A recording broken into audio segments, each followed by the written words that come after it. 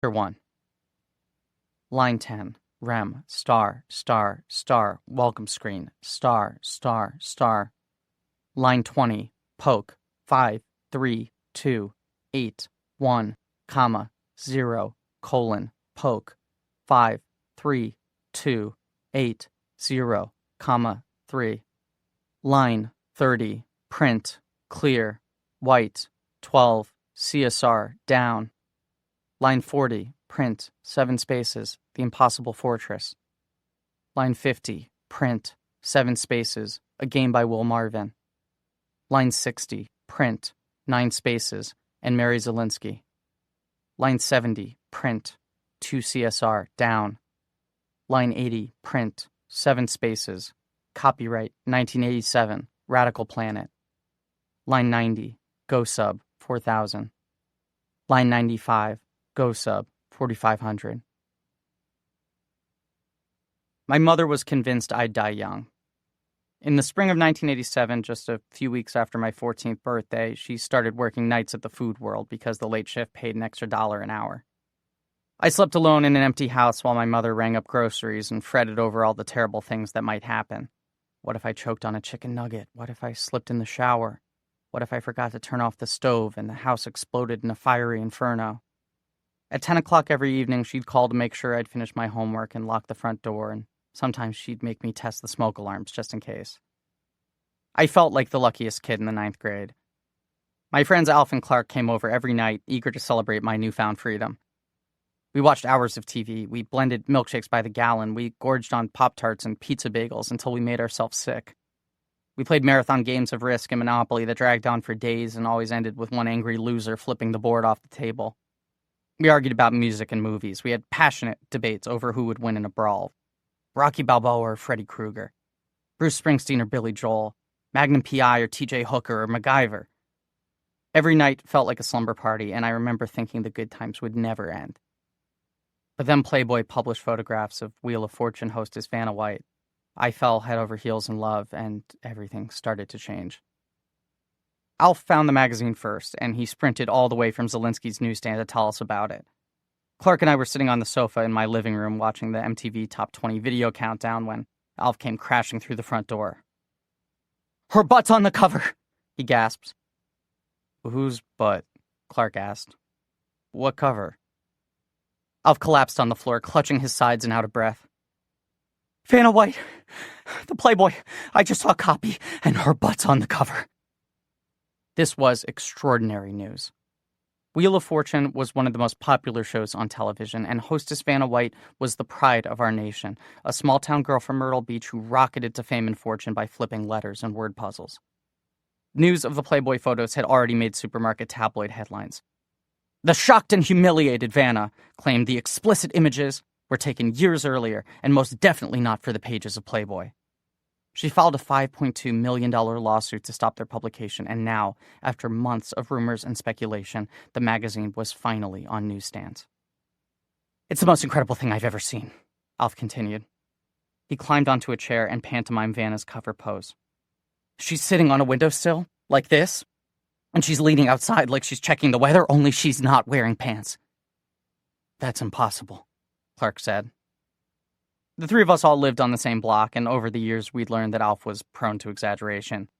Like the time he'd claimed John Lennon had been assassinated by a machine gun on top of the Empire State Building. "I swear on my mother's life," Alf said, and he raised his hand to God. "If I'm lying, she can get run over by a tractor trailer." Clark yanked down his arm. "You shouldn't say stuff like that," he said. "Your mother's lucky she's still alive." "Well, your mother's like McDonald's," Alf snapped. "She satisfies billions and billions of customers." "My mother?" Clark asked. "Why are you dragging my mother into this?" Alf just talked over him.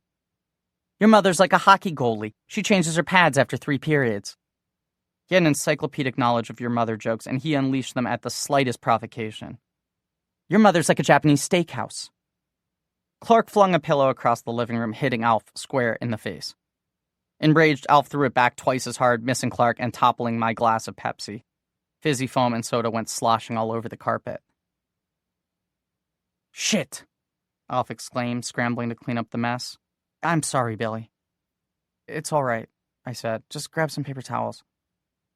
There was no point in making a big deal. It's not like I was going to ditch Alf and Clark for a bunch of new and more considerate friends. 9 months ago, the three of us arrived in high school and watched our classmates dive into sports or clubs or academics. Yet somehow we just orbited around them, not really fitting in anywhere. I was the tallest boy in 9th grade, but I was not the good kind of tall. I wobbled around school like a baby giraffe, all skinny legs and gangly arms, waiting for the rest of my body to fill in.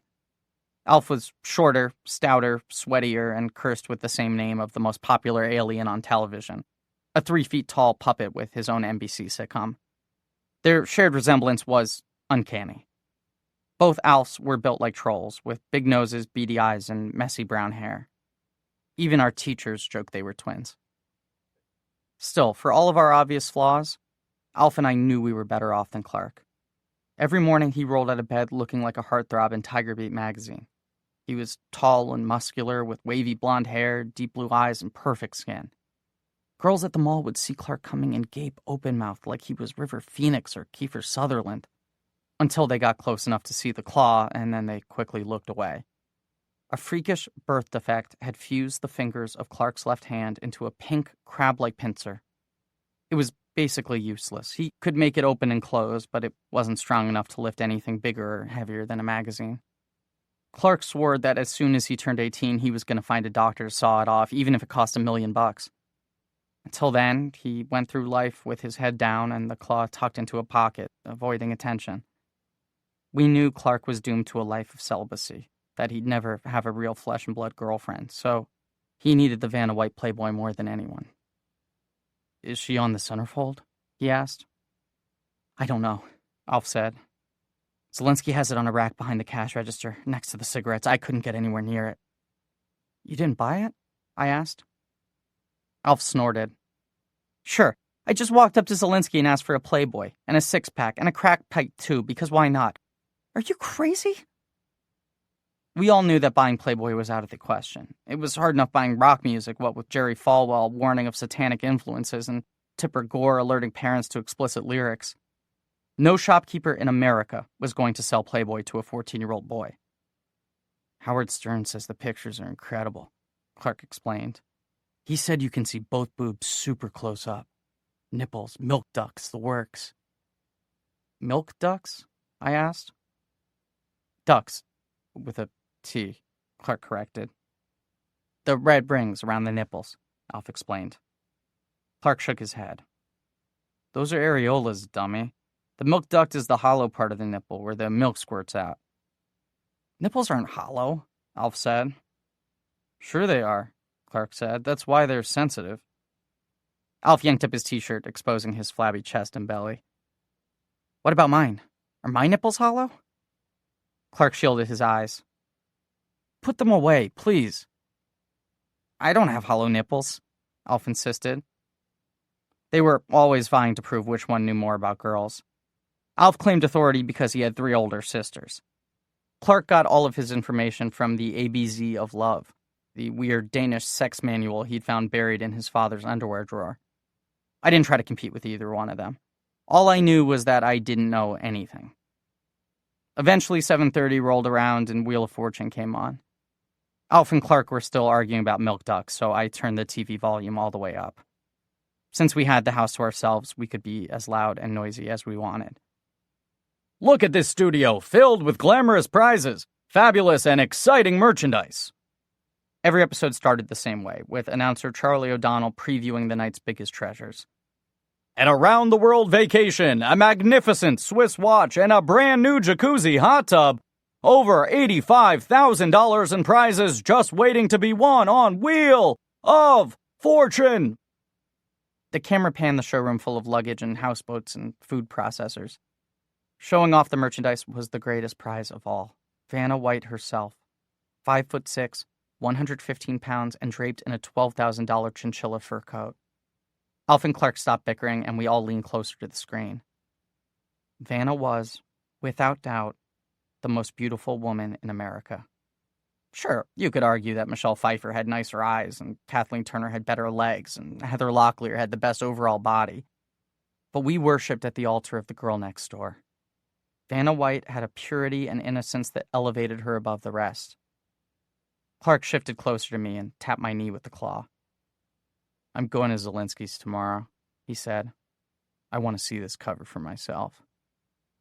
I said, "I'll come with you," but I never took my eyes off the screen. Chapter 2. Line 200. Rem. ****. Establishing difficulty. ****. Line 210. Print. Clear. 15. CSR down. Line 220. Print. Select skill level. Line 230. Print. Easy-1. Normal-2. Extreme-3. Line 240. Input your choice? Semicolon. SL. Line 250. If SL less than 1 or greater than 3, then go to 200. Line 260. We lived in Wetbridge, 5 miles west of Staten Island, in a geographic region known to stand-up comics as the armpit of New Jersey. We had factories and fuel refineries, dirty rivers and traffic snarls, densely packed single-family homes, and plenty of Catholic churches. If you wanted to buy anything, you had to go downtown, a 2-block stretch of mom-and-pop businesses adjacent to the train station. Downtown had a bike shop, a pet shop, a travel agency, and a half-dozen clothing stores. All these places had thrived during the 50s and 60s, but by 1987, they were slowly and stubbornly going out of business, squeezed by competition from all the new shopping malls. Most days, I was free to race my bike along the sidewalks because there were never any shoppers blocking my way. Zelinsky's Typewriters and Office Supplies was the only store in town that sold Playboy. It sat opposite the train station on Market Street, a 2-story brick building with antique typewriters in the windows. The awning over the door advertised manual, electric, ribbons, repair. But most of Zelinsky's business came from the newsstand just inside the front door. He sold cigarettes and newspapers and hot coffee to commuters rushing for their morning trains. We left our bikes in a heap on the sidewalk, and Clark went inside to confirm Alf's story. He emerged moments later, face flushed, looking dazed. "Did you see it?" I asked. "Are you okay?" Clark nodded. "It's on a rack, behind the register, just like he said." "And her butt's on the cover," Alf added. "And her butt's on the cover," Clark admitted. He squeezed onto a bench to discuss strategy. It was 3:30 in the afternoon, and it felt good to be outside. It was the warmest day of the year so far, and summer was just around the corner. "I've got it all figured out," Alf said. He glanced around to make sure the coast was clear. "We'll hire someone to buy it." "Hire someone?" I asked. "The magazine costs $4 and we need 3 copies. So that's $12 total. But we'll pay someone $20 to buy them. We get the Playboys, they keep $8 in profit just for buying magazines." Alf spoke like this was a magnificent revelation, like he'd hatched a plan to steal gold from Fort Knox. But when Clark and I looked around Main Street, all we saw were moms pushing baby strollers and some old people waiting for the bus. "None of these people will help us," I said. "None of these people," Alf corrected, putting emphasis in its proper place. "We just need to be patient until the right person comes along. Operation Vanna is all about patience." Alf was the mastermind of all our greatest capers, like Operation Big Gulp, in which we shoplifted music cassettes using 64-ounce soda cups from the 7-Eleven, and Operation Royal Dump, in which we destroyed a school toilet using M80 fireworks. He got a thrill from breaking rules and challenging authority, and when he set his mind on a goal, he would pursue it for weeks with dogged determination. It was only a matter of time, my mother warned, before Alf was imprisoned or dead. We sat huddled on the bench, watching the cars drift along Market Street, scrutinizing every pedestrian. We all agreed that we needed a man, but that was the problem. There were no men walking around Wetbridge at 3:30 in the afternoon. All the men were busy at work. And every time a guy did come along, we'd invent a reason to disqualify him. He looks too young. He looks too old. He looks too mean. He looks like an undercover priest. This was Alf again. His family was Catholic, and he was always warning us about undercover priests, holy men who dressed in plain clothes and patrolled Wetbridge looking for troublemakers. Clark and I told him this was bullshit. There was no mention of undercover priests in the dictionary or the encyclopedia or any book in the library. Alf insisted this secrecy was deliberate. He claimed that undercover priests lived in the shadows, completely anonymous by strict order of the Vatican. We sat on the bench for well over an hour, and Clark started getting impatient. "This is hopeless," he said. "Let's go to Video City. We can rent Kramer versus Kramer." "Not again," Alf said. "It beats sitting here all night," Clark said. Video City checked for ID and refused to rent R-rated films to anyone under the age of 17, but Clark researched their inventory and discovered a number of PG movies with shocking amounts of female nudity. Barry Lyndon, Barbarella, Swamp Thing. The best of these was Kramer vs. Kramer, the 1979 Oscar winner for Best Picture starring Dustin Hoffman and Meryl Streep. The story, something about two grown-ups getting divorced, was insanely boring, and we always fast-forwarded to the 44-minute mark when Dustin Hoffman's hot one-night stand gets out of bed to use the bathroom. What follows are 53 seconds of jaw-dropping, full frontal nudity filmed from multiple angles. We had rented the movie a dozen times, but never watched more than a minute of it. "I'm tired of Kramer versus Kramer," Alf said. "I'm tired of sitting on this bench," Clark said. "None of these people are going to help us. Operation Vanna isn't working." "Traffic's picking up," I pointed out. "Let's give it a little more time." In the late afternoon, the train started arriving every 15 minutes, discharging dozens of age-appropriate male passengers, most of them carrying overcoats and briefcases. They filed past Zelinsky's on their way out of the train station, and a few ducked inside the store for cigarettes or scratch-off tickets. But we watched them march past without saying a word.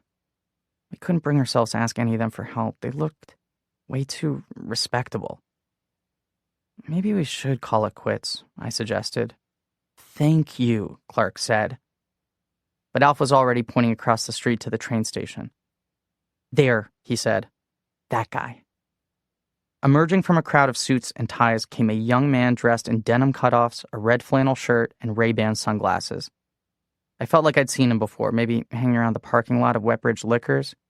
He had hair like Billy Idol, bleached white and spiky, sticking straight up. "He looks fishy," I said. "Fishy is good," Clark said. "We want fishy." "Excuse me, sir?" Alf called. The guy didn't miss a beat. He veered towards us like 14-year-old boys flagged him down all the time. The mirrored shades made it impossible to read his expression, but at least he was smiling. "What's up, fellas?" Alf held out the $20. "Can you buy us some Playboys?" His smile widened. "Vanna White," he said knowingly. "I heard about these pictures." 3 copies is $12, Alf explained. "You could keep the change."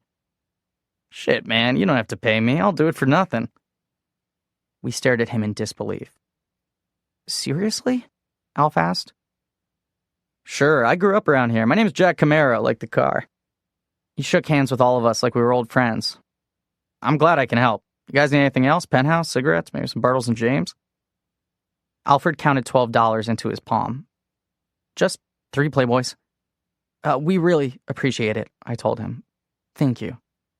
3 Playboys, Jack Camaro repeated. "No problem. You guys sit tight." He stepped inside Zelinsky's, and the 3 of us stared after him, slack-jawed. It was like we'd summoned a magical genie to obey our every whim and command. A moment later, Jack Camaro exited the store and returned to us, still clutching the $12. "I just had a crazy idea," he said. "Are you guys sure 3 copies is enough?" "3 is plenty," I said. "1 for each of us," Alf said. "Just hear me out," Jack Camaro said. "I bet your school is full of horn dogs who want to see these pictures. If you bought a couple extra magazines, you could charge whatever you wanted." We all realized the brilliance of his proposal, and everyone started talking at once. Most of our male classmates would happily spend $10 or $15 or even $20 to own the Vanna White photos for themselves. Jack Camaro suggested that we allocate rental copies for everyone else. We could loan them out for $1 or $2 a night, just like the movies at Video City. "You're a genius," Clark exclaimed. Jack Camaro shrugged. "I'm an entrepreneur. I look for opportunities. This is what we call supply and demand." We dug deep in our pockets and pulled the rest of our money, another $28. Jack Camaro would buy 10 copies for a total of $40, but we insisted that he keep one of the magazines as a service fee.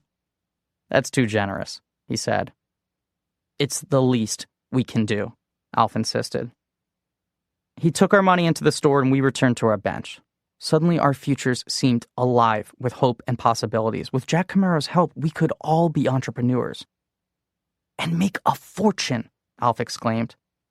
Take it easy, Clark told him. Let's not get carried away. He urged us to be sensible and invest our profits into more magazines, not just Playboy, but Penthouse, Hustler, Gallery, and We. I'm talking hundreds of copies. If we have enough inventory, there's no limit to this thing. Alf announced his plans to buy a Ford Mustang. Clark said he would pay for surgery to remove the claw, and I would help my mother with bills so she wouldn't worry all the time. These dreams lasted all of 6 or 7 minutes. Sure is taking a while, Clark finally said. It's rush hour, Alf reasoned. The store gets crowded. But we've been watching the door the whole time, and no other customers had entered or left the building. Maybe he's an undercover priest?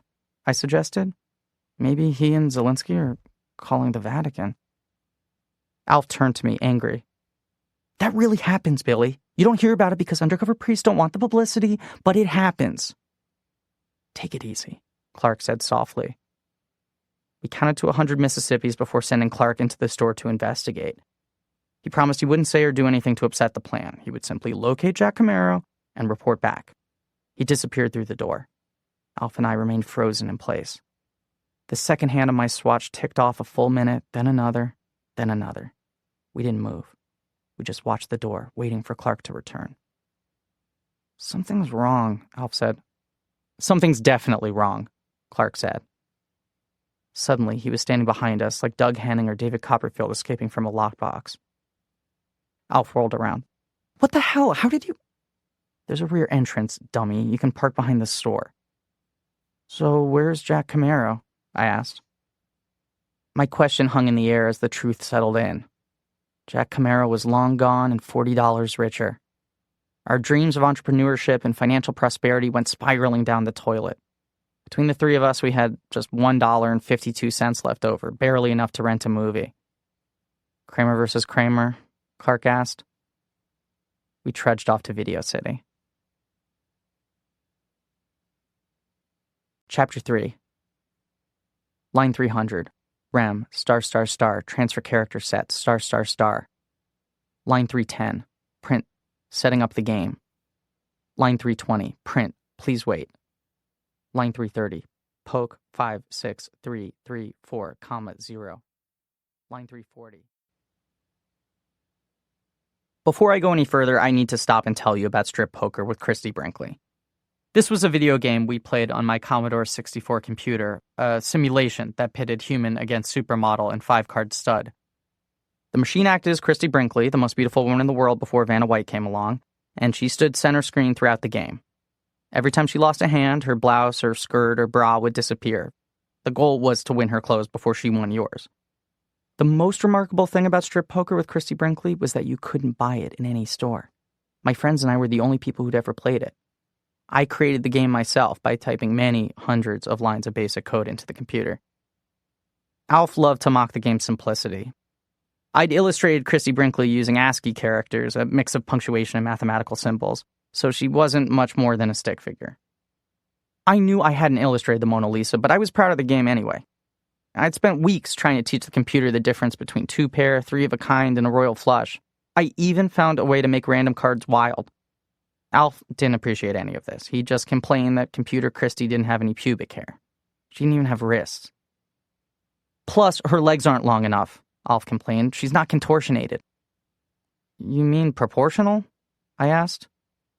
Exactly. It's terrible. I tried not to take Alf's criticisms personally. I reminded myself that he had no idea what went into making a computer game. None of my classmates did. Our high school had a lab full of new TRS-80 computers, but this was 1987. None of our teachers knew what to do with them. They used the machine to teach typing skills and drill vocabulary words. Most kids still didn't have computers at home. I was one of the lucky ones. My mother won the Commodore 64 through a contest at the Wetbridge Savings and Loan.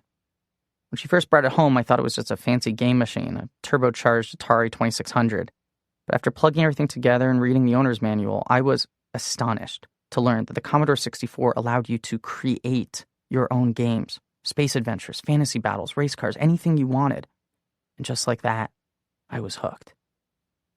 While my teachers droned on about algebraic equations and the American Revolution, I sat in the back of the classroom sneaking looks at the Commodore programmer's reference guide and sketching 8-bit images on graph paper.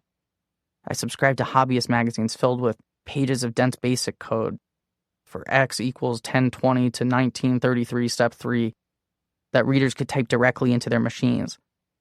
I often stayed awake inputting programs until 1 or 2 in the morning. It was slow, tedious work, but every program taught me something new, and I'd sometimes copy patches of code into my own games. Alf and Clark were the only people who'd ever played my creations, and Strip Poker with Christy Brinkley was my most ambitious game to date. Custom, designed to win their approval. Her nipples are zeros, Alf complained. That's the worst part. Who wants to play strip poker with a zero-nippled Christy Brinkley? Can't you round them off a little? This was a few days after the Jack Camaro incident. We were gathered around the computer in my bedroom, guzzling RC Cola and bored out of our minds. I could switch them to asterisks, I suggested, but Alf and Clark agreed that asterisks looked even worse. Forget it, Billy, Alf said. Let's just play something else. He ejected the floppy from the disk drive. I tried to grab it before he could see the label, but I wasn't fast enough. This is what it said. Strip Poker with Christy Brinkley, a game by William Marvin, copyright, 1987 Planet Will Software. Alf read the label and snorted. William Marvin? He asked. I blushed. That's my name. What, like William Shakespeare? Clark leaned over to see. What's Planet Will Software? My company? I said. Alf laughed even harder. Your company? It was one of those ideas that doesn't sound stupid until someone says it out loud. Never mind, I said. But Alf was just getting warmed up. He gestured around my tiny bedroom, pointing at my wall posters of Spuds MacKenzie and bikini supermodels. Is this your corporate headquarters? Can I be CEO? It's just a goof, I told him. I wrote it on the label to be funny. Alf didn't seem convinced, so I grabbed the closest distraction at hand, the 1987 Sports Illustrated swimsuit edition, and flung it into his lap. Check out page 98. Kathy Ireland swinging from a jungle vine, like Tarzan. The ruse worked. Alf opened the magazine and stopped teasing me, and I was relieved. Even though he and Clark were my best friends, I hadn't told them about my secret plan to grow up and make video games for a living. I wanted to be the next Mark Cerny, the whiz kid game designer hired by Atari when he was just 17 years old. I wanted to partner with visionaries like Fletcher Mulligan, the legendary founder of Digital Artists, and I wanted to have my own software company. These all seem like crazy things to say out loud, like announcing you were going to be an astronaut or president of the United States. When adults asked me what I wanted to do with my life, I just shrugged and mumbled, I don't know. Alf stuck his nose in the magazine, trying to inhale the scent of Kathy Ireland, but Clark was still pinching the floppy disk in his claws as if he'd been seized by a remarkable idea. Planet Will is a real business, he said. It's just a joke, I insisted. But it could be real, he explained. There are real teenagers who make video games and sell them. They run real businesses out of their garages. And they buy their office supplies at stores like Zelinsky's. Clark opened my closet and started removing clothes that I hadn't worn in years. The sports coat from my 6th grade graduation, the slacks I wore to church on Christmas and Easter, scuffed black shoes that couldn't possibly fit me anymore. Put these on, he told me. What are you talking about? I asked. Operation Vanna, take 2, he said. I've got a better idea, and this one is going to work.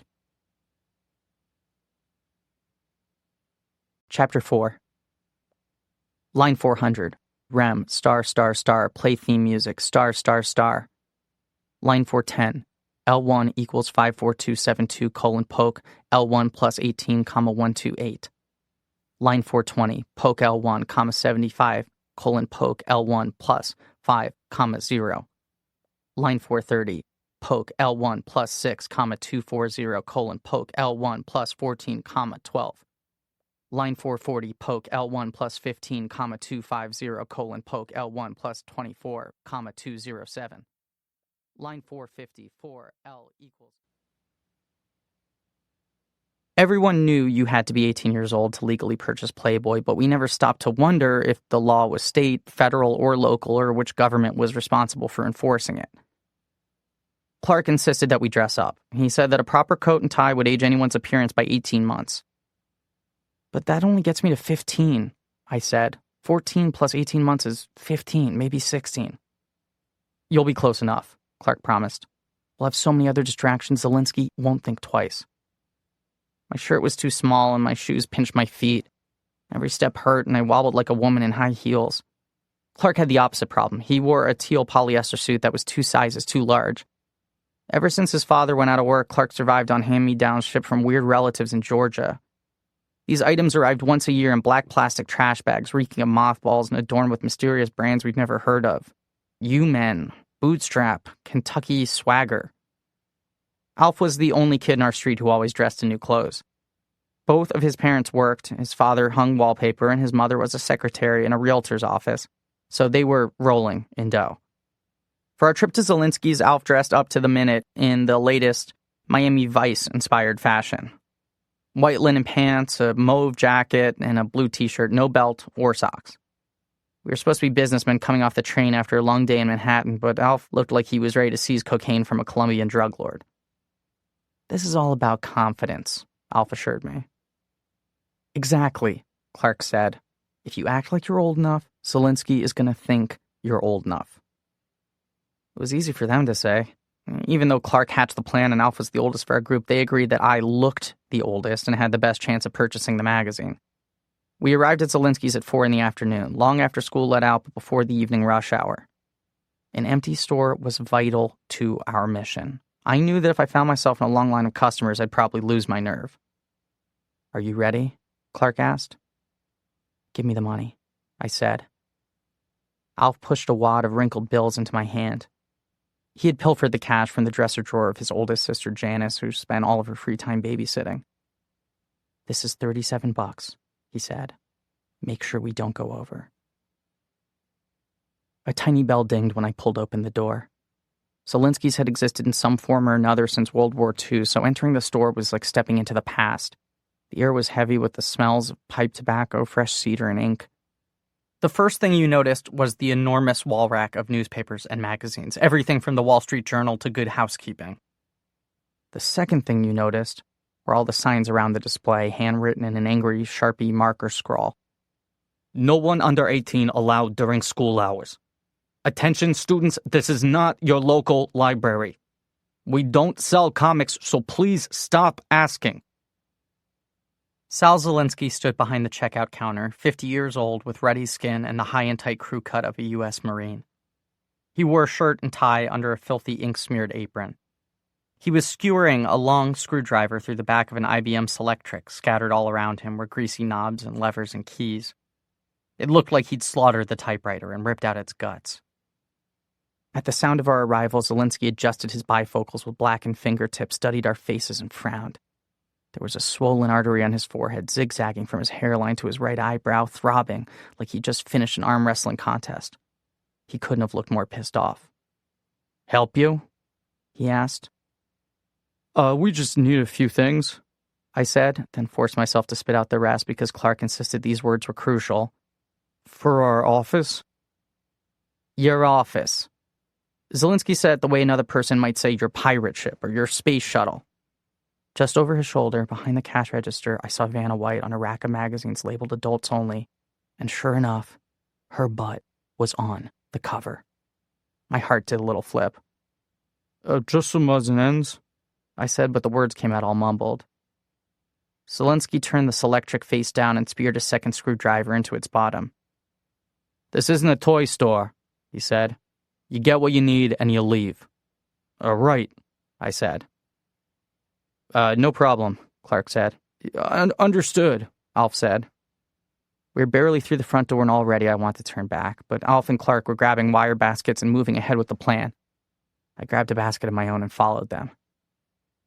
I had shopped at Zelinsky's dozens of times, but never ventured past the magazine rack. Behind the checkout counter, the store divided into 3 long aisles filled with office supplies, calendars and stationery, staples and staple removers, markers and mailers, and a million other doodads. We spread out, and we went to work. Clark's plan was to fill our baskets with many large but inexpensive items. I grabbed a 3-ring binder, a pack of A13 batteries, and a massive tub of Elmer's glue. If it cost less than $1 or $2, I put it in the basket. There were no other customers. The store was silent except for the radio. Phil Collins was repeating the fade-out chorus of Invisible Touch, but as soon as the song ended, it inexplicably started from the beginning all over again. At the back of the store was a large showroom designed to look like a working office, complete with desks and swivel chairs, typewriters and wall clocks and file cabinets. Everything had a price tag. The whole showroom was available for purchase. A fat girl sat at one of the desks typing on a Commodore 64 computer. The monitor was full of code, and I was too far away to read it, but I could hear the results streaming from the speakers. A tinny, synthesized version of Invisible Touch, the same song playing on the radio. The melody wasn't quite right. There were a few wrong notes, but as a copy, it was pretty damn close. The girl looked up. "Can I help you?" I grabbed the closest item on the shelf. It looked like a white paper hockey puck and dropped it into my basket. No, thanks." I turned down the next aisle but felt her eyes tailing me. None of the shelves were taller than my shoulders, and her desk in the showroom allowed her to observe the entire store. I grabbed some number 2 pencils and then topped off my basket with old, bulky typewriter ribbons that were marked down to 50 cents apiece. Alf was in the next aisle over, scooping styrofoam peanuts into a plastic bag. Clark walked past him with a dozen mailers wedged beneath his arms. They'd already gathered more stuff than we could carry. I knelt down to grab a handful of erasers, and suddenly the fat girl was right beside me, straightening a display of Post-it notes. She spoke in a low whisper. "My dad will call the cops." "What?" "He has 0 tolerance for shoplifting." She pointed to a sign on the wall. "We have 0 tolerance for shoplifting. We will call the cops. Thieves will not enter the kingdom of God. 1 Corinthians chapter 6, verse 9, 10. "I'm not stealing anything," I said, but I started blushing anyway because we were clearly guilty of something. She reached into my basket for the batteries. "These are for hearing aids. And this," she grabbed the paper hockey puck, "this is receipt tape for an adding machine. Nothing you're buying goes together." She was leaning over to whisper, and I could smell her perfume, fresh and clean, like soap in the shower. Long black hair fell past her shoulders. She wore an oversized Genesis concert t-shirt, and her wrists were covered with purple jelly bracelets. A small gold cross hung from the chain around her neck. "Is that your 64? I asked. "It's the store's. Technically, it's for sale, but my dad lets me use it. I got one at home." She seemed skeptical. "Disk drive or tape storage?"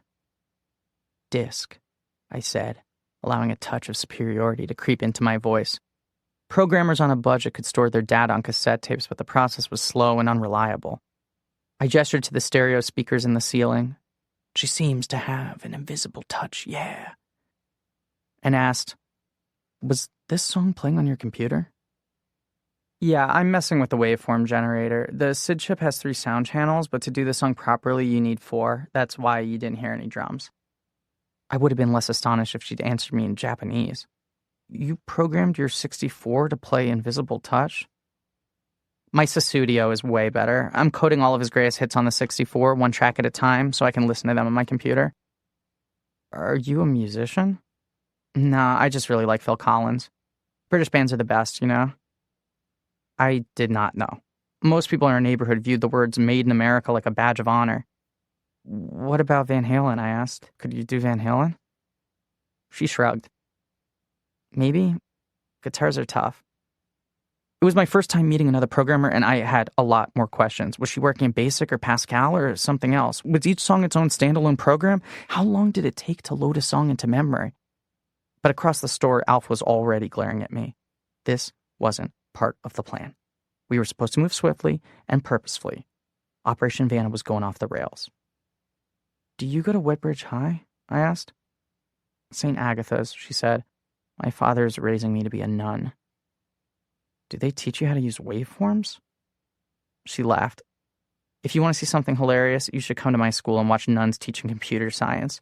We spent all winter learning how to draw a cross. No functions, no calculations, no animations, just graphics inspired by the Holy Gospels." "At least you're programming," I told her. "My school put a typing teacher in charge of the computer lab. I've seen her use a floppy disk sideways." That's impossible. Not if you push hard enough. She laughed. Are you kidding? Swear to God, I insisted. She broke the disc and the drive.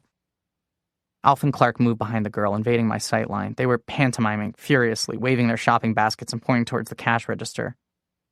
What about you? She asked. Do you program? I thought of strip poker with Christy Brinkley. I made a poker game last month, 5-card stud, human versus computer. You taught your 64 to play cards? It's not very good. It only wins maybe half the time, but I did teach it how to bluff. Now she looked impressed. That must have taken forever. And it felt so good hearing somebody say that because it had taken forever. I'd spent all winter on the game painstakingly teaching the 64 to recognize the difference between a straight, a flush, and a straight flush, only to have Alf mock the game because digital Christy Brinkley didn't have enough pubic hair. You're the first person I've met with a 64, I told her, and you're a girl. Is that strange? Well, I didn't think girls liked to program. Girls practically invented programming, she said. Jean Bardick, Marilyn Westcott, Fran Bilas, they all programmed ENIAC.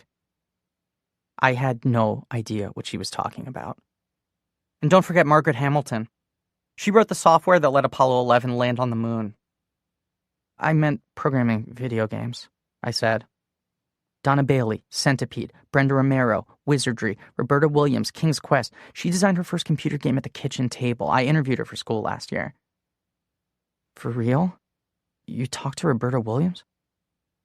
Yeah, I called her long distance in California. She talked to me for 20 minutes. King's Quest was a landmark computer game, an undisputed masterpiece, and now I had even more questions, but Alf was clearing his throat so loudly it sounded like he was choking. Look, I gotta go, I told her. My friends are in a hurry, but we're gonna pay for all the stuff, I promise. She took another look at my shopping basket, well aware there was something wrong with my story. Suit yourself, she said. Have fun with your hearing aid batteries. I followed Alf and Clark to the front of the store, and we unloaded our baskets on the checkout counter. Now that we were actually spending money, Zelinsky's mood brightened. He swept aside the greasy typewriter parts to make room for our purchases. All right, gentlemen. Do you want separate bills, or shall I put it all together? Together is fine, I said, flashing my $37 in wrinkled bills. Zelinsky bagged the items as he punched prices into the cash register. It was a beautifully ornamented brass chest with mechanical buttons, big and clunky and nothing at all like the electronic models at Food World. Must be some kind of business you guys are running, he said. What kind of work is it? Computer software, I explained. We make our own games? Smart thinking, Zelinsky said. He bagged my hearing aid batteries without blinking an eye. You don't want to be in the typewriter business, I can tell you that. All the money is in word processing now. And laser printers. Have you ever seen a laser printer? They're like magic. The subtotal on the cash register crept higher and higher. $23.57, $24.79, $28.61, and I worried one of us had overspent. But after everything was bagged, the total with tax came to an even $30, exactly where we hoped it would be. Is there anything else? Zelinsky asked. This was the moment of truth. The moment I'd rehearsed with Alf and Clark again and again. They'd coach me to keep my pitch exactly the same, to speak the words like I use them all the time. Just some Tic Tacs, I said. And a Playboy? Hang on, the fat girl called, and she came running to the front of the store waving a sheet of paper. There's a contest at Rutgers this month for high school programmers. Anyone under 18 can enter. I didn't move. None of us did. First prize is an IBM PS2, she explained. With a 16-bit processor and a full megabyte of RAM, you should enter your poker game. I couldn't look at the girl, and I couldn't look at Zelinsky, so instead I looked at the paper. She had found the rules on a CompuServe form and spooled them through a dot matrix printer. The skinny, perforated tractor feed strips were still clinging to the sides of the page. The judge is Fletcher Mulligan from Digital Arts, she continued. He's coming all the way from California to judge the contest. Seriously? I asked. For a moment, I forgot all about the magazine. Fletcher Mulligan's going to be there?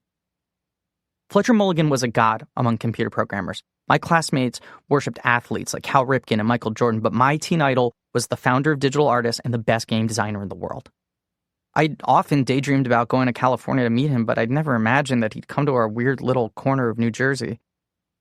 Zelinsky cleared his throat, and the girl seemed to understand that she had wandered into something awkward.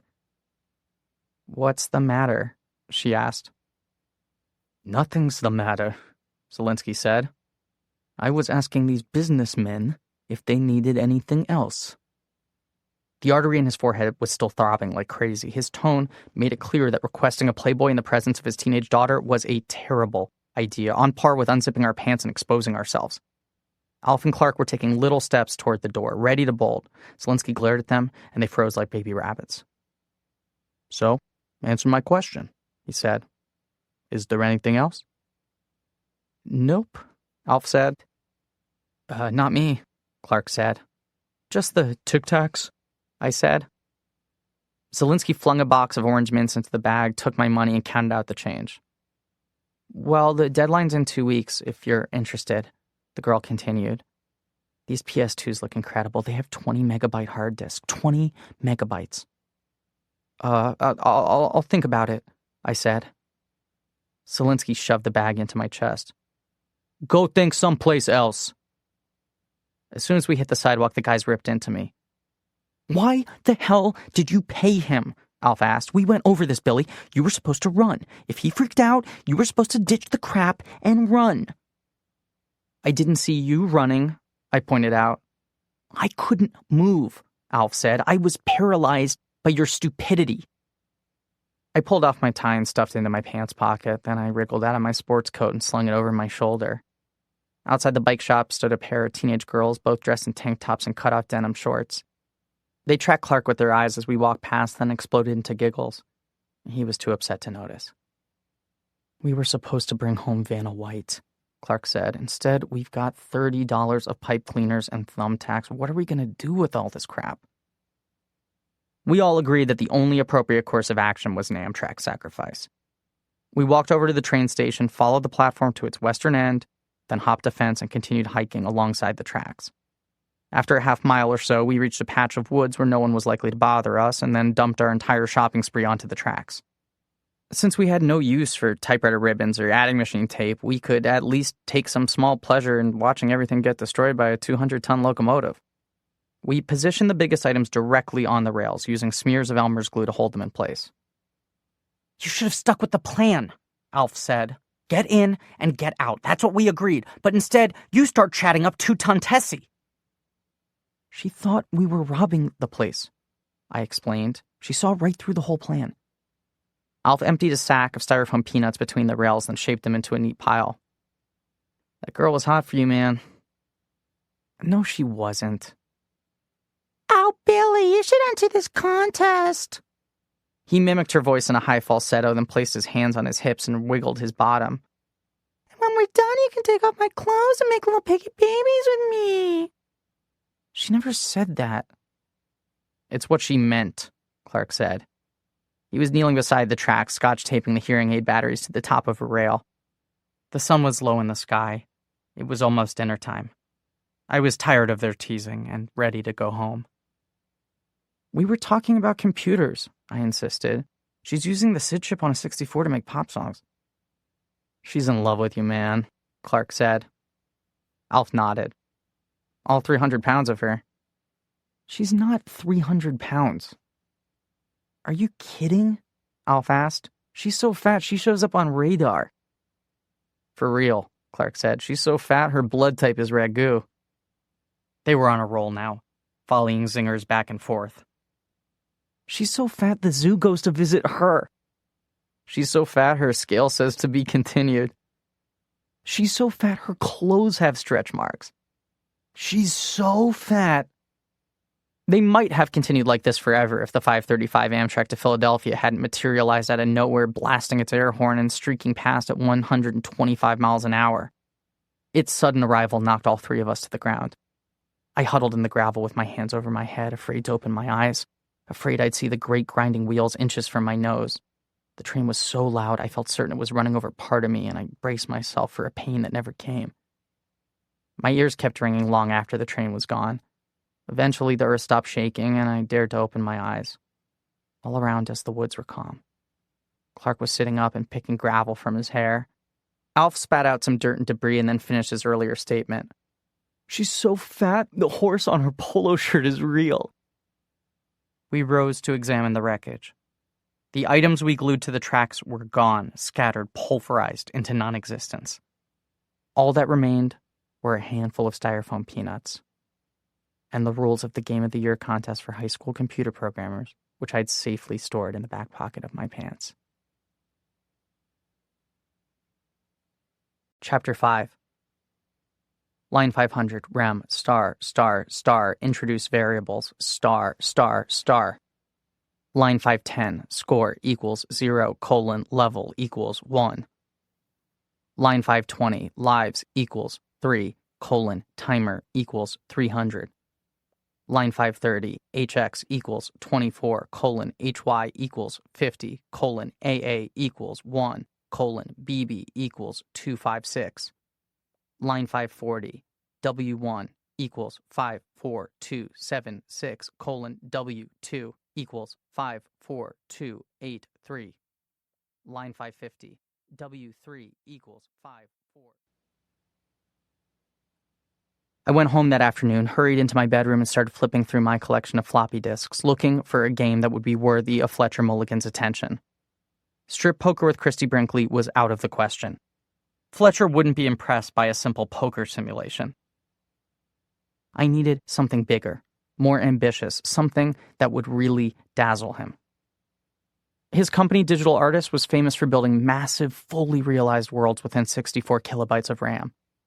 Every game took players to new and surprising destinations, Egyptian pyramids, alien planets, pirate ships, and Gothic mansions, all rendered in beautiful, blocky 8-bit graphics.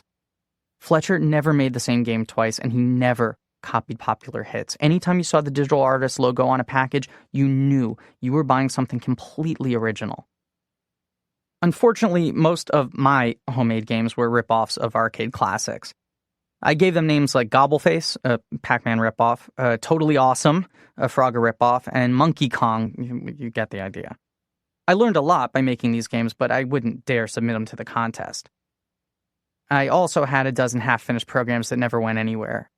I once started a game called Mission Zero because I liked the name Mission Zero, but I never got past creating the title screen. I started an adaptation of the Stephen King novel Cujo, in which you played as St. Bernard and tried to bite as many people as possible, but stopped when Clark warned that Stephen King would probably sue me. The best of these half-finished efforts was a game called The Impossible Fortress. I got the idea after seeing a drawing by a guy named M.C. Escher.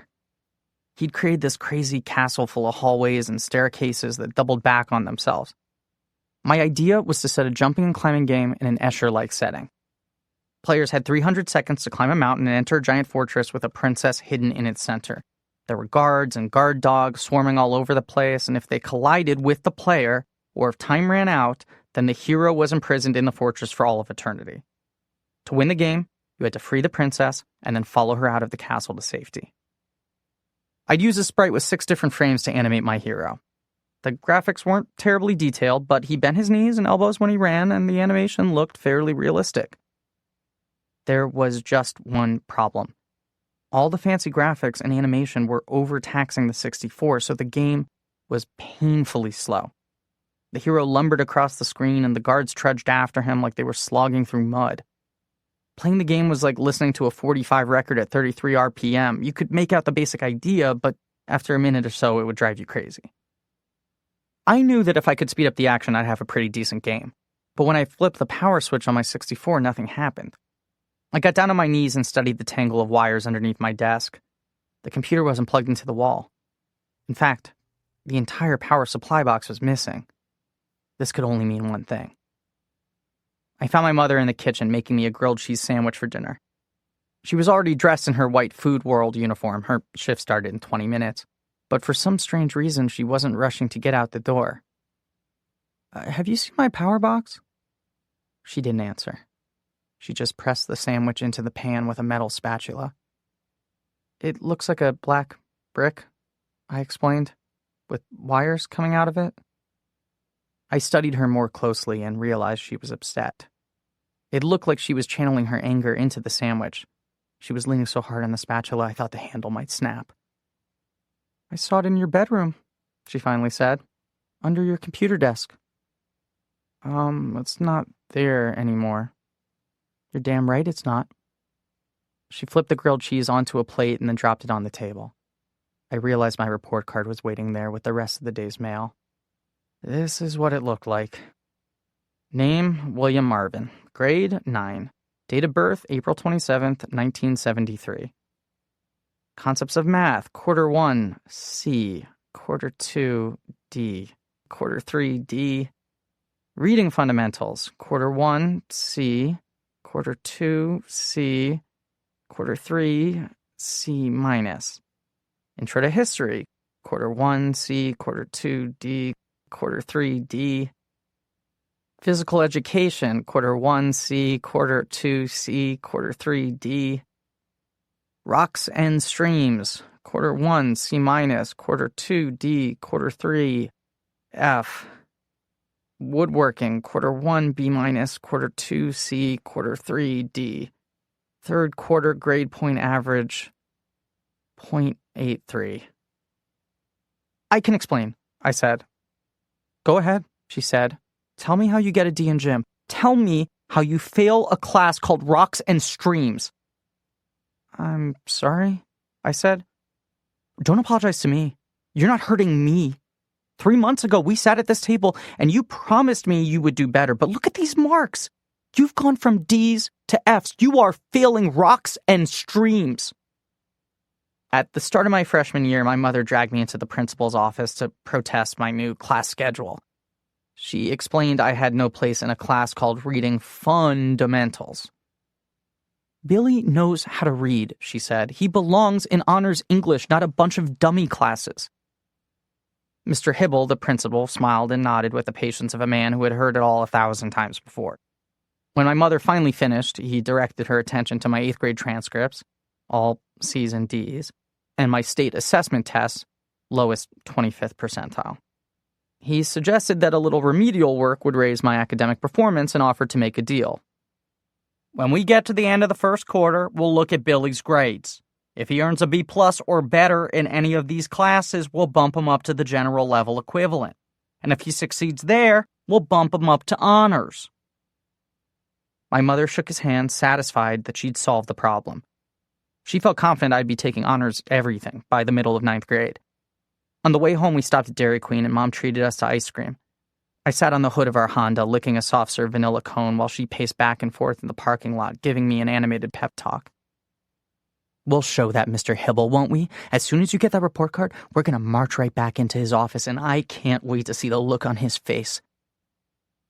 The next day, I returned to school determined to please her. I wanted to bring home a report card that would impress her, the sorts of grades that mothers post on refrigerators. I sharpened all my pencils and organized my Trapper Keeper notebook for maximum efficiency. But every time I walked into a classroom, my willpower vanished. I'd try to focus on the teacher, I'd try to listen and take careful notes, but after 5 or 10 minutes, I'd be doodling, and eventually one of my doodles would morph into a sprite, an animated shape constructed of 504 bits in a 24 by 21 grid. Or I'd just scribble down a few lines of basic code, something to test on my computer when I got home from school.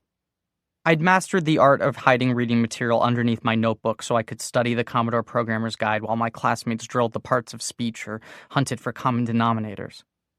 As long as I sat in the back and kept quiet, my teachers were happy to ignore me, ignoring them.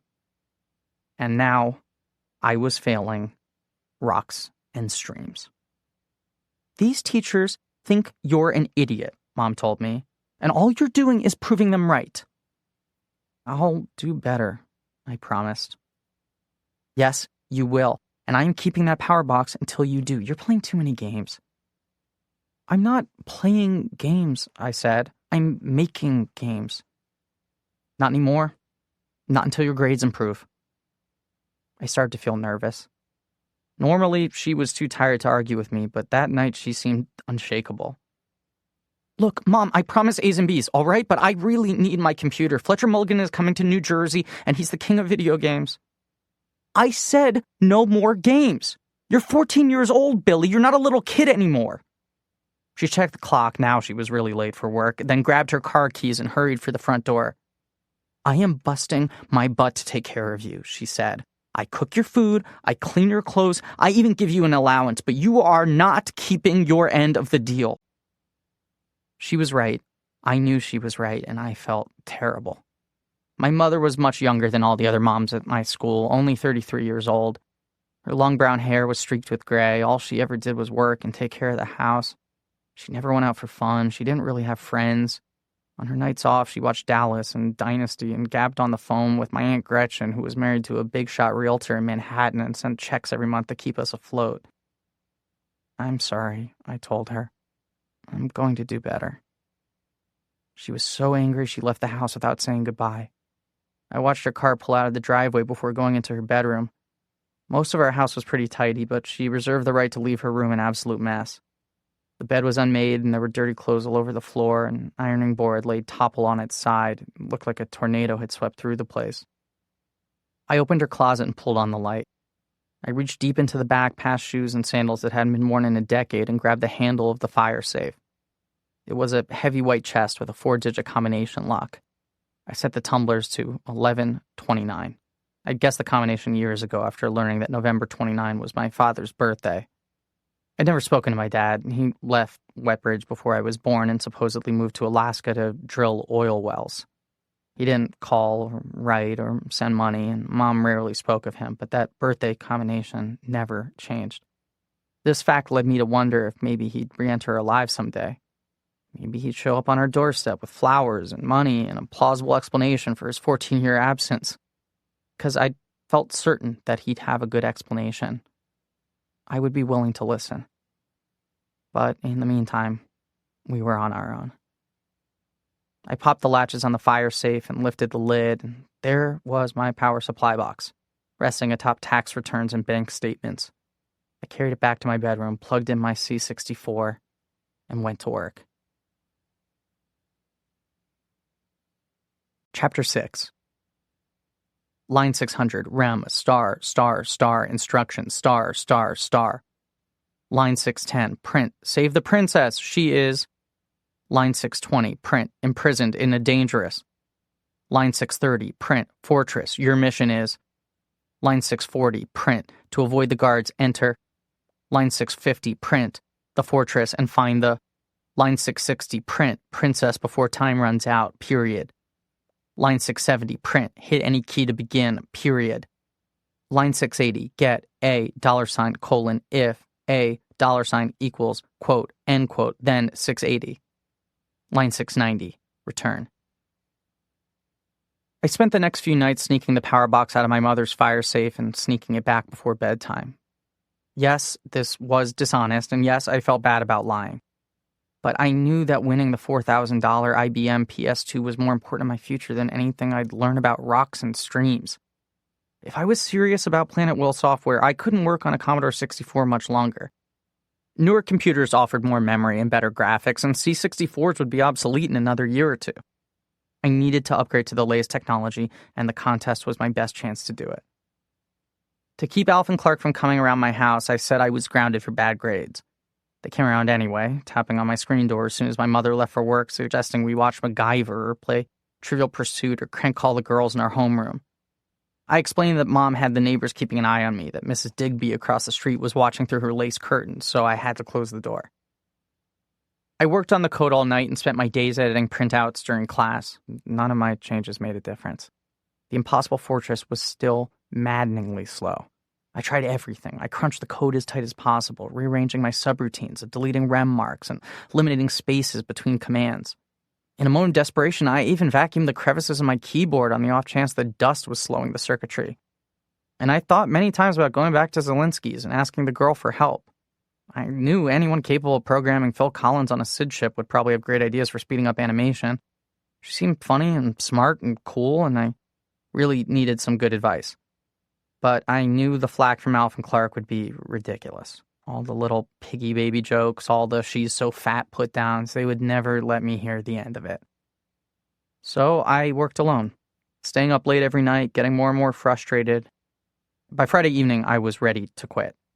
And then I heard a familiar squeak of bike brakes outside my window. I peered out through the blinds and saw Alf and Clark riding into my driveway. They were dressed all in black like girls in a Robert Palmer video minus the bright red lipstick. "What's with the costumes?" I asked. "Operation Vanna," Alf said. "Take 3, Clark said. "We've got a new plan." I realized they were still talking about the Playboy magazine, about the Vanna White photos. I'd been so wrapped up in my game I'd forgotten about them. "You guys are obsessed," I said. Clark looked like I'd hurt his feelings. "You said you wanted to see them too. You said she was the most beautiful woman in America." "I know." "You said she was a perfect 10. "I know." "So why aren't you interested?" I thought of Fletcher Mulligan, of the $4,000 IBM PS2, of my hopelessly inept game that still needed hours of work. "Because I'm grounded, remember? My mom has Mrs. Digby watching me." Clark peered across the street to Mrs. Digby's tiny 2-bedroom bungalow. Her porch was empty, her windows dark. "That old lady went to bed 3 hours ago. She'll never know you sneaked out." "And you don't want to miss this," Alf promised me. "The sooner we get there, the sooner we start getting rich." This set off plenty of warning bells. Over the years, I'd learned to be skeptical of Alf's get-rich-quick schemes. Like the time we spent a week pulling a wagon all over Wetbridge collecting aluminum cans for resale because Alf read that the scrap metal yard paid 10 cents a can. We collected more than 800 cans before discovering that Alf didn't know how to read digits after a decimal point. The actual rate was just .01, a penny a can. "What's the idea?" I asked. "It's simple," Alf said. "Do you know the story of Jesus and the fishes?" I stared at him, thoroughly confused, trying to understand how a Bible story could relate to photos of Vanna White. "It's like this," Alf continued. "Jesus goes to this party at Galilee or wherever, and 5,000 guys show up. And everyone's starving. It's the middle of the desert, but all they have is one fish. One scrawny little perch on a plate. But Jesus is like, 'Don't worry, guys, just pass it around. There's plenty for everyone.' And he's right. It's a miracle. They keep passing the plate, and somehow there's enough for everyone. He feeds all 5,000 people with one fish. That's the story. But now ask yourself something. What if Jesus charged money for the fish? What if he had a magic machine that turned one fish into 5,000 fishes, and he charged $2 a fish? That's what I'm talking about, Billy. The magic machine exists. It's real." I turned to Clark. "Translate to English?" Clark gave me a sheet of paper, and I held it under the dim glow of the porch lamp. It was a photograph of Alf's face, smushed behind a pane of glass. His eyes were closed, and a blinding white light illuminated the zits on his forehead. It looked like he'd copied his face on a Xerox machine, except the image was rich with color, like a picture in a glossy magazine. I'd never seen anything like it. "How did you make this?" I asked. "Color Xerox machine. My mother's office just got one. Copies anything you want in full color." Suddenly, I put it all together. "You're gonna copy the Vanna White pictures?" "Bingo," Alf said. He handed me an index card listing the prices. Uncensored, Vanna White, uncensored. 1 photo, $2. 3 photos, $5. All 10 photos, $10. It's America's sweetheart like you've never before seen her. Order today. "I hate to admit this," I told Alf, "but you're a genius." Alf took a little bow. "Thank you." The tabloids and television shows had been talking about the Vanna White photos all month. Every boy in the 8th and 9th grade would be lining up to give Alf their lunch money. He would take a simple $4 magazine and Xerox it into a fortune. There was just one problem. "Where's the magazine?" "We're getting it tonight. Tyler Bell wants to help." I was certain I'd misheard him. Tyler was 3 years older than us, a senior. He was the only kid in town with a motorcycle, a beat-up 1968 Harley with a shovel-head engine. He wore leather in the winter and denim in the summer, and he rotated a wardrobe of heavy metal t-shirts all year round. Iron Maiden, Metallica, Megadeth, Slayer. His pants were fringed with safety pins, and his boots were always scuffed because he didn't give a shit. "Since when are we friends with Tyler Bell?" I asked. He's actually really cool, Alf said. Most of the stories about him aren't true. Except he did have sex with a teacher, Clark pointed out. Senora Fernandez, that story's totally true. Sex with a teacher was minor league compared to the other rumors I'd heard. It was said that Tyler rode into New York City on weekends, that he got into fistfights with metalheads and had sex with hookers in Times Square. Surprisingly, none of this prevented the girls in my class from going berserk over him. When Tyler came swaggering past their lockers, they'd fall all over themselves like he just stepped off the cover of a Harlequin romance novel. In another life, he was probably a pirate or a Viking. Why is Tyler helping you? I asked. How does he even know your names? Me and Alf were getting dressed after gym, Clark explained. We were talking about Zelinsky in the locker room, and Tyler overheard us. And he said for $20, he'd get us the magazine. And you paid him? No, not yet, Alf said. We're meeting him right now at the train station. I didn't want you to feel left out, Clark explained. I thought you'd want to be there when we saw the pictures. Clark was pretty thoughtful that way. Anytime he had good luck, he was always quick to spread it around. In my earliest memory of him, we were little kids walking home from kindergarten in a snowstorm, and Clark stumbled across a pristine Hershey's chocolate bar. Any other kid would have pocketed the candy for himself. But 5-year-old Clark knelt down in the snow, unwrapped the Hershey bar, and used his claw to snap it into 3 evenly sized pieces. The chocolate was frozen solid, dusted with perfect white snowflakes, and maybe the purest, most delicious thing I'd ever tasted. I'll be right out, I said. By the time we reached Market Street, it was nearing 11 o'clock, and all of the stores and restaurants were closed. The sidewalks were empty, and there were few cars on the road. At Alf's direction, we ditched our bikes behind the bank because we'd look cooler meeting Tyler on foot. Motorcycles were badass, but pedal power was for little kids.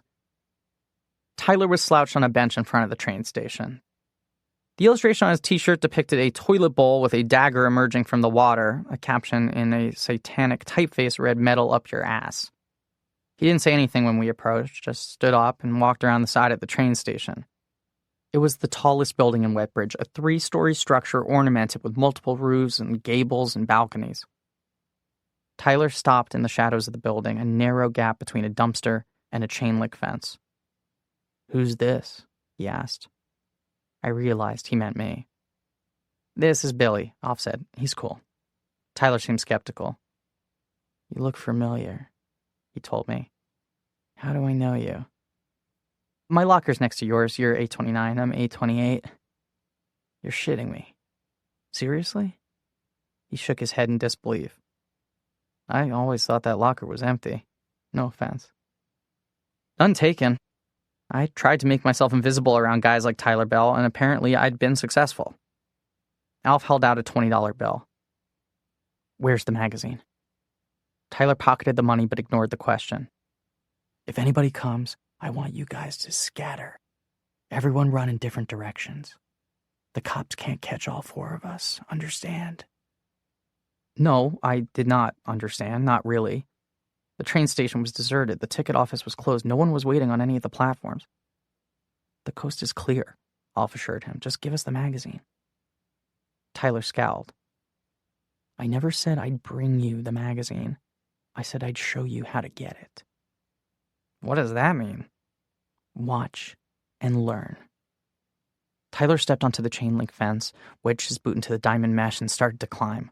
For all of his size and bulk, he moved quietly and gracefully, scaling the fence like Spider-Man.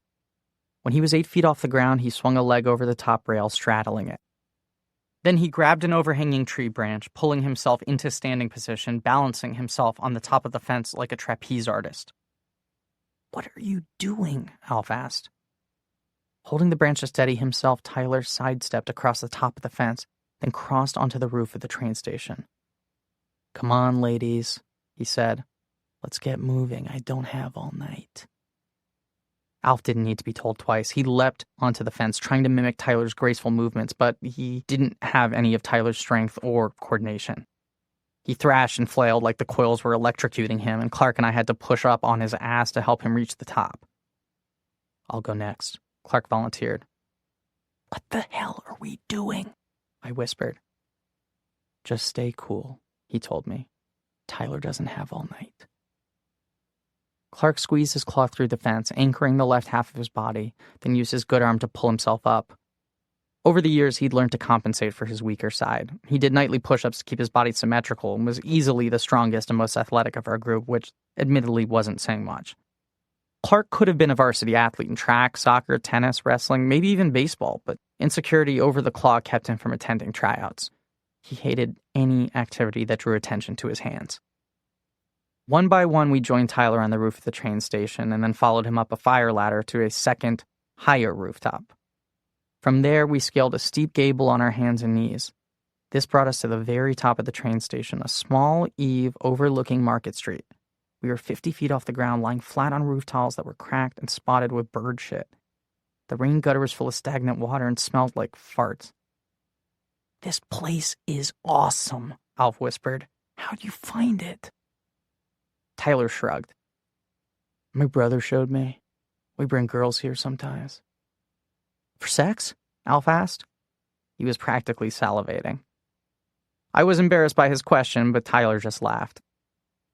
"I've had more ass on this roof than you'll see in a lifetime." He gestured up at the night sky. "Girls see all these stars, and it's like their belts unbuckle themselves." I wriggled forward, peering out over the gutter. The top of the train station offered a bird's-eye view of all the neighboring buildings. "So, where's the magazine?" I asked. "Look across the street," Tyler said. "You see General Tso's? The Chinese restaurant on the corner?" General Tso's Mount Everest was the nicest restaurant in town and the only place to take a girl if you didn't have a car. Every item on the menu came served in pint-size or quart-size containers. "There's a fire escape ladder in the back of the restaurant," Tyler explained. "What you want to do is climb the ladder to his roof. You need to be quiet, because the general lives above the restaurant. He's got the apartment on the second floor." "Wait a second," I interrupted. "What are we talking about? What are we doing up here?" Tyler sighed long and loud, like his worst fears about me had just been confirmed. "Let's just hear him out," Clark said. "Yeah, go ahead, Tyler," Alf pleaded. As Tyler continued, Clark started taking notes. He brought out a pencil and paper and sketched the buildings along Market Street. From our perspective, they seemed small and easily scalable, like obstacles in a video game. Most stores were crammed side by side, but General Tso's was separated from its neighbor by a narrow alley. "You'll need to hop across the alley," Tyler explained. "That'll put you on the bike shop. They use their second floor for inventory, so you can be as loud as you want. And then you just walk east. Bike shop, travel agency, Zelinsky's. He uses his second floor for inventory, too. Old typewriters and shit, so you don't have to worry about noise." I turned to Alf and whispered, "How does he know all of this?" "I worked there last summer," Tyler explained. "Now you see that bump on the roof? The little square box? That's an exit hatch. Zelinsky keeps it locked from the inside, but the whole door has gone to shit. The wood's rotten, the hinges are rusted. You could probably pry it off with your bare hands. With a crowbar, it'll take 2 seconds." At last I understood. He was describing a burglary. "Are you kidding? You guys want to steal the magazines?" A moment passed and no one said anything. "Well," Clark reasoned, "technically it's not stealing if we pay for them. We could leave money in the cash register, $4 for every copy we take." "Then we fix the hatch on our way out," Alf said. "Well, bring a screwdriver and put the hinges back on." "No," I said. "No way." "Why not?" Tyler asked. "Because Alf just gave you $20. Why don't you just walk into his store and buy the magazine for him?" "That would be illegal," Tyler said. "This is illegal," I said. "You're telling us to break into Zelinsky's and steal the magazine." I don't know where I found the courage to challenge Tyler Bell. He looked like he was ready to push me off the roof, but someone had to say something. His plan was ridiculous. It was straight out of Mission Impossible. And my friends were hooked. "It's not stealing if we pay for them," Clark repeated. "Yes, it is," I said. "Nobody will ever know," Alf said. "Zelinsky finds some extra money in his cash register. We bring home Vanna White. It's a win-win." Exactly, Tyler said. Clark finished his sketch and held it up for review.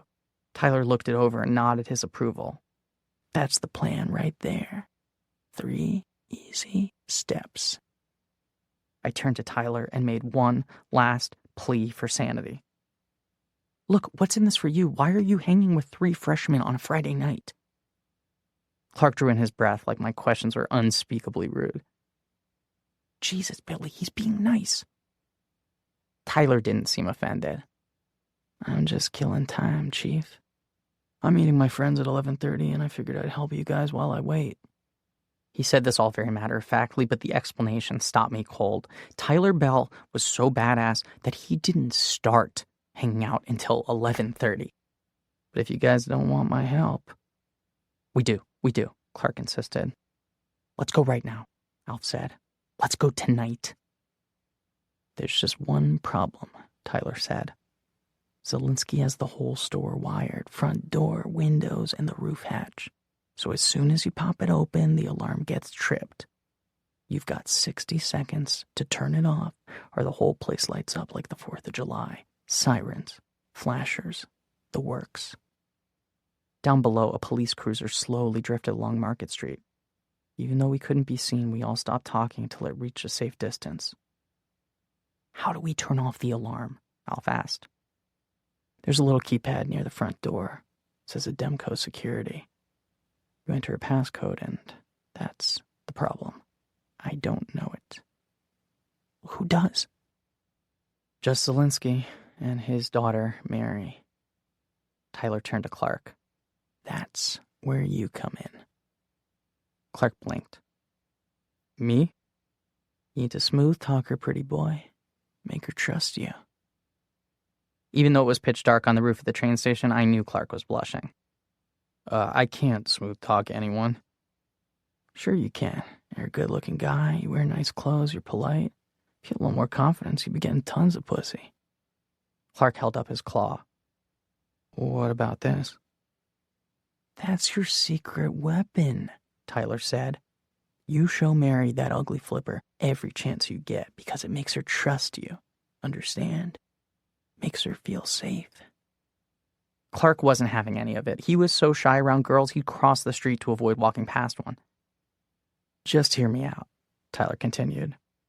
Mary works at the store every afternoon, and this chick is horny like a baboon, all right? I had to beat her back with a stick. She couldn't keep her hands off me. She is desperate for action. I don't want action with her, Clark said. Just hang out, Tyler said.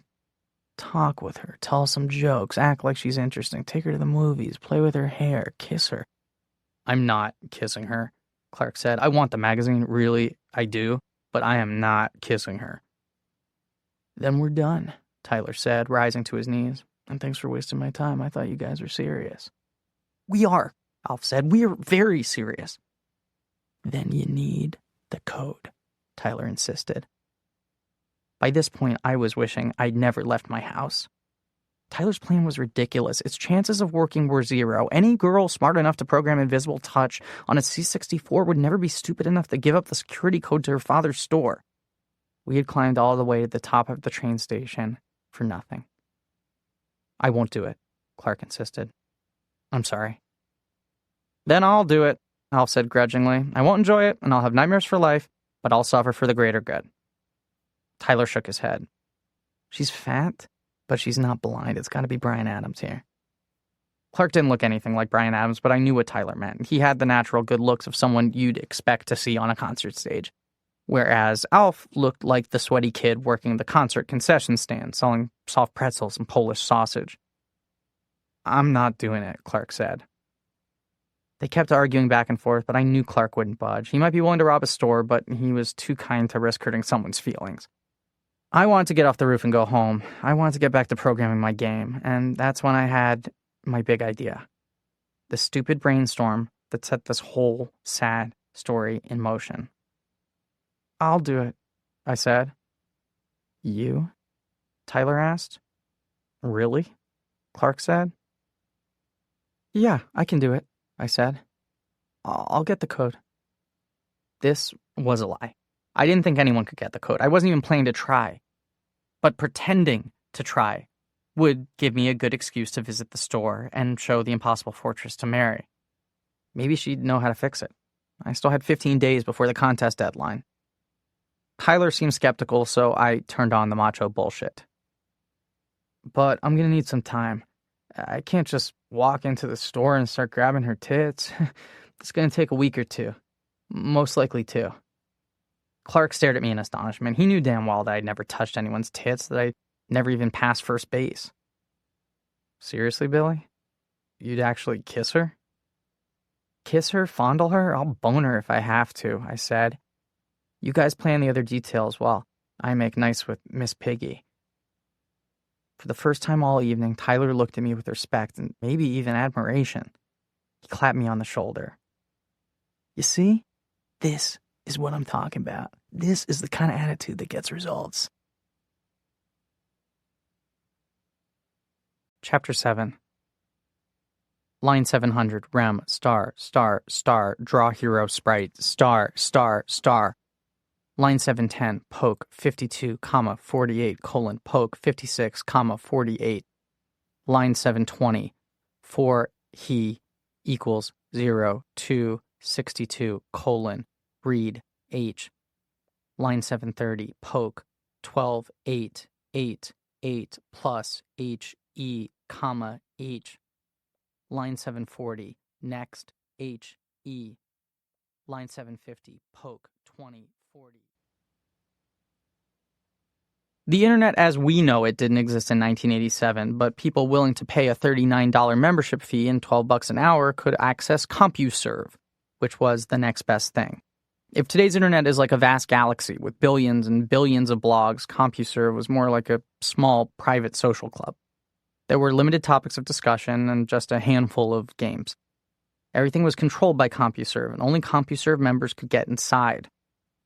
There were no videos or graphics or sound. There wasn't even color. Our 300 baud modems were barely capable of streaming ASCII characters, and the words filled our screen slowly. 1 C, H, A, R, A, C, T, E, R at a time. Every interaction was like waiting for a Polaroid to develop. After logging into the site, I had to wait a full minute for the main menu to download. CompuServe Information Service, 2312 EDT. Friday, 15 May 87. 1. Newspapers. 2. Finance. 3. Entertainment. 4. Communities. 5. CompuServe user information. 6. Electronic mail. Enter your selection number, or H, for more information. I chose option 6, electronic mail, an easy way to contact Mary without visiting the store and facing Zelinsky. The contest rules had come from a CompuServe users group, and Mary's member ID number was printed at the top of the page. All electronic mail on CompuServe had a maximum limit of 12 lines, so I kept my message brief.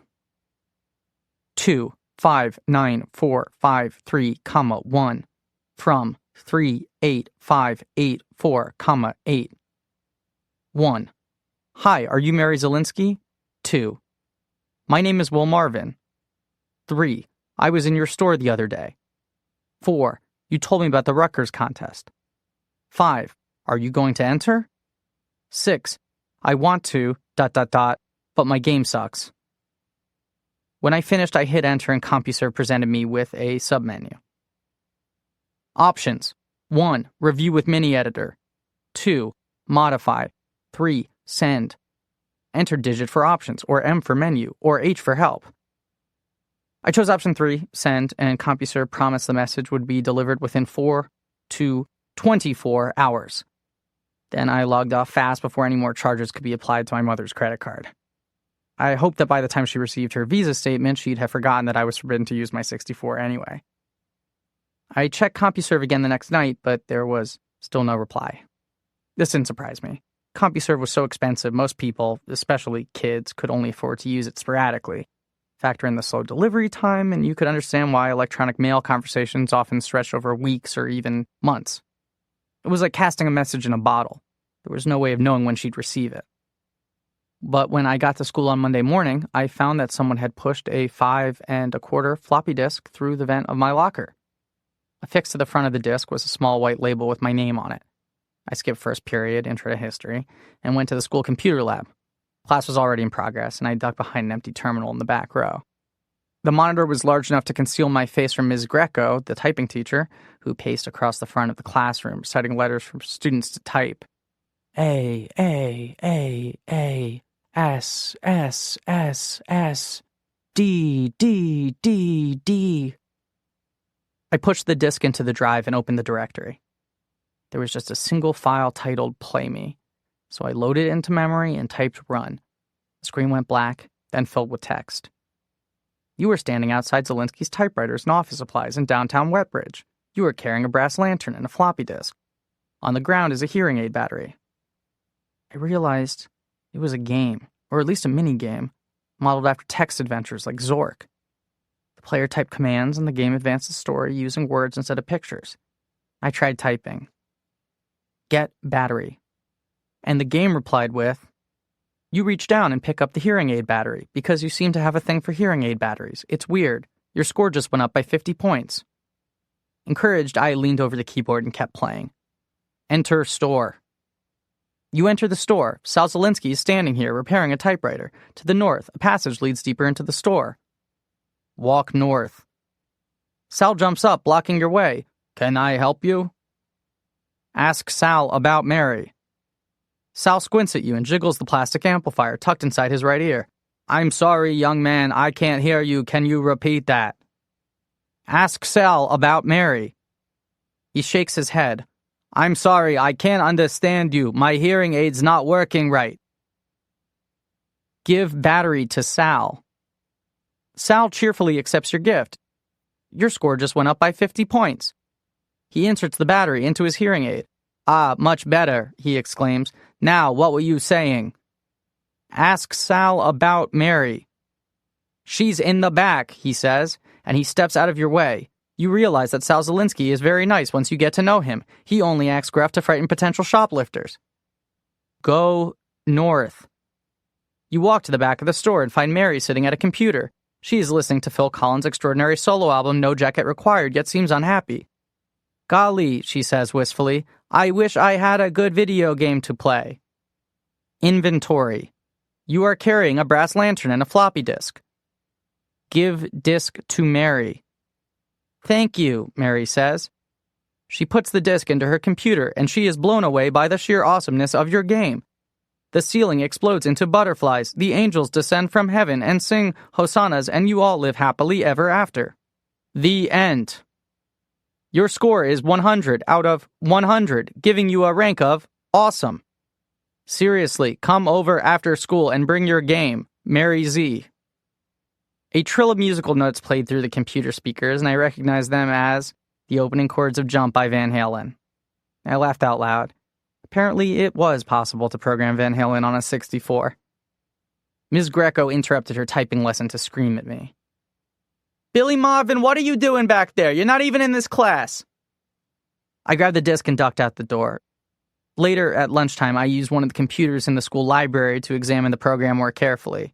Even though the game itself was fairly simple, the coding was remarkably complex. Mary had programmed the game to anticipate dozens of commands and requests that I hadn't tried. It was much more sophisticated than any of the programs in my hobby magazines, and she had somehow written the entire thing over a weekend. When I returned to Zelinsky's that afternoon, there were no hearing aid batteries on the sidewalk, and I wasn't carrying a brass lantern. But I did have a floppy disk, and Sal Zelinsky was waiting just inside the front door, smoking a pipe and reading the Wall Street Journal. Help you? Is Mary here? He set down his pipe, folded his newspaper, and looked me over. You were here last week, he said, eyes narrowing. Some bullshit about starting a software company? That wasn't BS. I make games for real. Why should I believe you? I showed him the disc. The paper label on the front read, The Impossible Fortress, a game by Will Marvin, copyright 1987 by Planet Will Software. Zelinsky lifted the disc by its corner and observed it from multiple angles like he was examining counterfeit currency. This is just a label, he said. Any joker could write their name on a label. I'd also brought a printout of the code, 8 pages, single-spaced, in a dot matrix typeface. Zelinsky flipped through it, not really reading it, because, of course, it was all Greek to him. You understand this stuff? All these peaks and pokes and whatnot? Pretty much. He pointed to a random line. What's this? Poke SC, L? That changes the value of SC, the screen color. If L is 0, the screen turns black. What's DS equals peak JY? That checks the value of the joystick register to see which way it's pointing. If you're pushing up, the value is 3. If you're pushing down, he handed back the printout. No sodas on the desk, he said. I don't want any spills, and I want you out by 7 o'clock. She has homework. The bell over the front door rang. New customers had arrived, 2 men in coats and ties, and Zelinsky turned to greet them. Apparently, I was free to proceed. I hurried into the store before Zelinsky could change his mind. Soft rock was playing on tinny speakers in the ceiling, Hall & Oates' You Make My Dreams Come True. I found Mary in the same place back in the showroom. She was hunched forward in her chair, her eyeballs inches from the screen like she was counting pixels. She was listening to a Walkman, so she didn't hear me approaching. The volume was so loud I could hear the Phil Collins leaking out of her headphones. Sitting on the desk beside the 64 was an open can of Pepsi. She saw me and pulled off the headphones. You got my message, she said. I nodded. How do you find my locker? I live next door to Ashley Applewhite. She said she knew how to find you. I was surprised that Ashley Applewhite even knew my name. She was the kind of girl who took honors everything. Her father was superintendent of the entire Wetbridge school system. I really liked the game, I told her. The Van Halen was dead on. Mary shrugged and said it was no big deal. I assumed you'd want old Van Halen, not new Van Halen. I was impressed that she even knew the difference. Totally. She wore a black blouse, black skirt, black stockings, and black shoes. It would have been easy to mistake her for one of the gloomy goth girls who hung around the art room at my school, but Mary's face glowed, and she looked like she was smiling even when she wasn't. 300 pounds was a ridiculous exaggeration. She was a little stocky, sure, but nowhere near obese. Mary rolled a swivel chair over to her desk so I could sit beside her. You want a soda? No, thanks. I got Pepsi, Slice, Dr. Pepper, and Jolt Cola. Have you tried Jolt Cola? It's got twice the caffeine of Pepsi. Your dad said no soda on the desk. Mary sighed and moved the Pepsi to the top of the computer monitor, balancing the can on its narrow, flat edge. He always says that, but I've never had a spell. The can immediately slid forward on a skin of condensation, tipping over the side. My stomach lurched. I reached out and I caught it just in time. Maybe we should put it on the floor. Whatever, she said. Let's see this game. I gave her the disc with the Planet Will logo and braced myself for the usual razzing a la Alf and Clark. Mary looked at the label and laughed. Planet Will Software. That's a fantastic name, she said. Have you trademarked it? Not yet. I didn't even know what that meant. Should I? Absolutely. I've been trying to name my company all year. The best I've got so far is Radical Music. That's pretty good, I said. Planet Will is way better. It's bold, it says fun, and your name's in it. You better lock it up before someone steals it. Mary loaded the game into memory and typed run. To my surprise, I found that my arms were trembling. I was actually nervous. I'd never shared my games with anyone who knew how to program, let alone someone smart enough to design an entire minigame in a single weekend.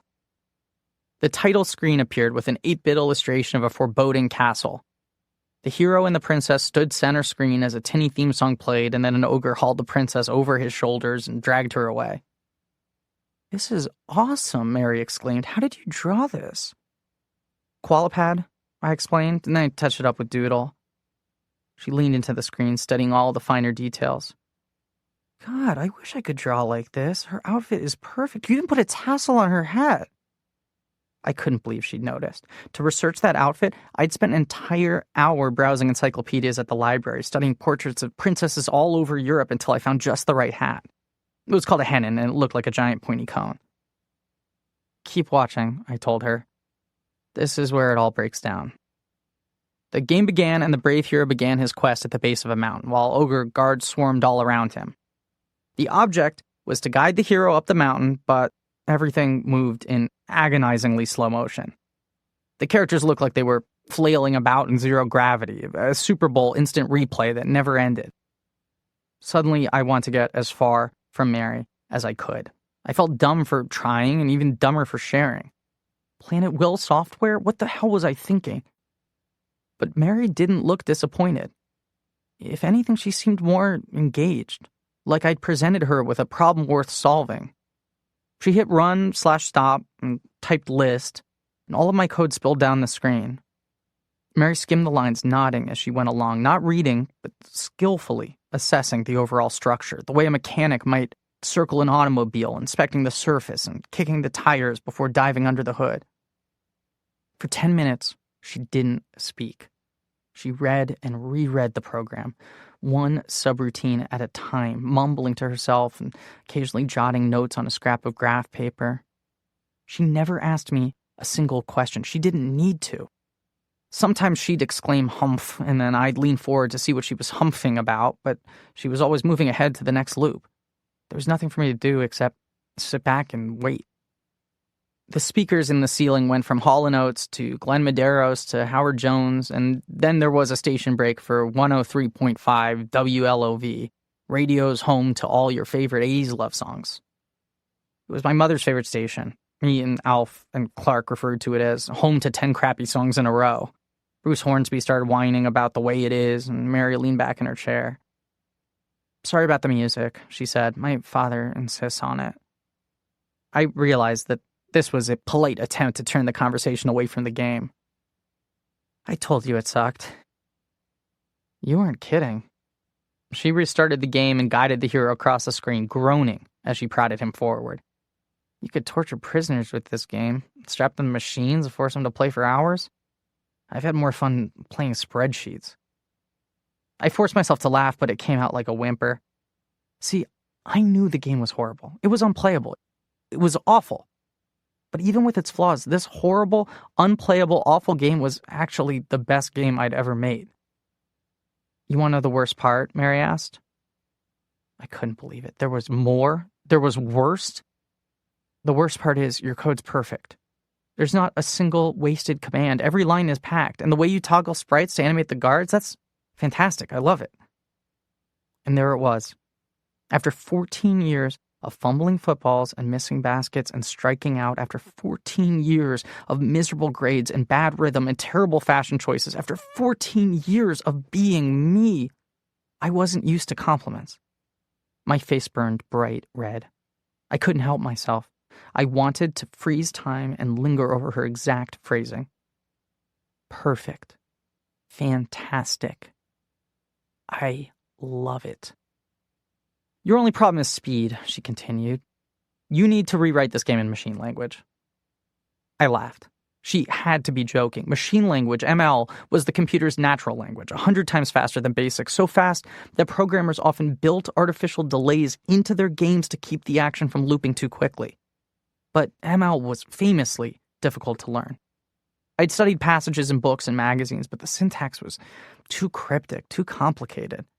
BASIC used English words like print and next, but machine language used complicated acronyms, ADC, CLC, SBC, TSX. Numbers were inputted in hexadecimal format, so 11 looked like 0B and 144 looked like 90. There was nothing intuitive or natural about the language. It demanded the user to think and communicate like a machine. "You know ML?" I asked Mary. She shrugged. "I've always wanted to learn." "The deadline's next Friday," I reminded her. "I can't learn ML in 12 days. Mary listed the program again, letting the lines cascade down the screen until she reached the loop that moved the 7 ogre guards. Then she tapped the screen with her pencil. "This is the slowest part of the program. These 50 lines where you move all the guards. What if you wrote this part in ML? Not the whole game, but just this tiny section." I don't know where she got her confidence. It was like saying we don't need to learn all of Mandarin Chinese, we just need to learn enough to translate the Gettysburg Address. Mary seemed to believe that anything was possible if we were only willing to try. "You're crazy," I told her. "I'm not that good." "I'll help you," she said. "You can work here after school, and then when you win the PS2. I laughed. "I'm not going to win the PS2.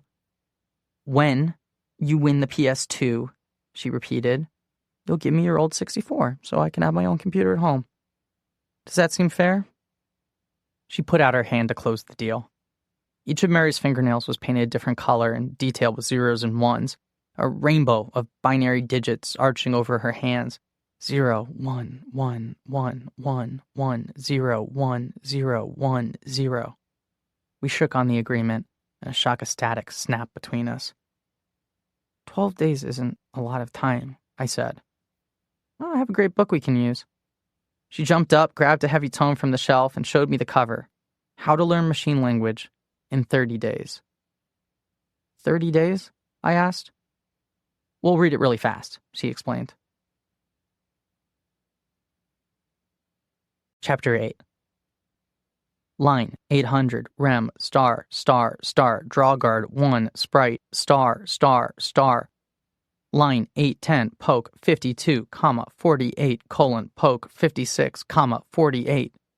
Line 820, 4, G, U equals 0, 2, 6, 2, read, G. Line 830, poke 1, 2, 3, 5, 2, plus G, U, G. Line 840, next, G, U. Line 850, poke. Zelinsky kicked me out at exactly 7 o'clock so Mary could finish her homework. Alf and Clark were waiting outside the store, perched on their dirt bikes and eating slices of pizza off greasy paper plates. Finally, Clark exclaimed. Did you get the code? Alf asked. I had forgotten all about my mission. Not yet. I told you, I'm going to need some time. Clark reminded me that I'd rushed to the store straight after school and that I'd been in the showroom for nearly 4 hours. What the hell were you doing back there? Computer stuff? Alf grinned like this was some new euphemism for sexual activity. Did you show her your joystick? No. Did you squeeze her software? I tried to explain myself, but Alf had stumbled upon a deep well of techno innuendo, and he would not quit until it was all mined out. Just 5 minutes earlier, I'd been getting a decent grasp on hexadecimal numbers, but now I felt all of my knowledge slipping away, as if merely being in Alf's presence was making me dumber. Did you feel her Q-berts? Alf asked. Clark joined in on the fun. Did she fondle your Zaxxon? That doesn't even make sense, I told them. You're just replacing body parts with names of arcade games. They didn't care. They were laughing like crazy, staggering all over the sidewalk like drunks. All around us, commuters from the train station were giving us a wide berth. Alf grabbed a lamppost to keep from falling over. Pretty soon I was laughing along with them. I couldn't help myself. The guys were contagious. I don't want to brag, I told them, but I did load a couple bytes into her accumulator. Alf stopped laughing. What? I don't get it, Clark said. It's a machine language joke, I explained. An accumulator is a register where you store data. Never mind that, Alf said. Suddenly he was all business. We've got a problem with Operation Vanna. We walked west on Main Street, past the travel agency and the bike shop, and then we arrived at our destination. General Tso's Mount Everest restaurant. The name on the sign promised a sort of grandeur, but inside it was just a regular Chinese restaurant with red carpet, greasy noodle dishes, and paper placemats illustrating the Chinese zodiac. We could see General Tso through the window, dressed in his usual black tuxedo, escorting some customers to their table. He was owner, maitre d', and head chef of the restaurant, and he worked 365 days a year without fail. Years later, I'd learned that his real name was Hiraku. He was born in Oregon, and he and his wife were both Japanese. Alf and Clark led us through the narrow alley separating General Tso's from the bike shop next door. There wasn't much behind the buildings, just a few parking spaces for employees, a narrow access road, and then a much larger commuter parking lot, a sea of Buicks and Oldsmobiles. We ducked behind a grand marquee and then turned to study the rear of General Tso's.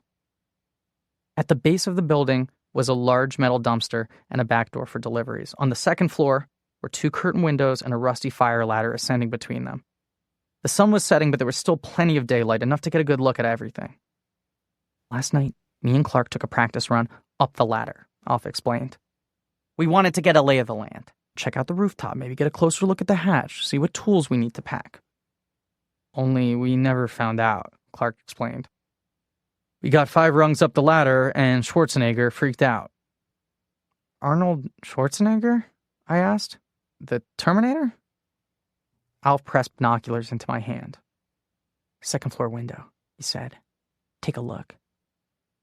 I pressed the lenses to my face and scanned the building, but all I saw were red drapes ornamented with gold dragons. I don't see anything.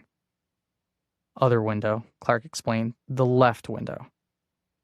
I shifted the binoculars an inch. The left window had the same red and gold drapes, but squatting between them was a tiny black and white dog with a silky coat and a serious overbite. He was glowering at me, like we were making direct eye contact, even from 50 feet away. The dog seemed to recognize me as a threat. That's Arnold Schwarzenegger? I asked. The general's pet, Alf explained. He's a Shih Tzu. Means little lion in Chinese. The little lion barked a warning, a series of snort high-pitched chirps. He sounded less like a dog and more like a smoke detector. The sound was so piercing it traveled 2 stories and across the parking lot, reaching us loud and clear. Schwarzenegger didn't stop barking until I lowered the binoculars. So last night we're climbing up the ladder, Clark explained. Total stealth mode, super quiet, we're not making a sound, but as soon as we reach those windows, the dog flips out. Yap, yap, yapping his head off. The guard dog from hell, Alf said. I looked through the binoculars again. Schwarzenegger was standing in a tiny pillowed bed, growling and anxiously pacing in circles, as if he remembered Alf and Clark from the previous evening. We walked around the block, studying the architecture, looking for another way to access the roof. There were no other fire escapes or ladders on the bike shop or the travel agency.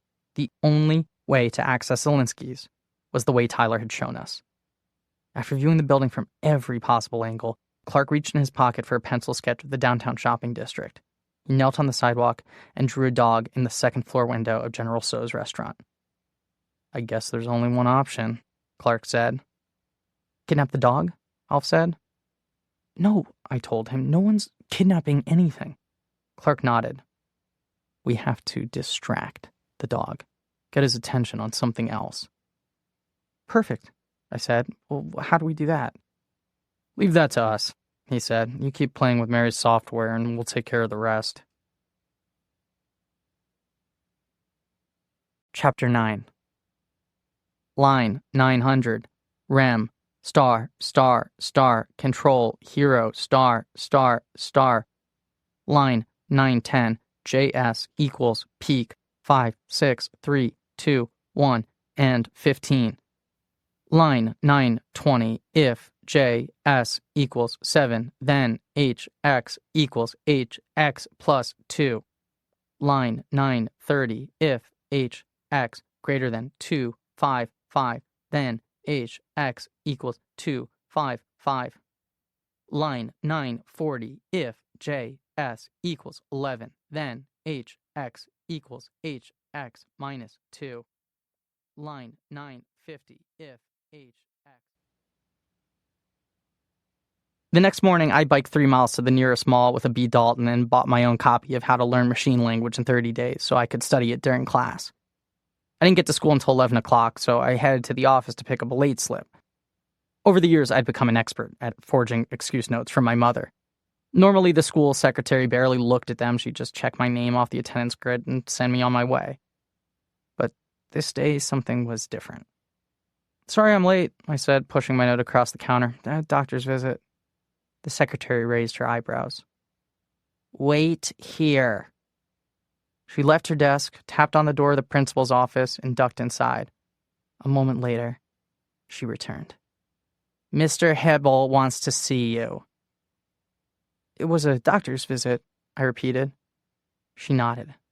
You can go right in.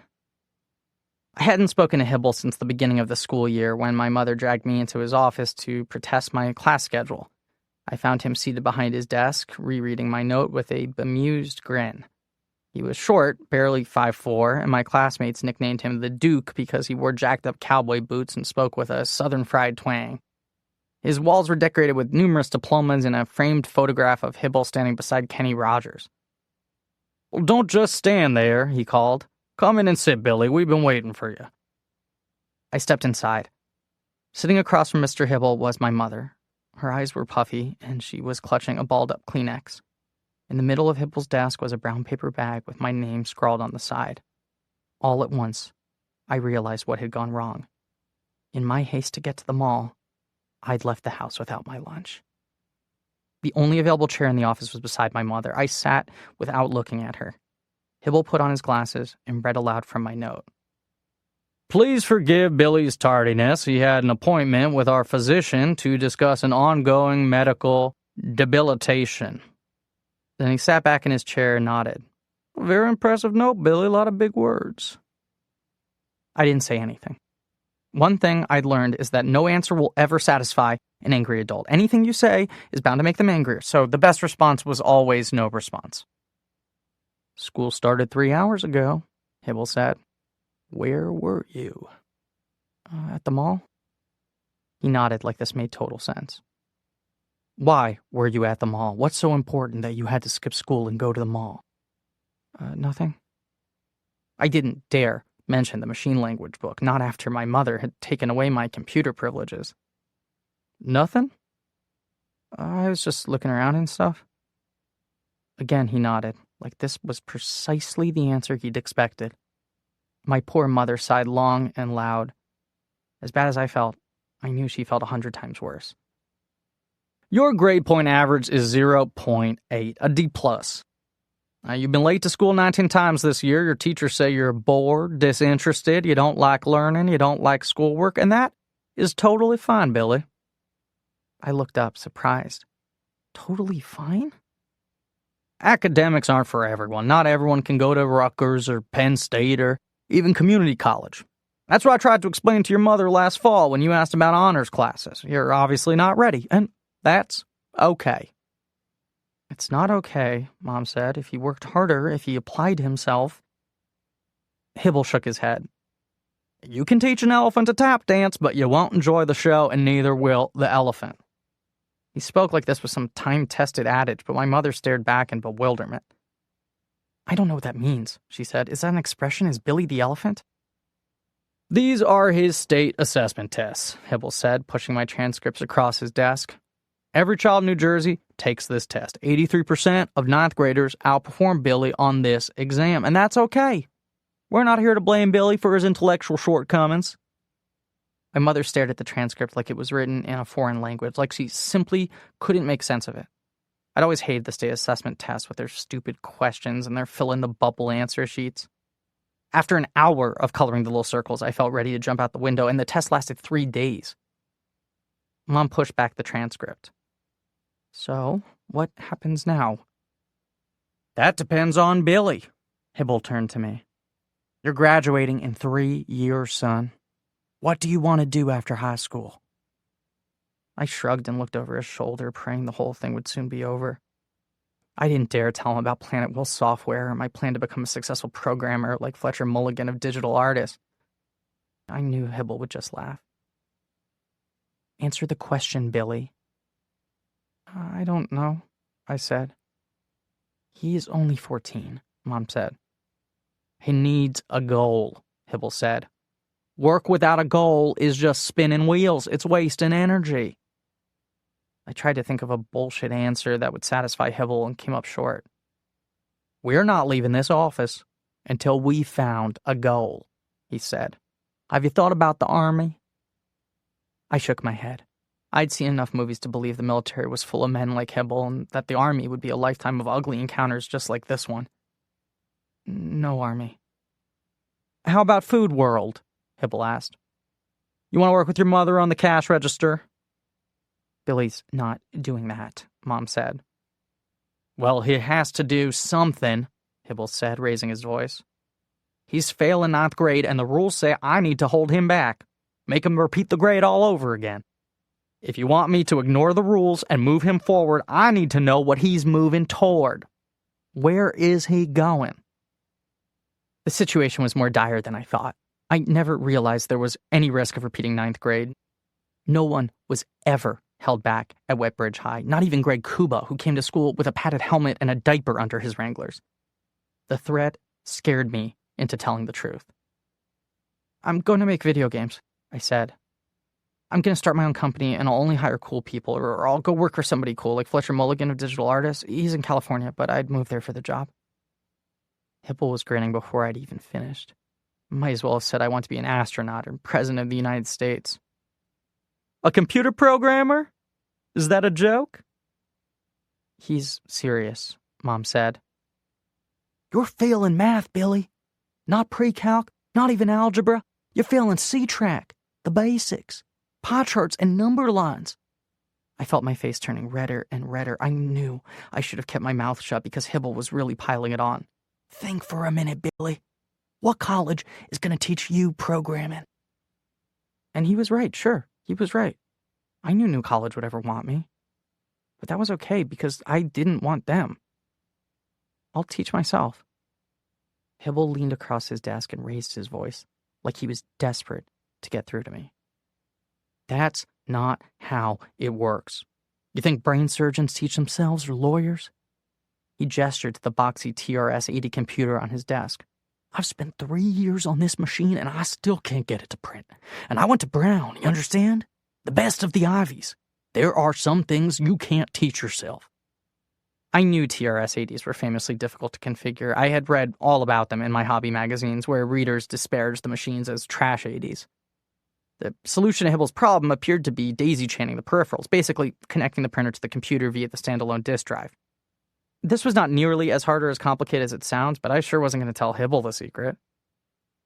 Maybe Billy could try a programming class, Mom said, if we encouraged this interest.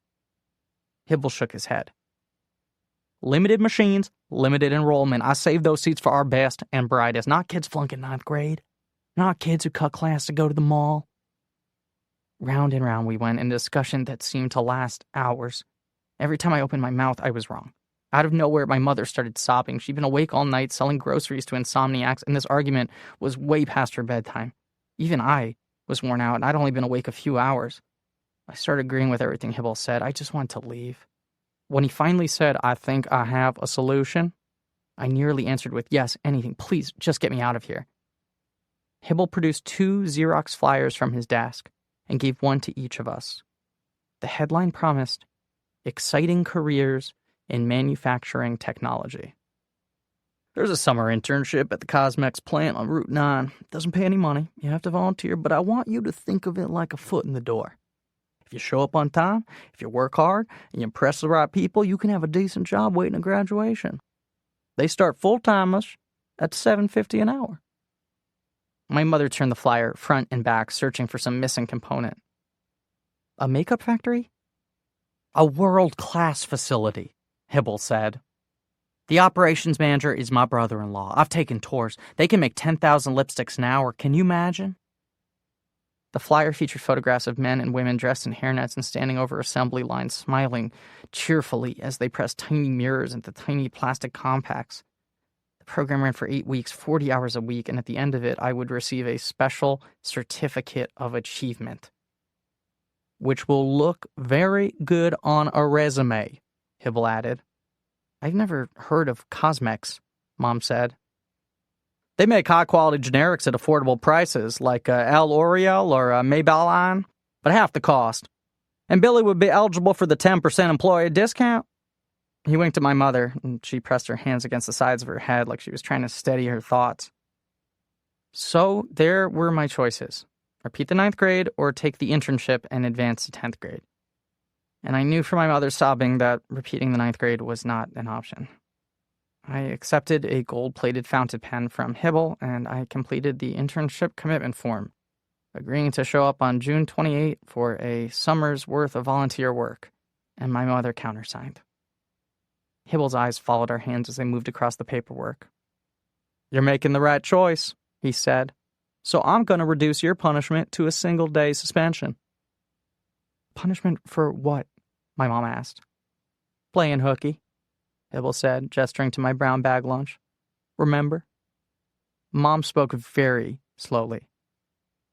You're sending him home as a punishment for skipping school? Actions have consequences, Hybl said.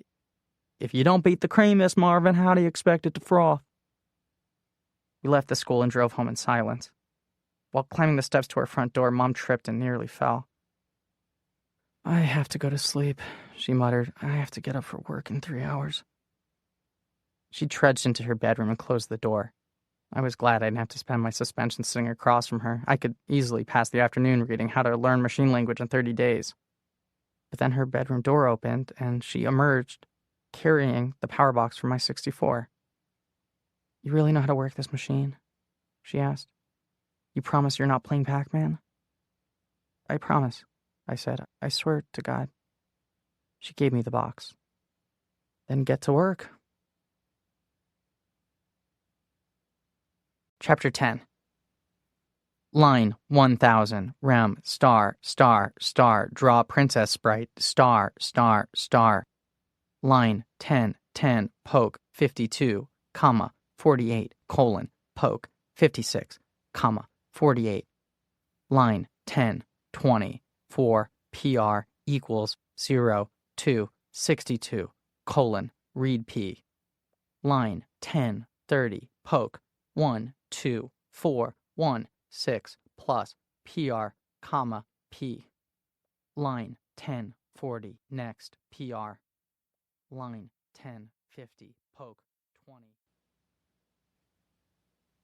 Mary told me that she started work right after school, so I biked over to the store at 3 o'clock. I didn't want to appear overeager, but the deadline was looming and every minute counted. I entered the store and the tiny bell signaled my arrival. Zelinsky looked up from his work desk. He was busy prying apart another ancient typewriter. His hands and forearms were black with ink. "She's not here," he said. I was so flustered I didn't know what to say. I never considered that Mary might bail on me, that her invitation was never less than completely sincere. "She's at Crenshaw's," Zelinsky said. Crenshaw's was the pharmacy across the street, next door to the train station. "She'll be back in a minute." "All right," I said. I waited for Zelinsky to tell me what to do. Instead, he just returned to work. He wedged a screwdriver in the open cavity of the typewriter and tugged backwards, pulling harder and harder until something cracked and tiny plastic shards ricocheted off the walls. One of the fragments struck me in the forehead just above my eyebrows. The pain was hot and quick like a bee sting. I didn't mean to cry out, but couldn't help myself. "Careful!" Zelinsky snapped, shooing me away with his fingers. "Go stand someplace else, you're too close." I decided this was an invitation to stick around until Mary returned. I paced in front of the news rack, reading the headlines of all the tabloids and magazines. Bernard Goetz was on trial for shooting 4 youths on a subway train. Gary Hart resigned from his presidential campaign after admitting to an affair with Donna Rice. More and more people were dying from the mysterious AIDS virus. I didn't know the details behind any of these stories, and I didn't really care. The only magazines I read were full of computer code. Beside the cash register, there were 2 glass cases, one filled with boxes of cigars, the other with new and antique cigarette lighters. They were all different colors and brands, Zippo, Dunlap, Penguin, and Scripto, and many were decorated with icons and military insignia. I was astounded to see that some of these lighters sold for as much as $300 or $400. I reached for the door of the case to take a better look, but it wouldn't open. "No touching," Zelinsky said. "Don't touch anything you're not going to buy." "Sorry," I told him. "You don't have to apologize." "Sorry," I said again. I shoved my hands in my pockets and stood perfectly still. I didn't see how I could disturb him if I didn't move or touch anything or say anything. But Zelinsky looked up from his typewriter, exasperated. "Can you please not stand there? You're blocking the doorway." I didn't know where to go. I couldn't stand next to Zelinsky. I couldn't stand by the door. "Should I wait outside?" Zelinsky nodded. "Maybe that's best." I turned for the door as Mary returned, carrying a brown paper bag from the pharmacy. "Hey," she said, "where are you going?" Nowhere," I said, turning around yet again. "I was just waiting for you." "Awesome. Well, let's get to work." She passed the bag to Zelinsky and led me through the store. She was moving quickly, like she couldn't wait to get started. Hall & Oates were on the radio singing "You Make My Dreams Come True." You're not going to believe this," I said, "but the radio was playing the same song yesterday." "It's not the radio," she said. "It's a mixtape. My mom's favorite songs. She taped them all off the radio." I nearly made a smart-ass comment, but I'm glad I didn't, because Mary continued. "She died 2 years ago. Stomach cancer." She said this so matter-of-factly, I thought I'd misheard her. "Did you say stomach cancer?" "Yeah, June 21st, 1985. It was the last day of school." Up until that moment, I assumed Mary and her father went home every evening to the warm dinner and a house full of siblings. but Mary explained it was just the two of them. She was quick to steer the conversation back to the mixtape. I know the songs are cheesy, but my dad likes them, so I put up with it. I don't think they're cheesy, I said, because I wanted to say something nice, but Hall & Oates hooted, ooh, ooh, ooh, ooh, and Mary laughed. This song has more cheese than a quesadilla, she said, but I'm glad you're cool with it because you're going to hear it a billion times. The stereo loops it automatically. We arrived in the showroom, and I saw that Mary had rearranged the furniture so there were 2 chairs beside the computer. I brought up my own copy of How to Learn Machine Language in 30 Days so that we could study side by side. The book was full of mini programs to type and try, so I started keying one into the 64, but after a few lines, I noticed Mary frowning. What's wrong? This is just a suggestion, she said. But what if you read the code aloud and I do the typing? It took me a moment to catch her meaning. You think I type slow? You're hunting and pecking. Your fingers are nowhere near home row. What's home row? Exactly, Mary said, as if this proved her point. Sister Benedict clocked me at 90 words a minute. She called my typing skills a miracle, and coming from a nun, that really means something. We settled the debate by unpacking a second 64 from inventory, placing the machines side by side, and then racing to input the first paragraph of the user's manual, word for word, no mistakes, on your marks, get set, go. I was lightning quick, my fingers flying all over the keyboard with perfect accuracy. But when I shouted, "Done!" I heard Mary echo me. We had finished together in a dead heat. So our contest had settled nothing. But going forward, we moved twice as fast because Mary convinced her father that 2 computers increased the persuasive power of the store showroom. It's like walking into the Gap, she explained. They never show just one t-shirt. There's always a table with 6 or 7. Products look better in groups. I didn't totally buy her logic. For starters, t-shirts come in different colors, but Zelinsky seemed willing to try. It's not doing anything sitting in a box, he shrugged. 3 months we've had these damn machines, and we've yet to sell a single one of them, the most popular home computer in America. He glared at me like somehow I was responsible, like I had personally invented the 64 and then petitioned Zelinsky to stock the machines. I'm sorry, I said. His glare intensified, and his eyebrows arched to epic heights. Why do you keep apologizing? Dad, we're on a tight deadline, Mary said. I want him out by 7 o'clock, Zelinsky said. You've got homework. We spent the next 3 hours testing patches of code and reading aloud from How to Learn Machine Language in 30 Days. The mixtape looped from Howard Jones, No One Is to Blame, and Bruce Hornsby, The Way It Is, to Marshall Crenshaw, Someday, Some Way. A pattern quickly presented itself. Mary would read aloud a dense and difficult passage. I would fail to understand it, and then she would re-explain the concept using her own words until it made sense to both of us.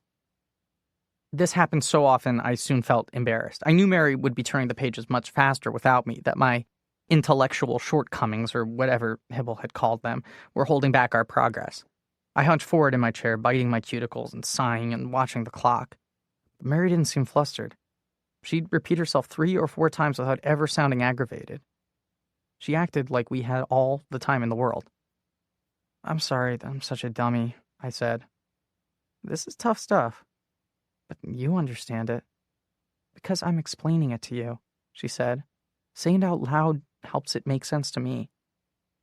We ended the day with a practice exercise from the book. Each of us created a mini program that utilized graphics and machine language. Mine flashed the words Planet Will Software in different colors. Mary's featured a boy and a girl dancing, popping and locking and moonwalking like Michael Jackson in the Motown 25 special. I realized the boy was wearing a white shirt and jeans, and the girl had long dark hair. Mary had programmed them to look like us. How did you make this in 45 minutes? I asked. Yours is good too, she said. The crazy thing is she actually managed to sound sincere. I listed the commands and studied her code. A long block of ideas I'd never considered and strategies I'd never tried, an entirely different approach to programming. I felt like I was finger painting next to Pablo Picasso.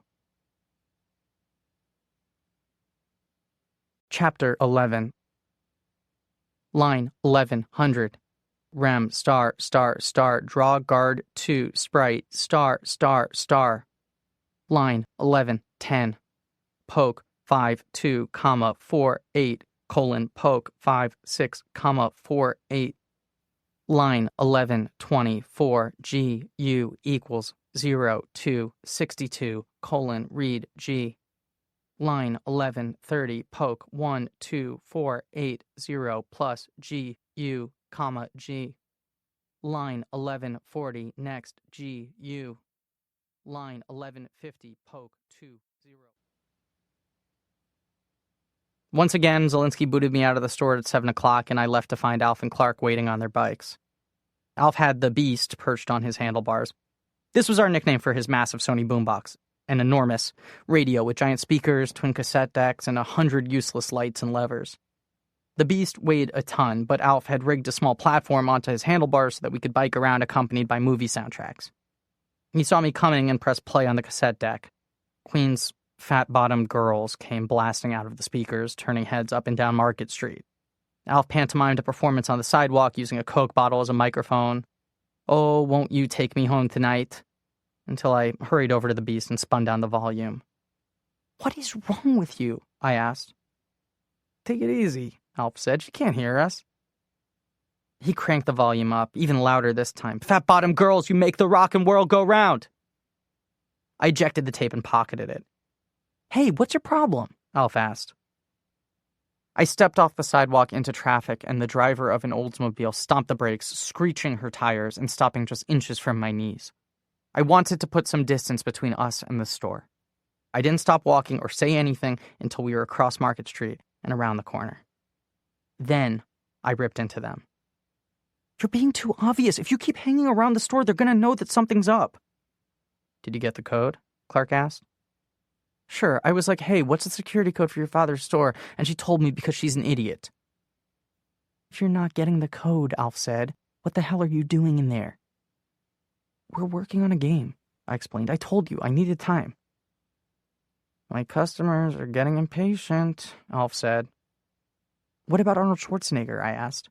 "How do we pass a guard dog that sits in the window all night long?"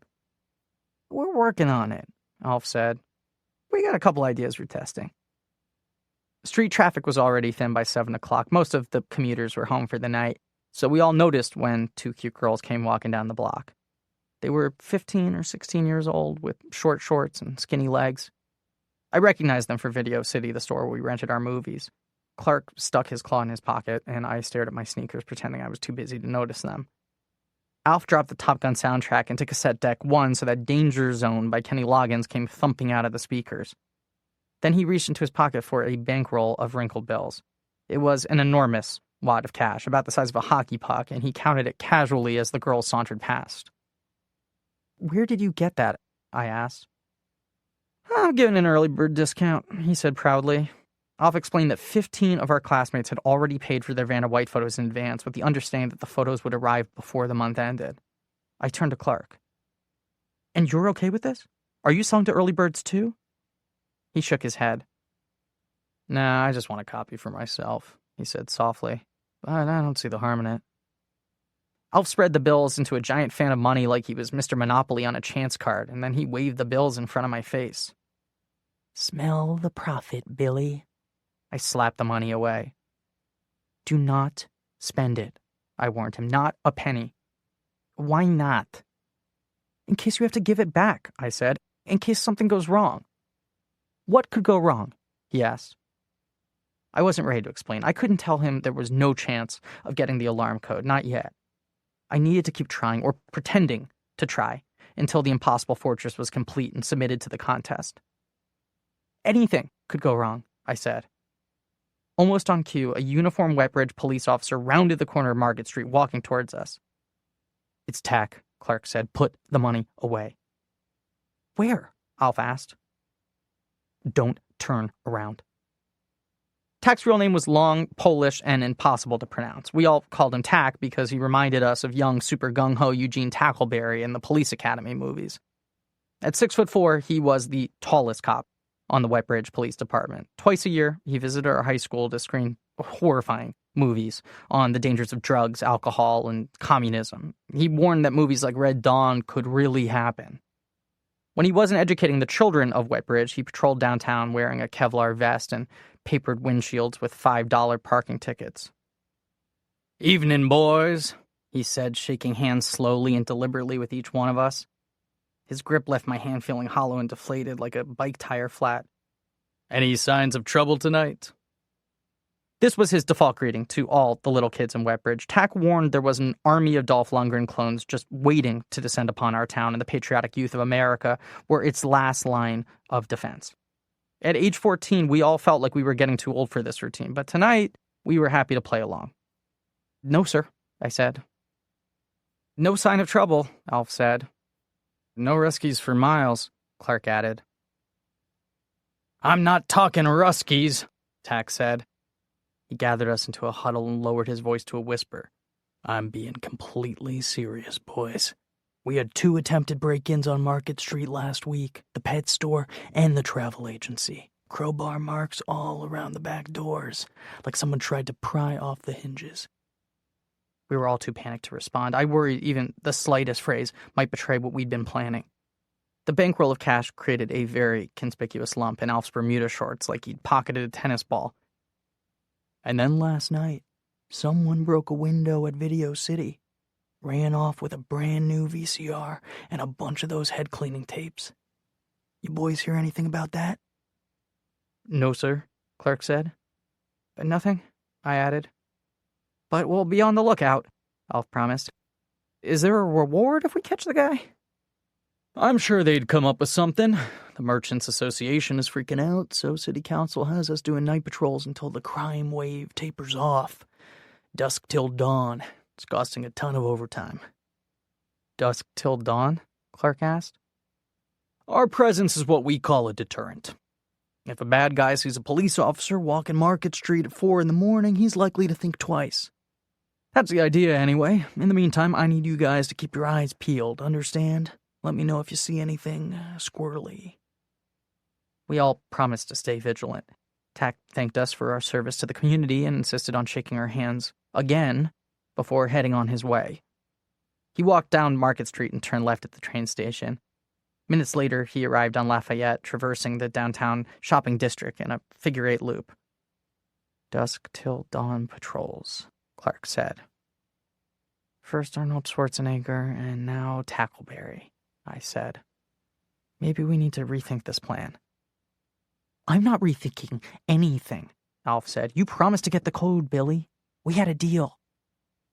"Exactly," Clark said. "You can't wuss out at the first sign of trouble. Are you saying you want to quit?" "No," I said. "I'm not quitting." There were still 11 more days until the contest deadline. 11 days to learn ML and get the impossible fortress into working order. But I will need more time. They both seem relieved.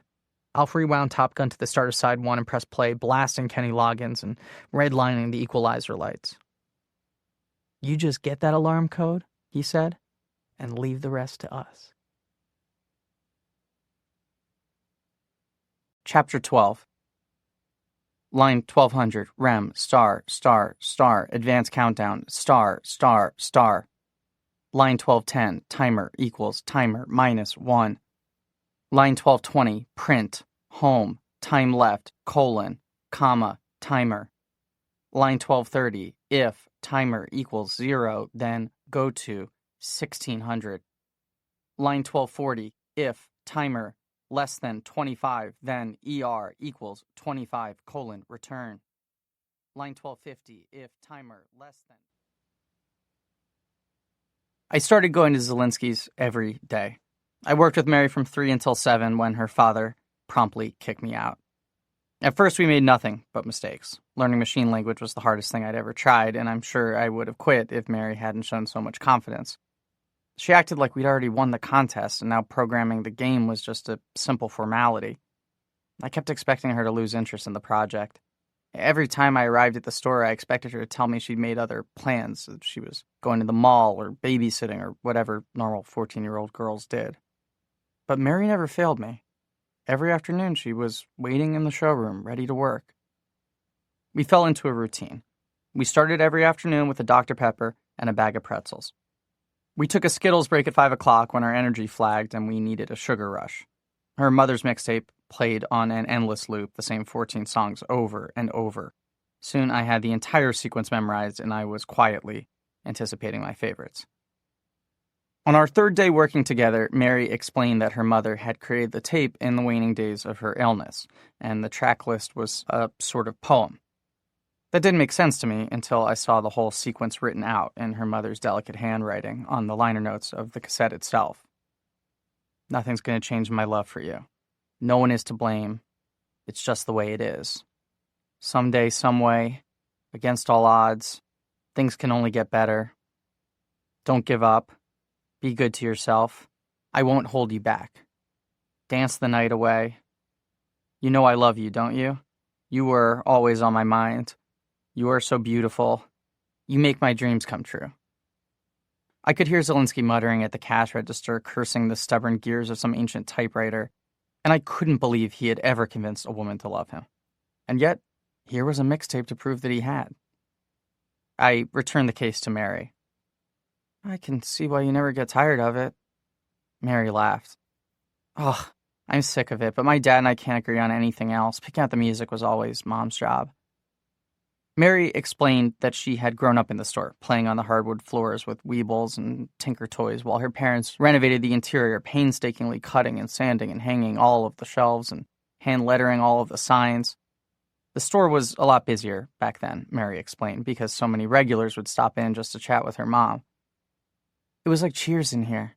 300 people came to her funeral. The priest said that was a Wetbridge record, and so, of course, I fainted. She lowered her voice to a whisper. There were two women browsing nearby in the stationery aisle, comparing two different boxes of ivory linen resume sheets, and Mary was being careful not to broadcast her story. Did you say fainted? She nodded. We're at the Mass, and I'm standing in front of the whole church.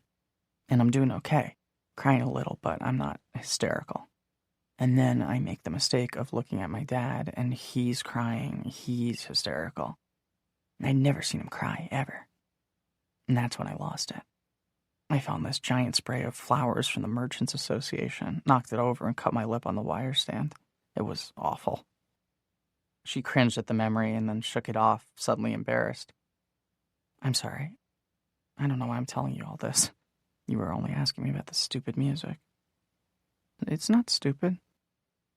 Mary put her back to me and leaned toward her monitor, like she was trying to immerse herself in the code. Let's get back to work.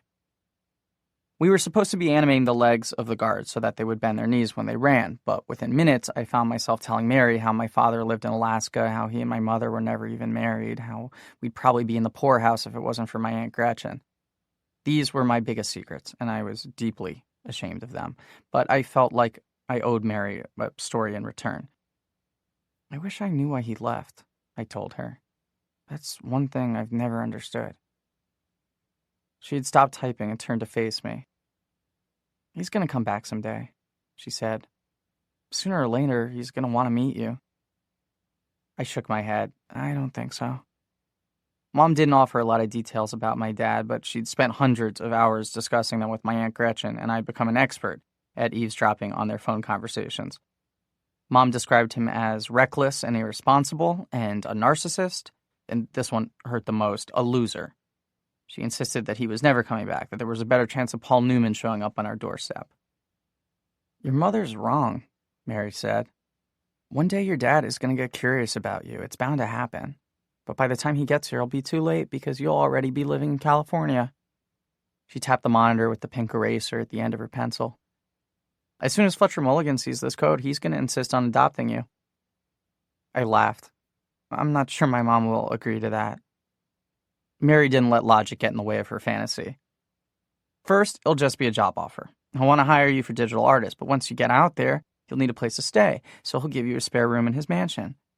You'll start hanging out, eating dinner with Fletcher and his wife. And once they get to know you, they'll insist on making it legal so you can inherit the entire company after Fletcher dies, like Charlie in the Chocolate Factory. I felt like Mary had somehow read my mind. I can't tell you how many times I daydreamed this exact scenario, lying in bed at night in the moments before I drifted off to sleep. You're crazy, I told her. Where do you get these goofy ideas? It's going to happen, Will. She looked at me with absolute certainty, radiating confidence like no one else I'd ever met. Just promise you'll let me visit the mansion someday. You have to promise you won't forget about me. Chapter 13. Line 1300, rem, star, star, star, error buzzer, star, star, star. Line 1310, 4, L equals 0, 2, 24, colon, poke, S plus L, comma, 0. Line 1320, next, L. Line 1330, poke, S plus 1, comma, 100, colon, poke, S plus 5, comma, 219. Line 1340, poke, S plus 15, comma, 28, colon, poke, S plus 24, comma, 15. Line 1350, poke. Mary and I only had one argument. It was our fourth afternoon of working on the game. Zelinsky was at the cash register talking antique lighters with a pair of collectors from Philadelphia, and Mary was helping a customer with fountain pens, so I found myself alone in the showroom. Howard Jones was on the radio, and I was still working on the guard animation, fine-tuning the movements of their arms, when a girl walked out to my desk and said, "Excuse me?" She was 2 or 3 years older than me, a junior or a senior, dressed like a punk mini Madonna with army boots, ripped stockings, and a skirt made of vinyl. Her eyes were ringed with blue makeup. "Do you work here?" "No," I said. She shrugged like it didn't really matter. I was hunched over the keyboard, surrounded by notebooks, printouts, highlighters, and candy wrappers. If I was an employee, I was close enough. "My dad sent me here to buy discs." She reached into the folds of her skirt for a sheet of notepaper. "He needs 10, 5, 1, 4-inch floppy disks." 5.25-inch, I corrected. "I can show you." We walked down the aisle to the computer supplies, and I explained the options. "He's got Fuji and Maxell. They're the same price, but Maxell's are black and Fuji comes in rainbow colors." "Cool," she said, reaching for the Fujis. "Thanks." She carried the discs to the front of the store, and Zelinsky rang up the purchase. I walked back to the showroom, and Mary was waiting at her computer. She grinned at me. "She was awful flirty, huh?" "What do you mean?" Mary mimicked the girl in a squeaky sing-song voice. "I need 5 1/4-inch floppy disks because I'm too cute to understand fractions." She didn't say that. It's the way she said it, like she was some kind of helpless baby animal. That's flirting, Will. I blushed. Whatever. "Oh, God, please tell me she's not your type. Don't tell me you like those punk rock chicks with the raccoon eyeshadow." "I don't have a type." "Everyone has a type." "Not me. I never even had a girlfriend." "But you have a type that you like," she said. "Brunette, redhead, tall, short, goth, cheerleader." "I like all those types," I said. "I don't discriminate." "Everyone discriminates," she said. "Everyone has personal biases and preferences. That's basic human psychology." I felt like I was back in Hibble's office. No answer was going to satisfy her. "What about you?" I asked. "What's your type?" "I like confident people. I like guys who know what they want." "Like Tyler Bell?" I don't know why I said it. I didn't believe any of the things Tyler had said about Mary. I had to beat her back with a stick, all right. She couldn't keep her hands off me. I knew Mary would never really fall for a goon like Tyler, but suddenly she looked like I'd slapped her. "You know Tyler Bell?" "Yeah, everyone knows Tyler Bell." "How do you know Tyler Bell?" "He goes to my school. He has a Harley." "What did he say to you?"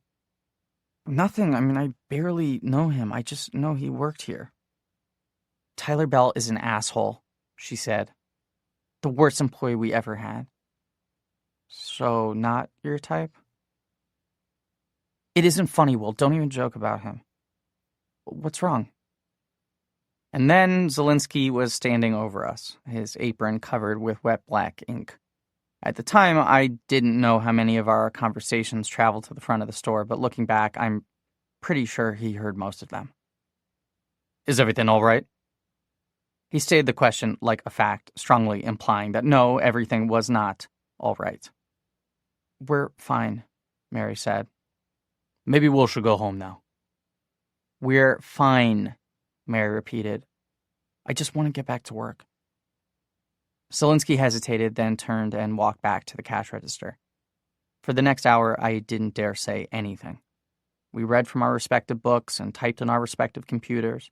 There were no further customers in the showroom, and the only sounds came from the all your favorite 80s love songs, Joe Cocker and Willie Nelson and Phil Collins. From time to time, I'd look at Mary, but she was typing furiously and avoiding eye contact. Sometime around 6 o'clock, I realized there were sirens blaring, and a police officer came into the store to tell Zelinsky that Crenshaw's pharmacy was on fire. We rose from our desks and went outside to take a look. There were 2 fire trucks parked in the middle of Market Street, and the volunteer firefighters were scrambling to unload their gear. Tackleberry and 2 other cops were routing traffic away from the train station. Mr. Crenshaw himself was pacing up and down the sidewalk, shaking his head. Gray smoke was venting from the second-story windows of his building. The fire appeared to be coming not from the pharmacy, but the apartment above it. We craned our necks for a better view, but we were standing at the wrong angle. Come on, Mary told me. I've got an idea. We went back inside and walked past the showroom to the cramped, narrow staircase in the rear of the store. I followed Mary up to the second floor, and we entered a labyrinth of wire shelves and corrugated cardboard. All around us were boxes and shelves. The passage twisted and turned, and the lighting was dim, but Mary obviously knew every inch of the place. She stopped beneath a massive wooden hatch. I just need to unlock it, she explained. I watched as she reached in her pocket for a keychain. Tyler Bell hadn't exaggerated the sorry state of the woodwork. The door looked like something you'd see on a sunken pirate ship. A white wire stretched from the base of the hatch to a small crack in the ceiling where it disappeared behind the wall. I pointed to it. Is that an alarm? Yeah, my dad's pretty paranoid, like crooks are going to scale our walls and steal our envelopes, you know? The wooden door was so heavy we both had to push. It opened outward, pivoting on 2 ancient hinges that shrieked with surprise. Then we ascended 3 steep steps and clambered out onto the roof. It was wide and flat, but still a little dizzying. Seeing Market Street and the train station from this new perspective was disorienting. The sun was setting, and the sky was aflame with a crazy pink and orange glow. Up on the roof, it seemed close enough to touch. We walked towards Market Street, stopping 4 feet short of the edge. This new vantage point gave us a full view of Crenshaw's building. We could see firefighters moving around through the windows, but no one was hurrying anymore. The smoke was thinning, and it seemed the worst of the drama was already contained.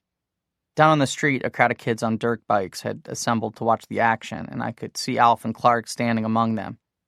Alf had the beast balanced on his handlebars, and they both appeared to be lamenting the lack of destruction. I'm sorry about before, Mary said. About Tyler. I didn't mean to jump down your throat. That's all right, I said. He stole from the store. Or tried to, anyway. It's still a sore subject for me and my dad. At once, her behavior made a lot more sense. What did he take? You know those antique lighters near the register? Some of them are $200 or $300. Tyler tried to steal one, and I caught him. What happened? My dad was pretty mad. He trusted Tyler. We both did. So he fired him, and that was that. She turned away from Crenshaw's, turning west to face the sunset instead. It was a much better view. This was all last year, right when school was starting up, but like I said, we're both still angry about it, I guess. Of course they were angry. This version of the story was a lot more believable than Tyler's horn dog fantasy. Mr. Zelinsky had 0 patience for shoplifters. Tyler was lucky he hadn't been arrested. I barely know the guy at all, I told her. I'm a freshman, and he's a senior. I know, she said. I believe you. So, we're okay, me and you? Yeah, we're okay. I put out my hand, and we shook on it. Her fingernails were freshly painted, each with its own tiny sunflower. Let's get back to work, I said. She shook her head. I'm done for the day. I'm gonna hang up here for a bit. So we stood up there for a long while, watching the sunset and discussing how it was one of those things you could never truly capture in 8-bit, not with the 64 simplistic definition of violet, CHR 156. orange, CHR 129, and yellow, CHR 158. There were too many other colors, thousands of colors. The hardware could never do justice to it. That night, I went home worried that Mary was still angry, that she was going to abandon the impossible fortress and leave me to finish the game on my own. But when I got to school the next morning, there was another floppy disk waiting inside my locker. I brought it to the lone computer in the school library, checked the directory, and saw it contained another minigame. You are deep inside the impossible fortress, standing at the end of a long, narrow corridor. The stone walls are lined with flickering torches. Blocking the passage to the north is a massive ogre. He is holding a club and staring at you. Saliva drips from his jaws. Inventory. You are empty-handed. The ogre takes a step closer. He is 3 times your size. He looks very, very hungry. Punch ogre. Nice try, Will. You hit the ogre with all your might, and he barely flinches. Great. Now he's hungry and annoyed. Kick ogre. Big mistake. Now the ogre is really angry. With a swipe of his fist, you're knocked to the ground. The ogre raises his club over his head, ready to crush you. Suddenly, a secret panel in the wall slides open. Out charges Mary Zelinsky, broadsword in hand. She slays the ogre, and he topples to the floor. Stand up. You stand, and Mary sheaths her sword. I'm sorry I snapped at you yesterday, she says. I hope I didn't ruin anything. Will you please accept this dead ogre as my apology? Say yes. Thank you, Will, Mary says. Your score just went up by 100 points, giving you a rank of fantabulous. I'll see you after school. Game over. Then the strangest thing happened. Underneath the words game over, the cursor was still flashing, inviting me to input another command. Go north. I just told you the game is over. Enter secret passage. Sorry, the dead ogre is blocking your way. Follow Mary. But Mary is standing right here. She looks quite fetching in her chainmail armor and iron breastplate. This had to be a test. Mary wouldn't have programmed all of these responses if she hadn't intended for me to see them. On a whim, I tried something crazy. Kiss Mary. You lean forward, placing your hands on Mary's waist. She stands on tiptoes and closes her eyes, pressing her lips to yours. Suddenly, your vision is obscured by fireworks and shooting stars. Your score increases by 50 million points, giving you the rank of the coolest guy I know. And then the game finally stopped. A librarian walked past me, and I abruptly powered down the computer before she could read the screen. She gave me a suspicious look. I was blushing from ear to ear, but returned to her desk without comment. After school, I went to Zelinsky's and found Mary working in the showroom. Her face was close to the monitor. She was absorbed in a problem. I threw down my backpack and fell into my chair. Waiting beside my computer was a bag of pretzels and a cold can of Dr. Pepper straight from the fridge. Thank you, I said. And thanks for the game. I finished it. She turned to look at me, searching my face for clues, and I realized my statement was vague. I took a deep breath and said, I got the 50 million points. Mary turned back to the screen. She tapped a line of code with her pencil. This part right here is causing tons of lag. What if we moved it to the beginning? I leaned over her shoulder for a better look, and maybe I leaned a little closer than usual. Close enough to smell her shampoo or her perfume or whatever made her smell so good. Our fight was over, and we were back to normal. But normal was a little different from that day forward. Chapter 14. Line 1400 rem star star star assign ranking star star star. Line 1410 if score greater than equals 8,000 then rank equals fantabulous. Line 1420 if score less than 8,000 then rank equals awesome. Line 1430 if score less than 7,000 then rank equals great. Line 1440, if score less than 6,000, then rank equals good. Line 1450, if score less than 5,000, then rank equals average. Line 1460, if score less than 4,000, then rank equals not bad. Line 1470, if score less than 3,000. As the days passed, I saw less and less of Alf and Clark. We still biked to school every morning, but I stopped joining them in the cafeteria for lunch. Instead, I hid in the library and used the extra time to work on the impossible fortress. The contest deadline was coming up fast. I couldn't waste a single minute. I'd even started bringing stacks of printouts with me into the bathroom. Friday afternoon, I was sitting in the school library converting binary strings into decimal numbers and tripping all over the math. A binary string looked like a random sequence of zeros and ones. 0, 0, 1, 0, 0, 1, 0, 0. But each digit in the sequence represented a different value. 128, 64, 32, 16, 8, 4, 2, or 1.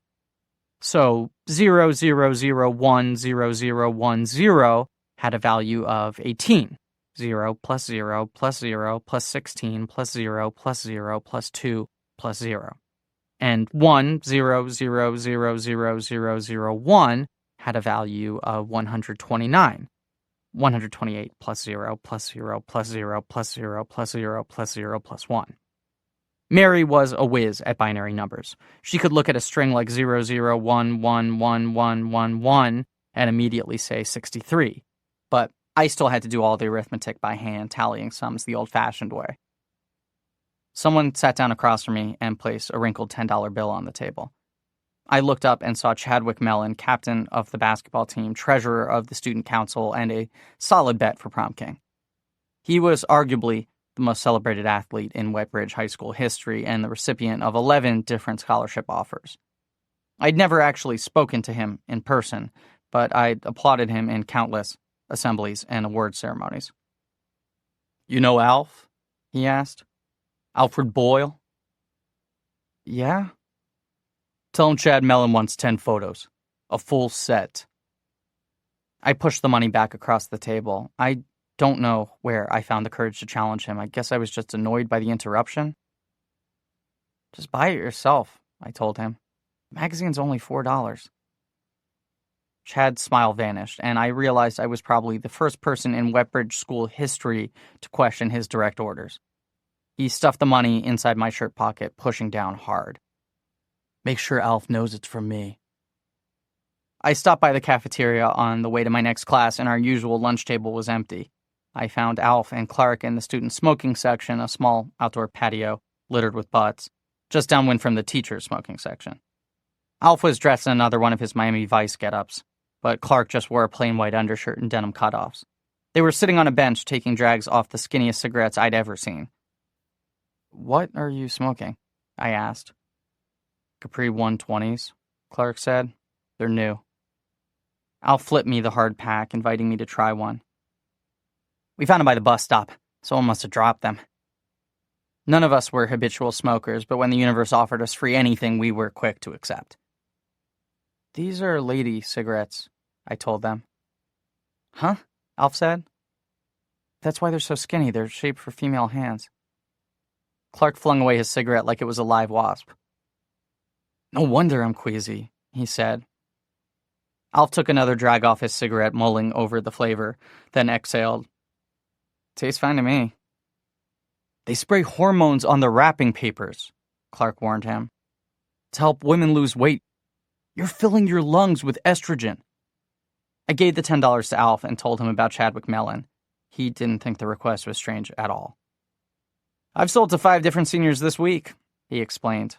"I don't care how old you get. No one wants to walk into 7-Eleven and ask for a Playboy. It's like saying, 'I'm here to masturbate.'" I watched as Alf removed a small ledger from his pocket and added Chadwick Mellon's name to a list. Then he took out his enormous bankroll and wrapped the $10 bill around its surface. Over the past few days, the wad of money had swollen to the size of a grapefruit. "Holy crap," I said. "How much is that?" $386, he said proudly. But don't you worry, Billy, I fully intend to share the wealth. We're all in this together, you know? Sure, I said. We could end up clearing $500. That'd be amazing, I said. Alf took a long drag off his lady cigarette, exhaled the smoke, and then stared at me like he was waiting for me to say something else. So, now, what about the alarm code? He finally asked. The end of lunch bell rang, but not soon enough to help me. I'm working on it, I said. All around us, the other student smokers were stubbing out their butts and popping Tic Tacs. We don't have a lot of time, Clark said. It's May 22nd. That gives us 7-8 days tops. I slung my backpack over my shoulder. I was eager to get back to the library, back to working on the game. Don't worry, I told them. I'm getting really close. Chapter 15.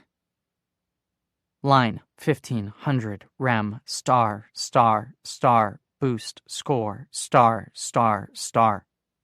Line 1510 if lives equals 3 then score equals score plus 50. Line 1520 if lives equals 2 then score equals score plus 75. Line 1530 if lives equals 1 then score equals score plus 100. Line 1540, print, home, CSR, down, score, colon, comma, score.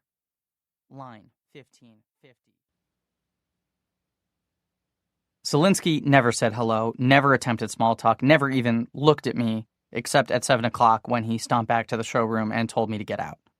And those were usually his exact words. Get out, or go on now, he'd say, like he was shooing a dog off his lawn. Your dad hates me, I told Mary. It's just an act, she insisted. He actually likes you. He's impressed by your work ethic. He said that? Well, not in those exact words. In any words? He's impressed, she said. Trust me. I tried to get on his good side.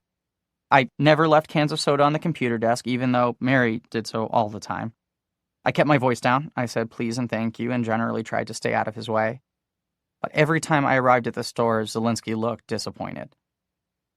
That Friday, I was working in the showroom while Mary assisted a customer with a typewriter. Once again, I was the only person in the back of the store when, out of nowhere, this kid wandered past me. He was maybe 10 or 11, dressed in gray denim from head to toe and carrying a big gulp soda. He ducked behind a rack of Energizer batteries, disappearing from view, and I knew right away he was a thief. He returned a moment later, still holding the big gulp and sucking on a straw. Nice detail, kid. Can I help you? I asked. He shook his head. I'm good. I stood up and followed him to the front of the store.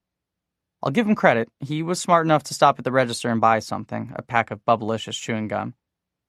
Zelinsky almost didn't even notice him. He was busy repairing a typewriter for a collector in Princeton. Just a gum? I'll be 2 bits. The kid stared back. You don't know that expression, 2 bits? Disappointment fell over his face. It was a look I knew all too well. It means 25 cents. The kid pushed a wrinkled dollar across the counter. Where'd you get the big gulp? I asked. 7-Eleven, he said. There's no 7-Eleven on Market Street. Nearest one's 5 miles away. He frowned. Do you, work here or something? You're stealing batteries. The words hadn't finished leaving my mouth, and the kid was already out the door. Zelinsky lunged after him, but I told him not to bother. The kid had left the soda cup on the counter. I pried off the lid, revealing 6 C batteries submerged in a few ounces of warm cola. Zelinsky's eyes went wide, like I'd just performed some kind of miracle. Son of a bitch, he said. How did you know? I couldn't tell him the truth, that Alf and I had practically pioneered the big gulp stunt using the 64-ounce cups to steal cellophane-wrapped music cassettes from Sam Goody. I heard him messing around by the batteries, I explained. I figured he was up to something. That night, Zelinsky let me stay an extra half hour, and when the time was finally up, I almost didn't recognize his voice. Instead of, get out, or go, he said, we'll see you tomorrow, Will. Mary elbowed me in the ribs. You see, she said, he's warming up. Chapter 16.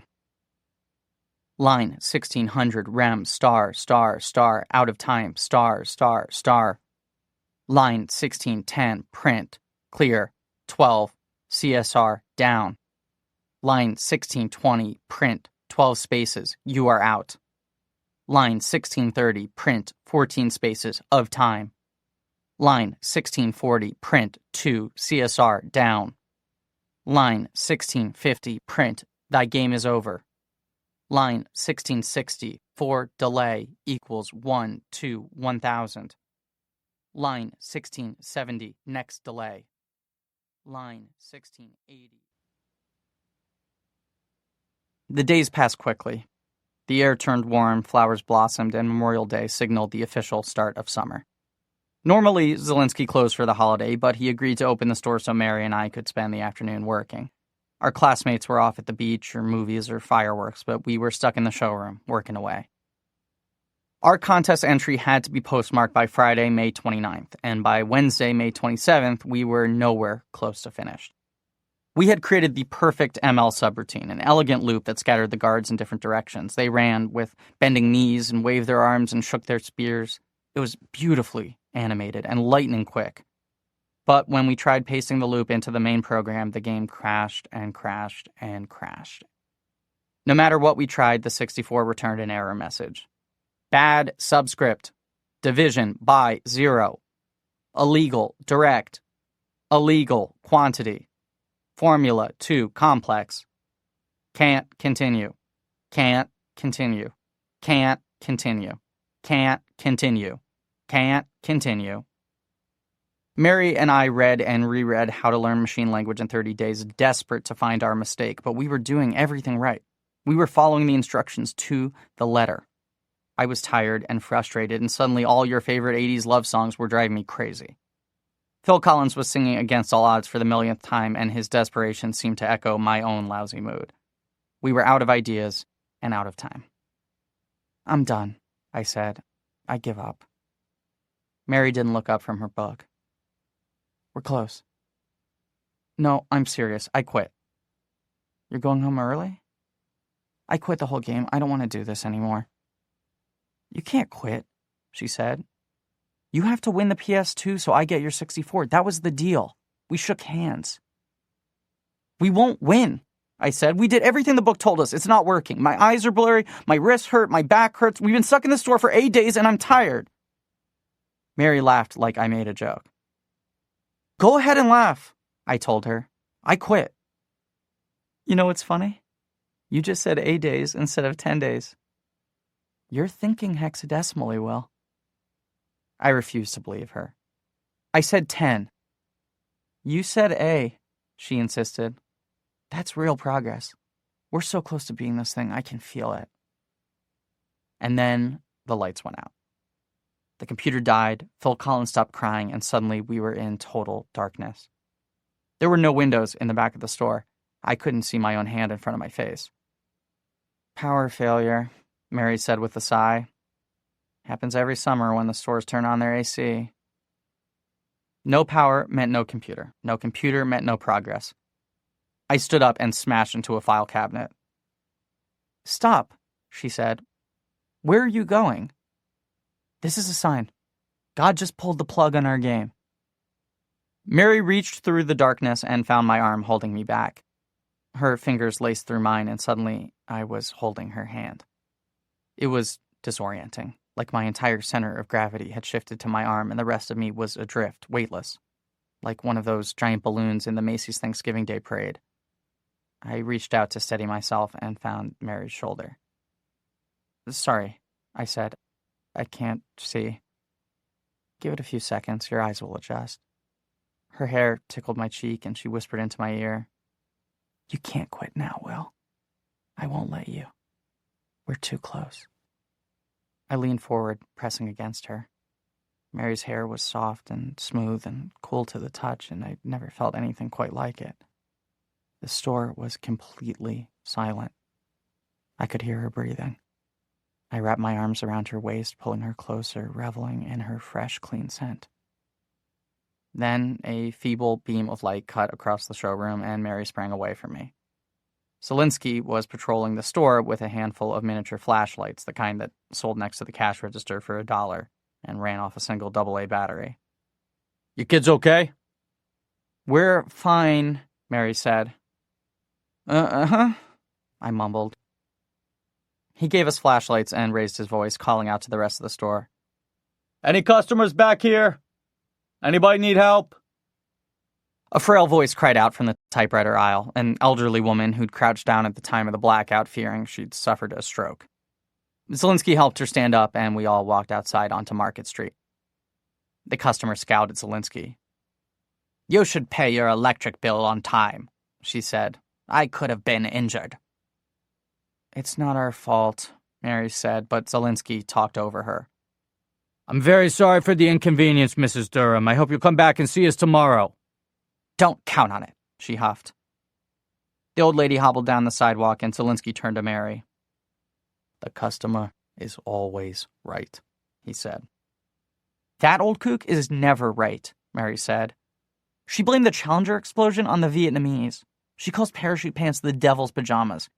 It's like her glaucoma has spread to her brain." Mary was grinning at me, waiting for me to laugh at her jokes, but my mind was still back in the showroom. I was still holding her hand and touching her hair. I felt like something extraordinary had just happened, like I just caught a glimpse of a different world, and the transition back to reality had left me with whiplash. Up and down Market Street, merchants were flipping their door signs from open to closed. Except for General So, who stood on the sidewalk handing out 15% off coupons while his staff filled the dining room with hundreds of tiny votive candles. "I think we're done for tonight," Zelinsky said, but I barely heard him. I'm pretty sure I stumbled down Market Street without even saying goodbye. Chapter 17. Line 1700 rem star star star hero attacks star star star. Line 1710 4 I equals 0 to 24. Line 1720 poke L1 plus I comma 0 colon next I. Line 1730 poke L1 plus 24 comma 15 colon poke L1 plus 12 comma 160. Line 1740 poke L1 plus 13 comma 252 colon poke L1 plus 8 comma 80. Line 1750 poke L1. Alf and Clark and I lived at the bottom of a hill on a dead-end street called Baltic Avenue. Our classmates loved to remind us that Baltic Avenue was among the cheapest properties in Monopoly, that the rent was a laughable $4. On rainy days, the storm drains would overflow, flooding our cul-de-sac and the sidewalks. We'd have to take off our sneakers and cuff our jeans just to wait out the front door, unless we cut through the old cemetery that bordered our backyards. It was the largest Catholic cemetery in New Jersey, 10 acres of tombstones, and growing up, we played beside every single one of them. I found Alf and Clark walking in the center of the road, faces down like they were counting all of the tiny cracks and divots in the asphalt. They both looked exhausted. I biked alongside them and braked. "Where the hell have you been?" Alf asked. "At the store," I said. "What's up?" "I'm screwed, is what's up," Alf said. "He lost the money," Clark said. "What money?" I asked. And then it hit me. "The money? Money?" "I didn't lose it," Alf said. "It just somehow fell out of my pocket." "So it's the money's fault?" Clark asked. "I told you this would happen, but you had to carry it around, showing it off every chance you got. You had to be Mr. Big Stuff." "How much was there?" I asked. $468, Alf said. "Jesus," Clark exclaimed. "You're so screwed." "I had it when I left school," Alf told me. "It's somewhere between here and my locker." "That's a mile and a half," Clark said. "We've checked the whole way. There's no sign of it. The money's gone." "Let's check it again," I said, but I suspected Clark was right. Our route to school was well traveled by cars, pedestrians, dog walkers, and kids on bikes. And it was a beautiful afternoon. Everyone was outdoors enjoying the spring weather. No one living in Wetbridge could afford to overlook a fist-sized bundle of cash. We followed Baltic Avenue to its end, crossed over Route 25, then marched up Crystal Street. Maybe someone gave it to the police, Alf said. We could try to claim it. Sure, I said. Let's tell the cops you made $400 selling porn to kids. I bet they'd love to help us. We searched every gutter and sidewalk. We got down on our knees and peered into sewer grates. We trudged across lawns, kicking at weeds and turning over rocks until it was too dark to see anymore. But it was no use. The money was good and truly gone. Walking back to Baltic Avenue, Alf recited a list of the 46 guys who had prepaid for exclusive photographs of Vanna White.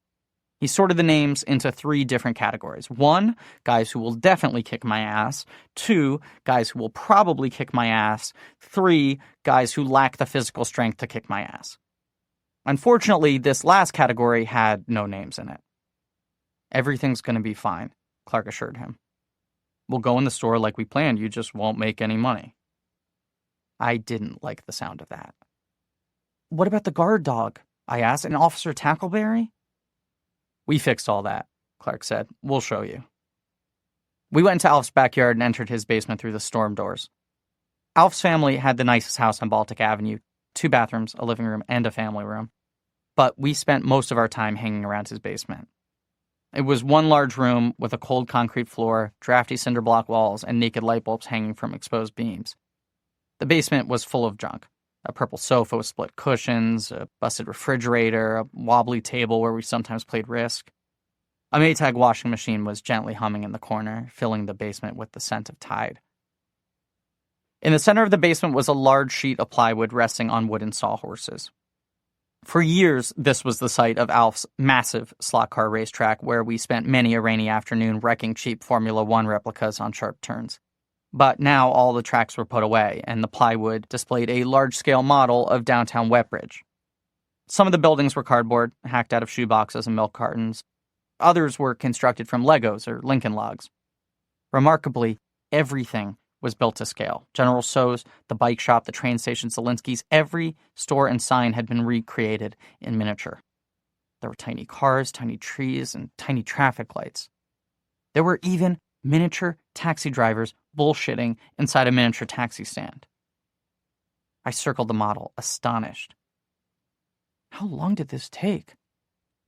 Clark shrugged. 40 hours, maybe 50. We're not leaving anything to chance, Alf said. Check it out. He reached for an old power transformer and flipped a switch. Like magic, a miniature police officer glided down Market Street and turned up Lafayette, patrolling the neighborhood in a figure-8 loop. With his square John crew cut, he was a dead ringer for Tackleberry. How do you do it? I asked. Slot car tracks, Clark explained. They're glued to the bottom of the plywood. We've been watching his route, Alf explained. He walks the same figure-8 loop every half hour. Right past General Tso, so we need to time our approach just right. The policeman made a soft whirring sound as he rounded the curves, looping around the track. I knelt down, peering underneath the table to marvel at the engineering. A series of wires crisscrossed the bottom of the plywood, delivering electricity to lights in all of the buildings. It was the most impressive model I'd ever seen. Clark pushed an HO-scale locomotive out at the train station. The last train from New York arrives at midnight, so we'll start at 12:30. We'll have the whole town to ourselves. What about Arnold Schwarzenegger? I asked. What happens when we wake up the shit zoo? Not a problem, Clark said. Here's how we handle it. He placed 3 plastic action figures in the parking lot behind General Tso's. I'm He-Man, you're Papa Smurf, and Alf's Alf. Can I be He-Man? Alf asked. Clark ignored him. We all rendezvous behind General Tso's at 12:30. We hide behind the dumpster until Tack makes a circuit. At that moment, we have exactly 30 minutes to get in and out of the store. He clicked a small digital stopwatch on the side of the table, and red LED numbers began counting down from 30 minutes. It's way more time than we need, he added. We can do the whole operation in 5 minutes. But what about the dog? I repeated. Alf smiled. You're going to love this. Right, pay attention, Clark said. He-Man and Papa Smurf start climbing the fire ladder while Alf runs down the alley. He galloped the action figure through an alley to the front of General Tso's. There's a separate entrance here for the second-floor apartment with its own doorbell. They had incorporated a miniature doorbell into the model, and Clark pushed it with his claw. A single Christmas tree light illuminated the second-floor window of General Tso's, and a tiny sound chip, gutted from a stuffed animal, began to bark. We tried it for real last night, Alf explained. It took the General 3 minutes to get downstairs, and the dog came with him, yapping his head off. While he's distracted, we go up the ladder and across the roof. A ding-dong ditch? I asked. That's the plan? Clark shrugged. Sometimes the best solutions are the most obvious ones. What about the alley? I asked. We still have to get across the alley. Clark balanced a wooden popsicle stick between the two rooftops. We left a 2x4 on the General's roof. We'll use it like a bridge. Cross over to the bike shop, and we're home free. I observed all of this with a slow-building dread. Over the past 2 weeks, Alf and Clark had approached the plan with all the energy and ingenuity that I'd brought to the impossible fortress. They'd anticipated everything, but there was one crucial missing piece. The alarm code, Alf said. How soon can you have it? It's tough, I started. Tough? Alf said. What's tough? Clark asked. Tough how? I'm trying. I go there every day, just like we planned, but her dad kicks me out at 7 o'clock every night. I never see him work the alarm. Alf frowned. You were supposed to screw it out of her, remember? Are you on third base yet? No. Second base? Any base? She's not like that. Tyler said she was hornier than a baboon. He said he had to beat her off with a stick. Tyler's full of shit. All his stories are bogus. Do you really believe he had sex with Senora Fernandez? Alf looked crestfallen, like I just revealed there was no Santa Claus. Of course I believe it. He said she came in Spanish. He's lying. He's lied about everything. Mary Zelinsky hates Tyler. She wouldn't touch that guy in a million years. How do you know? Clark asked. She told me. Tyler tried to steal from their store. They could have had him arrested. Alf had stopped listening. He was studying the model of downtown Wetbridge, tweaking the placement of Crenshaw's pharmacy just so. All the color had left his face, and he was shaking his head. Without the alarm code, we're screwed. There are 46 guys ready to kick my ass. You have to let me take over. Take over what? Getting the code, Alf said. You can't close the deal, so let me have a chance. The idea was so ridiculous, I laughed. You're not her type. I could tell I'd offended him, that I'd somehow hurt his feelings. Oh, but you're her type? She likes scrawny guys with tiny dicks? I didn't say I'm her type. I said you're not her type. Over in the corner of the basement, the washing machine went to spin cycle, and the clothes shifted off balance, making a faint thump, thump, thump, thump. Maybe I'm not her type, Alf said, but I don't want to marry the girl. I just need a quick in and out. Wham, bam, thank you, ma'am. Oh, and by the way, what's the code to the alarm system? My brain conjured a quick image of Alf groping Mary, forcing himself on her, pushing her down to the floor of the showroom. You're not doing that, I said. What are her turn-ons and turn-offs? I don't know. See, that's the problem. You've been there 2 weeks, and you haven't learned anything. Clark made some goofy comment to diffuse the tension, but we both ignored him. The drum of the washing machine was louder and louder. Boom, boom, boom, boom, but none of us moved to stop it. Alf walked over to a wooden shelf where his mother stored extra food that wouldn't fit in their kitchen pantry. It was loaded with an astonishing amount of junk food. What's she like better? Alf asked. Twinkies or Oreos? I didn't answer him. I knew he was trying to goad me into proving a point. Never mind, Alf said, reaching for a bottle of Hershey's chocolate syrup. This is the good stuff. I'm going to pour this on some very private places, you know what I'm saying? Clark made another silly comment, but his voice was just more noise in the background. I blinked several times, trying to clear the picture in my mind. The funny thing is, she's actually got nice boobs, Alf continued. I won't mind that part of it, unhooking her bra, watching those giant melons tumble out. What do you think her nipples are like? I pushed him, hard. I didn't mean to hurt him, I just needed him to stop talking. But the force sent Alf stumbling backwards, and he fell onto the model of Wetbridge, collapsing the Lego train station. Miniature cars careened off the sides of the platform. The plywood base slipped off the sawhorses, and all of Wetbridge came crashing down. And not even this could get Alf to shut up. "What the fuck, Billy? What's wrong with you?" He rolled off the model, crushing Crenshaw's pharmacy and stepping on the bike shop, a giant Godzilla stomping Tokyo. "This was your idea. You volunteered to do this." I was ready to hit him again. As soon as he stood up, I was going to knock him back down. "Stay away from her," I said. "If you go anywhere near Mary, I'll tell Zelinsky what you're planning, and he'll call the cops." Alf's grandmother came hurrying down the basement stairs, waving a lit cigarette and balancing Alf's baby brother on her hip. "What the hell is going on?" I ran past her, ran out into the yard, and scaled the chain-link fence that led to the Catholic cemetery. It was dark, but I still knew every inch of the place by heart. All the tombstones with the crazy names, and all the old rabbit holes, and the dried-up creek that twisted and turned through the graves. I ran to the old oak on the far side of the cemetery, a tree that functioned as our headquarters until we were too cool to climb trees. It was always our secret rendezvous place after any disaster, a place where we could discuss the fallout without being overheard by our parents. There were fresh footprints and bazooka gum wrappers scattered around the trunk. Some other younger kids had obviously made it their own. The wooden slats we'd nailed into the trunk were still there. I climbed to the highest perch, a curved limb that was wide enough to cradle you like a hammock. From this height, I could see 6 lanes of interstate traffic thundering past on the nearby Garden State Parkway.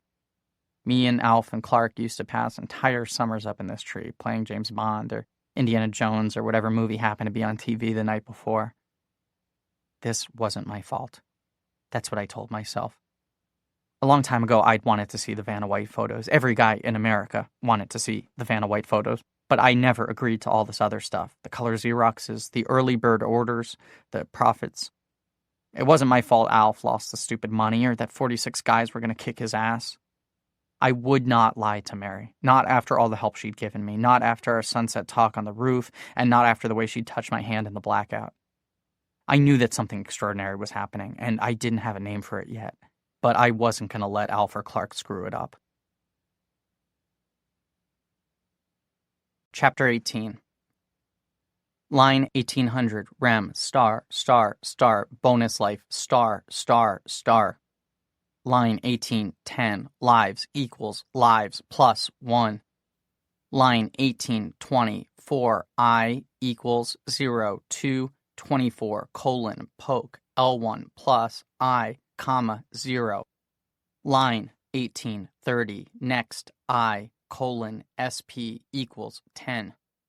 Line 1840, poke, L1, comma, 150, colon, poke, L1 plus 1, comma, SP. Line 1850, poke.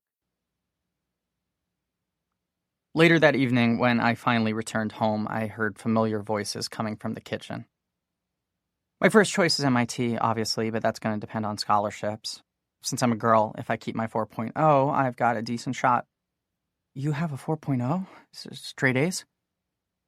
My backups are Rutgers or Stevens Institute because they're so close to home I could still see my dad on the weekends. Mom and Mary were sitting in the breakfast nook drinking tea and chatting like old friends. I didn't bother to mention this earlier, but our house was pretty old. Mom kept it clean, but the place needed many hundreds of dollars of repairs. The linoleum tiles on the kitchen floor had warped along the seams and the corners were curling back. The faucet in the sink was broken, so we used a garden hose snaked through a window over the counter.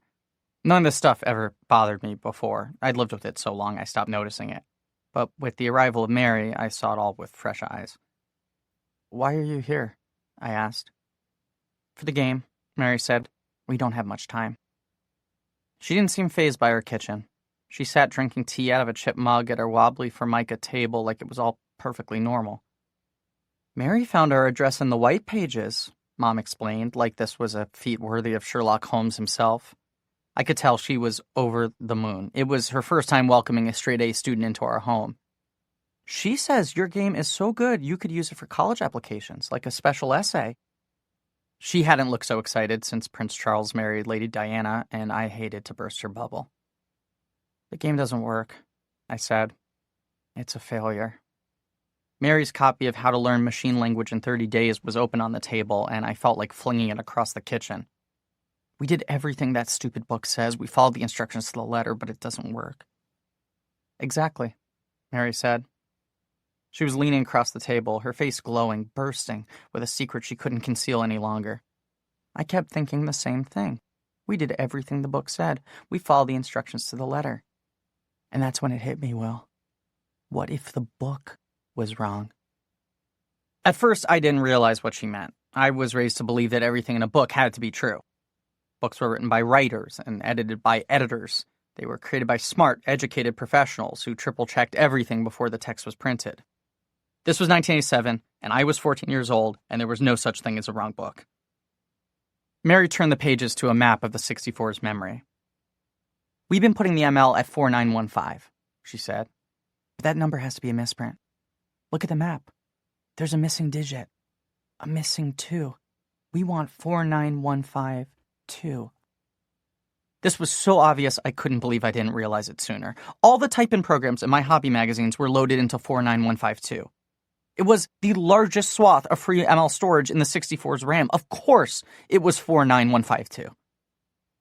You're totally right, I said. I know, Mary said. That has to be it. I know. Back up a minute, Mom said. What's 41592?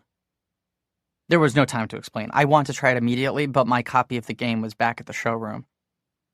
I wish I had the disc, I said. Like a genie, Mary reached inside her purse and produced a floppy disk with the Planet Will logo on it. Where's your 64?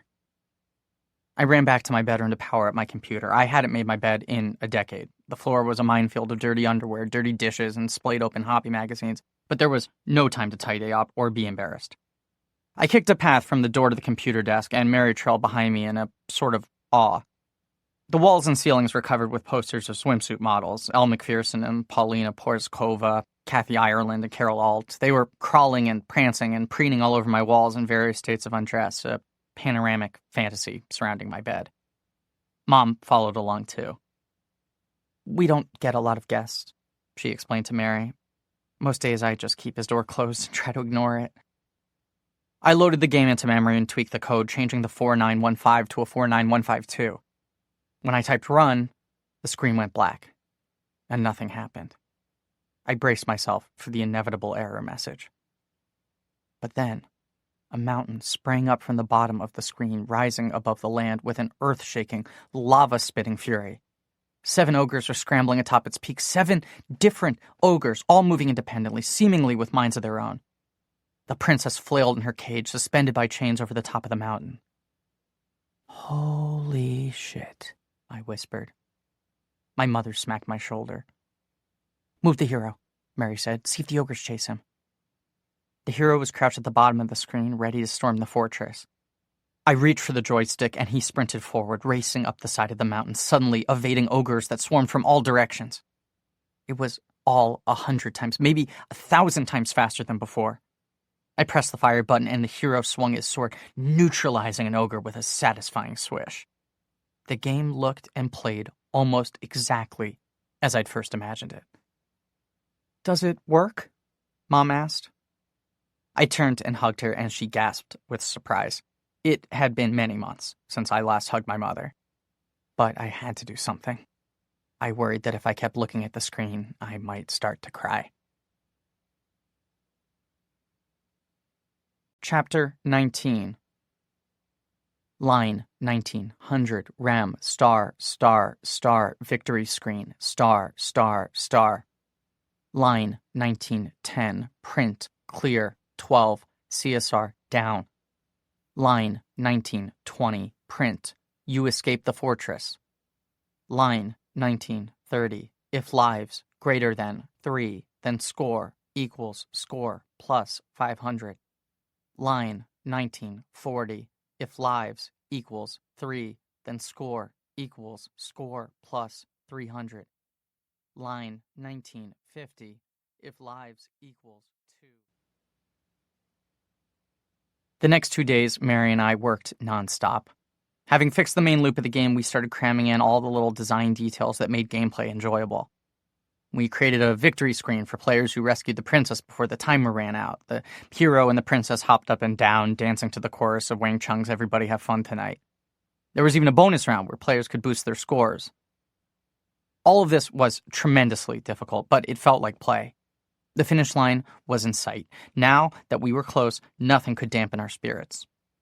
We talked, we laughed, and we no longer cared when a customer interrupted our progress, asking where we kept the binder clips. I even sold my first typewriter to a desperate Rutgers student scrambling to finish a term paper. In the mornings, I biked to school alone. At lunch, I worked in the school library because I knew Alf and Clark wanted nothing to do with me. I'd only seen them once since the fight in Alf's basement. We'd pass each other in the hallway outside the music room, and the guys didn't even look at me. I might as well have been invisible, and that was fine with me. The night before the contest deadline, Zelinsky kept the store open until 10 so Mary and I could work late. He kept busy stocking shelves and polishing the vintage cigarette lighters, but eventually he ran out of things to do. Finally, he carried a Wall Street Journal to the back of the store, sat down at one of the showroom desks, and smoked a pipe while he read. The mixtape kept cycling its endless loop, Hall & Oates and Howard Jones and Joe Cocker, and sometimes I'd hear Zelinsky from behind the newspaper mouthing along to the lyrics. It seemed to happen involuntarily, and as soon as he realized it, he'd silence himself. But a few minutes later, he'd start singing again. Sometime around 9 o'clock, Mary got up to use the restroom. She was constantly going to the restroom. She had the weakest bladder of anyone I'd ever met. And Zelinsky spoke to me from behind his newspaper. Mary has a trip coming up. One of these summer study programs. She'll be in D.C. for most of July. Right, I said. Yeah, she'll be back August 1st. I already knew this because Rutgers was announcing the contest winners on August 5th, and Mary insisted that we both attend the ceremony to collect our prize. The newspaper rustled as Zelinsky turned its pages. He continued reading as he spoke to me. I could use some help while she's gone, mostly with the computers, in case people have questions. Plus some stocking shelves and cleaning up. I'm thinking $4 an hour. I realized he was offering me a job.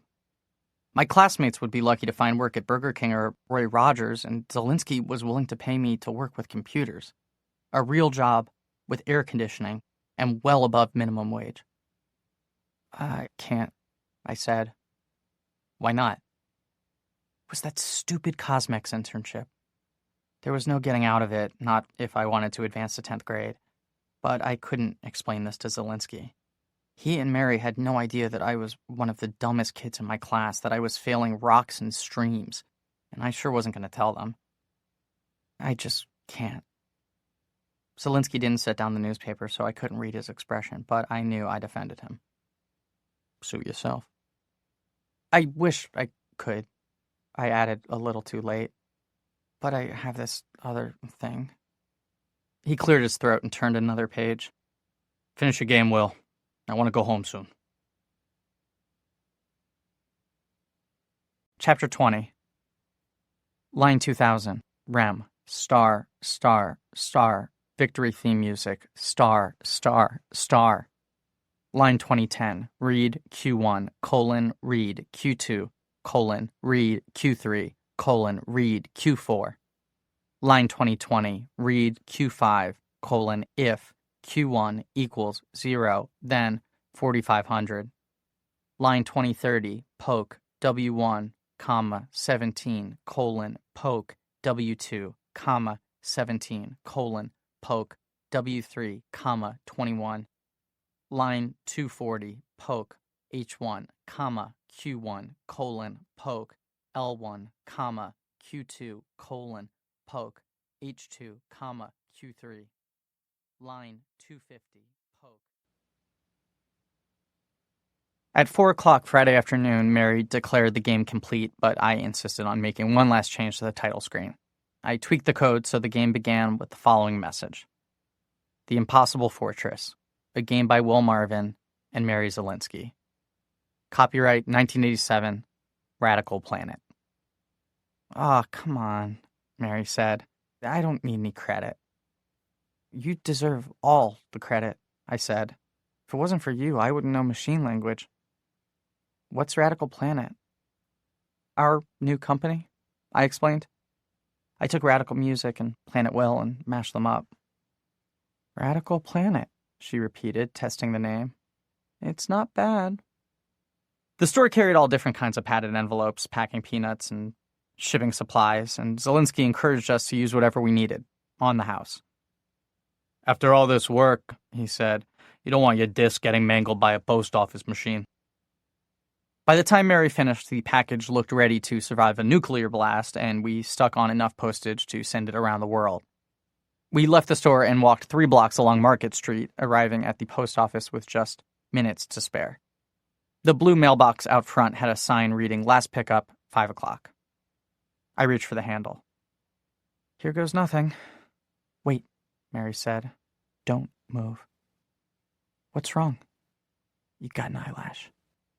She reached out and gently swiped my cheekbone, capturing the stray lash on her index finger.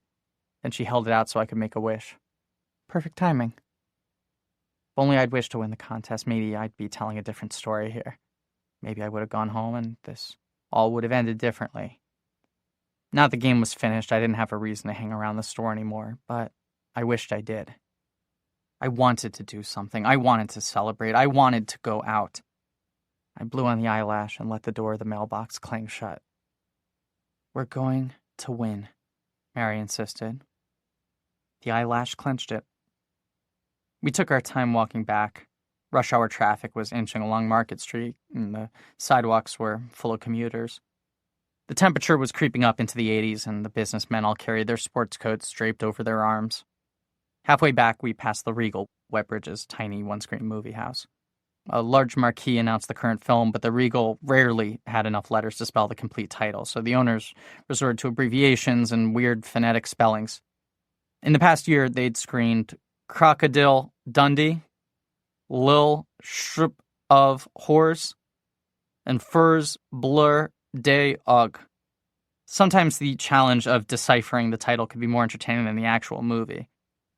Today, the marquee promised Sim Kund of Wonderful. Some kind of wonderful, Mary said. I'd never heard of it. Do you want to go? I've seen it 3 times, she explained. Oh. But I would totally go again. It's awesome. I hurried home for a quick dinner, but I was too nervous to eat very much. Mom studied my plate with concern. It wasn't like me to leave meatloaf untouched. Are you all right? Yeah, I'm fine. What are you doing tonight? Going to the movies? With Alf and Clark?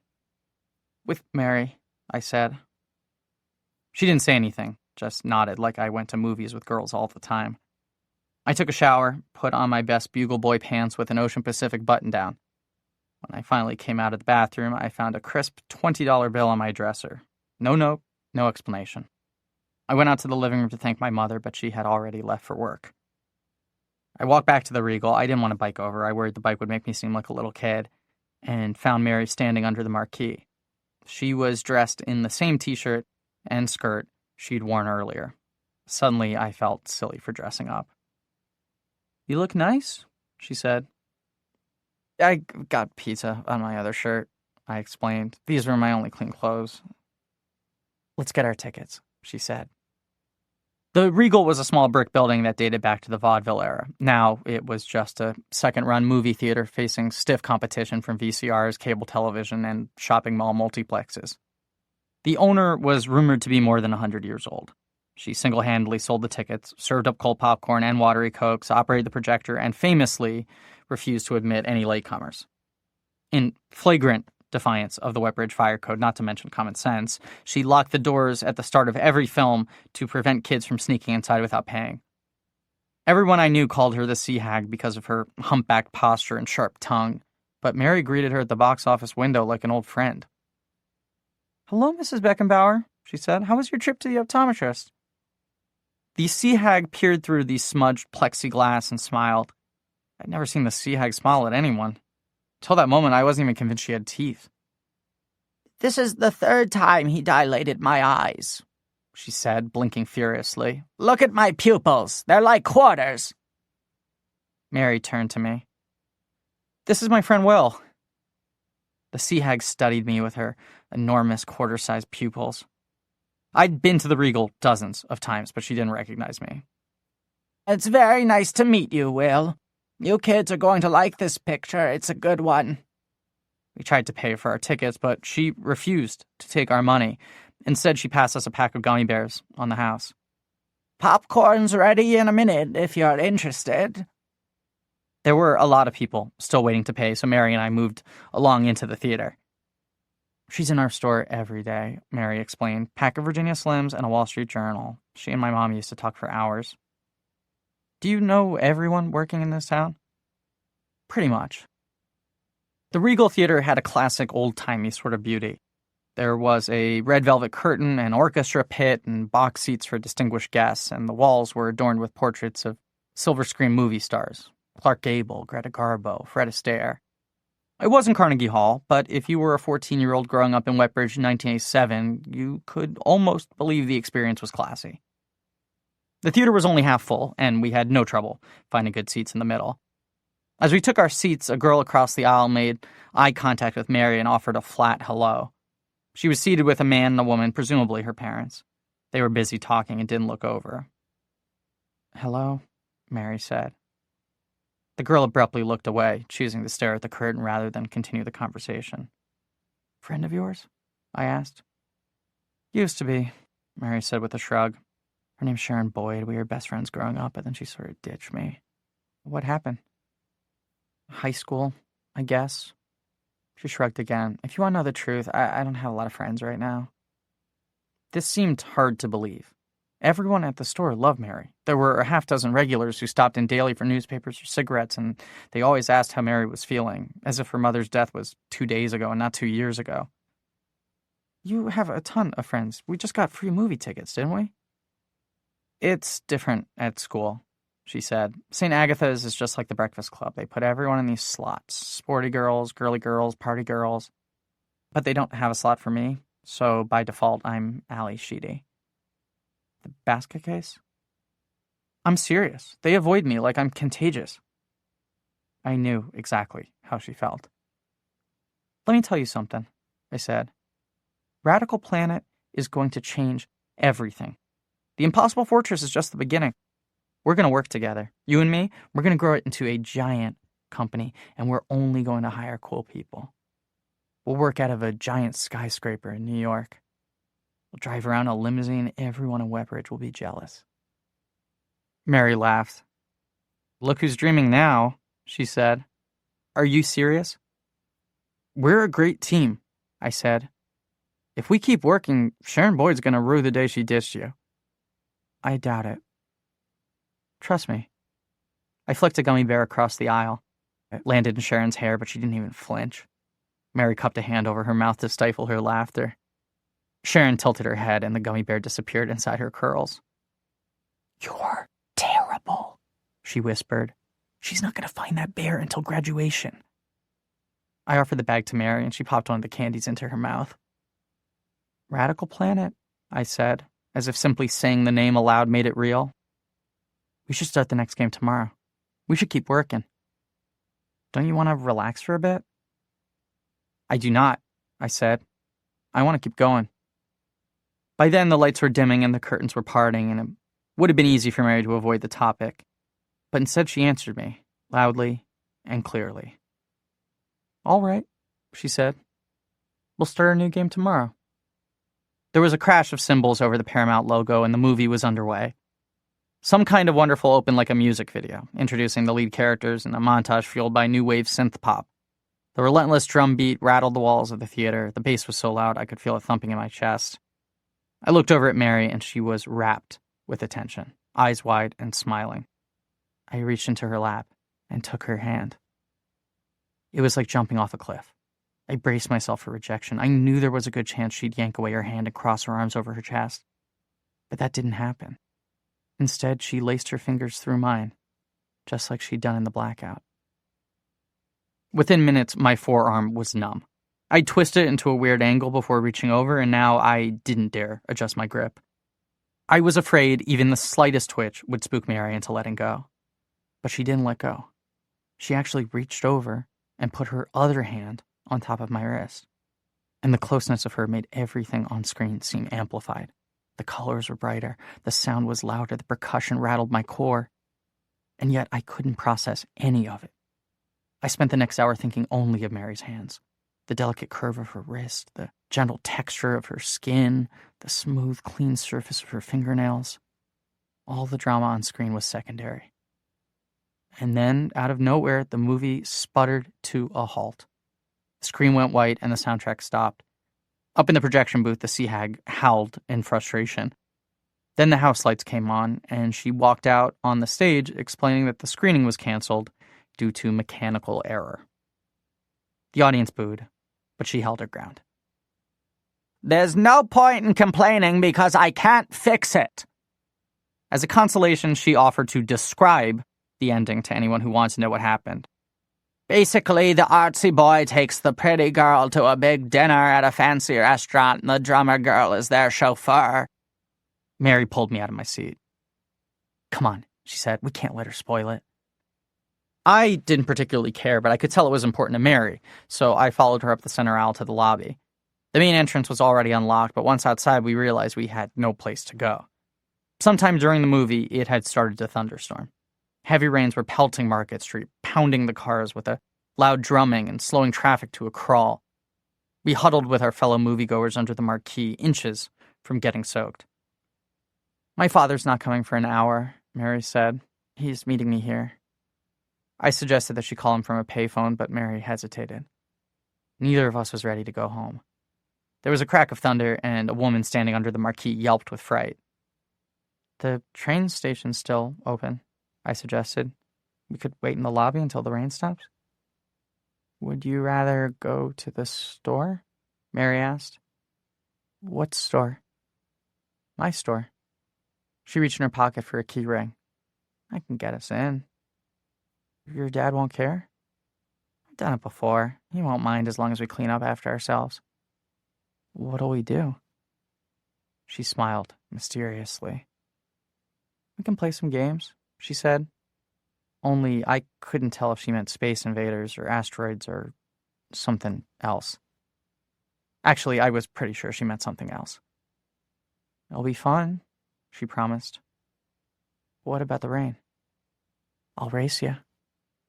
Before I could respond, Mary was already sprinting down Market Street. I ran after her, and within moments I was soaked. The sidewalk puddles were inches deep, and my Chuck Taylors filled like sponges. Thunder cracked again, and Mary shrieked, running faster. We ran past the bank at the post office. We blew through stop signs and red lights, and we ducked in front of idling traffic. A station wagon locked its brakes to avoid hitting me, hydroplaning on the asphalt and nearly colliding with a pickup truck. After 3 blocks, Mary abruptly switched to walking, and I blazed past her. "What's wrong?" I called back. She was out of breath. "It's no use," she said. "We're soaked." The front entrance of Zelinsky's was shuttered with a large metal grate. Mary knelt down and unlatched the bottom, and then the spring-loaded grate rose up, coiling beneath the awning like a window shade. Then she unlocked the door and went inside. I moved to follow her, but she stopped me. "You need to stay here." "But I'm drenched." "It's my dad's rule. There's a security code and no one's allowed to see it." She pulled the door closed, leaving me out in the rain, and the significance of the moment was lost on me. I wasn't thinking about alarm codes or security systems. I was thinking of the way she'd held my hand in the Regal, gently squeezing my palm whenever anything exciting happened in the movie. And now we were going back to the store to play some games. A moment later, Mary opened the door, letting me inside. The store was dark except for a small work lamp beside the cash register. My heart was still pounding from the run. Mary looked at me and laughed. "We've got towels in the back," she told me. "Don't move. If you get water on any of the magazines, we can't return them." Rain had flattened her hair and made her t-shirt transparent, revealing the outline of her bra. She looked like she'd just stepped out of the shower. She saw me looking at her and bit her lower lip. And that was it. She started to say, "I'll be right back," when I stepped forward, placed my hands on her hips, and kissed her. We toppled against the counter where Mr. Zelinsky repaired his typewriters. Mary was kissing me back, and I had never experienced anything like it. She tasted like thunderstorms and gummy bears, and it was all so natural. It was my first time kissing a girl, but to my astonishment, it felt like the easiest thing in the world. until Mary pushed me away. No, no, no. I stopped kissing, but didn't let go. What's wrong? We can't. I like you, Mary. I think I... Get off, she said.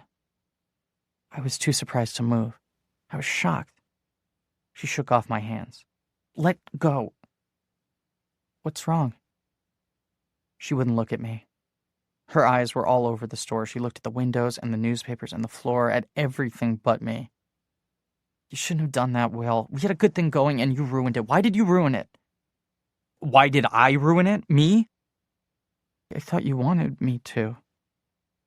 I like you as a friend, she said. None of this other stuff. All the other stuff raced through my mind. Mary holding my hand in the movie, Mary complimenting my Bugle Boy pants, Mary scooping an eyelash off my cheek with a touch that felt like a kiss. But I thought, I'm sorry if I gave you the wrong signals, she said. I didn't believe her. I couldn't believe her. We were not just friends. There was something more. I was certain of it. Mary was shivering. She suddenly looked wet and cold and miserable. She turned to the Ademco alarm panel and pressed exit. The LCD screen flashed enter access code, and Mary pressed 4 keys in quick succession. I didn't process what I was seeing. I was still too bewildered by her reaction. You're serious? I asked. Later, I would cringe over the desperation of my voice, the way I practically whined to her. Later, I would feel ashamed of myself, ashamed of my stupid, pathetic mumbling. You really don't like me? Not that way. I can't, Will. I'm sorry. The panel was beep, beep, beeping, warning us to get out of the store, and Mary elbowed me outside into the rain. Then she locked the door and pulled down the grate and locked that too. I just stood there watching her as the rain crashed all around us. I had to shout to be heard over the noise. Where are you going? She nodded to the payphone at the train station. I'll call my dad. Do you want me to wait with you? I want you to go home. She didn't wait for me to answer. She just turned and walked to the train station.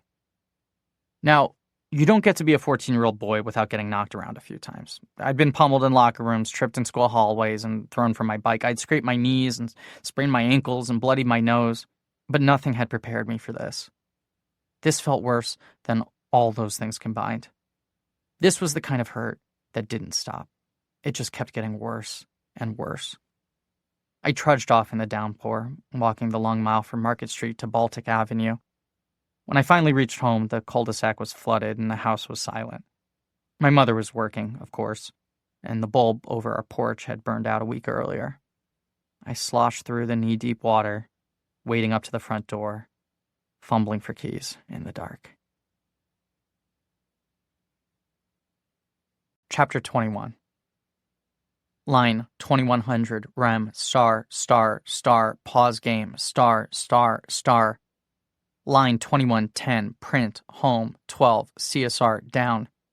Line 2120, print, 8 spaces, thy game is paused. Line 2130, print, 2, CSR, down. Line 2140, print, 3 spaces, hit Q to quit. Line 2150, print, hit any other key to continue. Line 2160, get A. Line 2170, if A equals... The next morning, I woke to an empty house. My mother had left a note on the kitchen table explaining that she was getting her driver's license renewed and wouldn't be back until noon.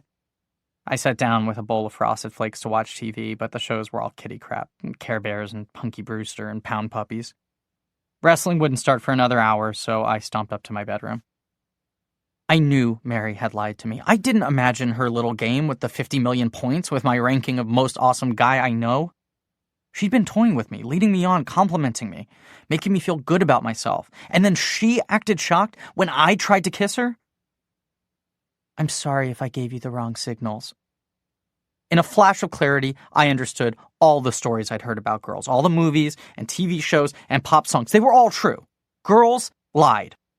They were manipulative and untrustworthy. David Lee Roth had tried to warn me. So had Eddie Murphy. So had Andrew Dice Clay. But like a dope, I trusted Mary and gave her half the credit for my video game. I'd lost my two best friends, my only two friends, trying to protect her. And now here I was, alone on a Saturday morning with no one to talk to. My mind went around and around. The fat bitch. It felt good to think of her that way. The fat bitch. I took out a sheet of loose leaf and I wrote the words over and over. Fat bitch, fat bitch, fat bitch. It felt great to write it down, great to channel the anger through her pencil. Fat bitch, bitch, bitch. No wonder all her friends ditched her. She probably lied to them too, fat fucking bitch. I put on my Walkman and lay in my bed and cranked up Van Halen's Panama. I looked up at my posters of Kathy Ireland and Paulina Pritzkova and Elle McPherson, all my gorgeous and willing supermodels with their slender legs and hairless arms and pouting lips. From now on, I would set my sights on one of them like a normal person. My next girlfriend would not be ashamed to walk on the beach in a bikini. My next girlfriend would be gorgeous, a knockout, a perfect 10. And Mary Zelinsky would die a virgin, unloved, unwanted, untouched. I cranked the volume on my headphones all the way up, burning out my eardrums. Eventually, I became aware of a noise behind the music, a rattling behind the melody. I opened my eyes and saw Clark's claw tapping on my window screen. I threw off my headphones. "We tried the front door," he said. "You didn't answer." I'd never been so relieved to see him. "I'll be right out." I pulled on a clean shirt and went out to the backyard where I kept my bike leaning against the side of the house. Alf and Clark were waiting in my driveway, perched on their bikes and chugging bottles of Mountain Dew. I braced myself for the worst. They were angry, and they deserved to be angry, and I deserved every awful insult they'd hurl at me. But as long as they were sitting in my driveway, I knew I had a chance to make things right. "Hey," I said. Alf took another swig of Mountain Dew. He started to say what's up, but ended up belching, so the words came out as, "What's up?" He looked tired. There was a large scrape over his left eye. It looked like someone had massaged his face against a concrete sidewalk, plus several smaller scrapes on his neck and a Band-Aid stretched awkwardly over the top of his left ear. "What happened to your face?" I asked. "Rob Castro happened to my face," he said. "Nick Bersanti happened to my neck, and John Simmons happened to my chest." He lifted up his shirt, revealing a massive gash across his ribs. "They want their money back." "We've got a plan for raising the cash," Clark explained. "But we need your help getting—" "Yes," I said, astonished and grateful and relieved that forgiveness could come so easily. "I mean, sure, I'll totally help. What are we doing?" Alf unzipped his backpack and removed a well-worn 64-ounce Big Gulp cup. It was just like the cup that the battery thief had brought to Zelinsky's. "I figured we'd hit the record store, pick up some new tapes and sell them for cash." "You're going to steal $400 worth of tapes?" "No," Alf said. "I'm going to steal $20 worth, just enough to pay the guys who want to kill me today. Tomorrow there'll be new guys ready to kill me, and I'll steal more tapes to pay them." "Baby steps," Clark said, nodding. "Rome wasn't built in a day." This didn't strike me as a very good plan. Stealing $400 worth of tapes would take weeks of careful effort, but this was no time for making arguments. It was my fault we were in this situation, and I didn't have any better ideas, and I was anxious to get things back to normal. "You guys are geniuses," I said. "Let's go." The Wetbridge Mall was an easy bike ride from Baltic Avenue. Within the hour, we were standing next to Cinnabon in the second-floor food court, scoping out Musicland from a safe distance. There were 4 different stores selling cassettes in the mall, but Musicland was the only one that didn't wrap the cassettes in giant plastic contraptions designed to foil shoplifters. Instead, the albums were piled high on giant wire racks, free for the taking. "The place is packed," Clark said. "It's looking good," Alf agreed. Even with 3 cashiers working, there was still a line of customers. The manager would likely open another register soon, which meant one fewer sales associate on the floor. "So what are we getting?" I asked. This was always a highly contested topic. The trick was to set aside your personal preferences and find cassettes that would resell quickly, ideally for $5, to the 12-year-old girls hanging around the food court. "How about you two?" Clark suggested. Alf shook his head. "One-hit wonder," he said dismissively. "I'm thinking Cut and Crew." "It's fine with me," I said. After hours of listening to all your favorite 80s love songs, I was feeling out of touch with Top 40. We entered Musicland one by one to avoid drawing attention to ourselves, but the aisles were so crowded it probably wasn't necessary. Most of the store was dedicated to cassettes and singles, and pop rock was the large central aisle that ran down the middle of the store, A to M on one side and to Z on the other. Whitney Houston was on the stereo system, belting out The Greatest Love of All. Alf strolled down the center aisle, big gulp in hand, fake sipping just like the kid at Zelinsky's. Clark and I were supposed to be lookouts, but there wasn't much to look out for. You could recognize Musicland employees by their red polo shirts, and they were all up front by the registers. Alf stopped beside a mom dressed in a baggy white sweatshirt that said, "I heart my Pekingese." She was studying the Eric Clapton and didn't notice him walking up. Alf reached for a Cutting Crew album, checked the price sticker on the back of the cassette, and glanced at me. I gave him a nod, and the tape went in the cup. Then he reached for 2 more. I thought he was pushing his luck, but I looked around, and the coast was clear. I nodded, and with another flawless bit of sleight of hand, the tapes dropped into the cup. By this point, Clark was already on his way out of the store.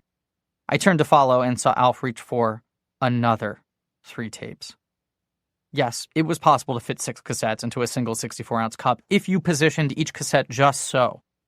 But up until that day, none of us had ever mustered the courage to try it. I couldn't bear to watch. I turned and fled. Clark was waiting 5 stores away on a bench outside of the Hickory Farms. We only waited a minute for Alf to join us. He hurried over, big gulp in hand, grinning with satisfaction. 6 tapes? Clark asked. Are you kidding me? 3 Cutting Crews and 3 Crowded House. That's money in the bank, gentlemen. He uncapped the big gulp and removed the cassettes, passing 2 to each of us. Let's unload these and we'll go back for Whitney Houston. Some of that How Will I Know crap will sell a ton. Over his shoulder, through a sea of people saddled with shopping bags, 2 figures emerged from the crowd, advancing toward us. One was a man in a jacket and tie. The other was the mom in the I Heart My Pekingese shirt. She spoke into a walkie-talkie and then started to run. Shit, Clark said. We dropped our tapes and scattered. We knew the goal of loss prevention, as the stores called it, was preventing losses, so if you surrendered the merchandise, you were much less likely to be chased. I never looked back to see if anyone was following me. I just ran like crazy, darting into the Sears, ducking behind racks of men's suits, sprinting down an escalator, and finally diving beneath a queen-size bed, where I waited for 10 minutes practically holding my breath. I had managed to escape, but just barely. I went outside to the bus stop. All 3 bikes were still chained to a no parking sign, but there was no sign of Alf or Clark. After 20 minutes of waiting, I biked home to Baltic Avenue, fearing the worst. Clearly, my friends had been caught shoplifting, and now they were on their way to a juvenile detention center. Officer Tackleberry had warned us about these places. He'd spoken of rats and dripping cinder block walls and basement shower facilities where new inmates were hosed down, and dropping the soap had horrific, unimaginable consequences. Instead of going home, I biked through the cemetery and stopped at the base of our old tree fort. I climbed the tree and waded in its branches, hoping and wishing and praying that my friends were okay. But an hour passed, and still they hadn't come. I felt like I was going to be sick. If I hadn't promised to get the alarm code, if I hadn't expressed so much confidence, if I hadn't lied to Alf and Clark, none of this would have happened. I could trace this whole awful event back to the roof of the train station, back when I promised my best friends that I would get the code. Eventually, I got tired of waiting, so I left the fort and went home. I was unlocking my front door when Alf and Clark came coasting down Baltic Avenue on their bicycles. "You're okay," Alf exclaimed. "We thought you were busted," Clark said. "I'm fine," I said. "Where have you been?" Alf produced 6 wrinkled dollar bills from his pocket. "We hit Sam Goody after you left. The tapes are harder to boost because of those stupid plastic frames, but I managed to stuff a Bon Jovi down my pants." I couldn't believe it. "You guys went back for more?" "We'll have better luck tomorrow," Clark promised. "No," I told him. "You can't keep taking stupid risks. Sooner or later, you're going to get busted." Alf shrugged. "Sooner or later, Ray Castro is going to kick my ass. Do you have a better idea?" I took a deep breath.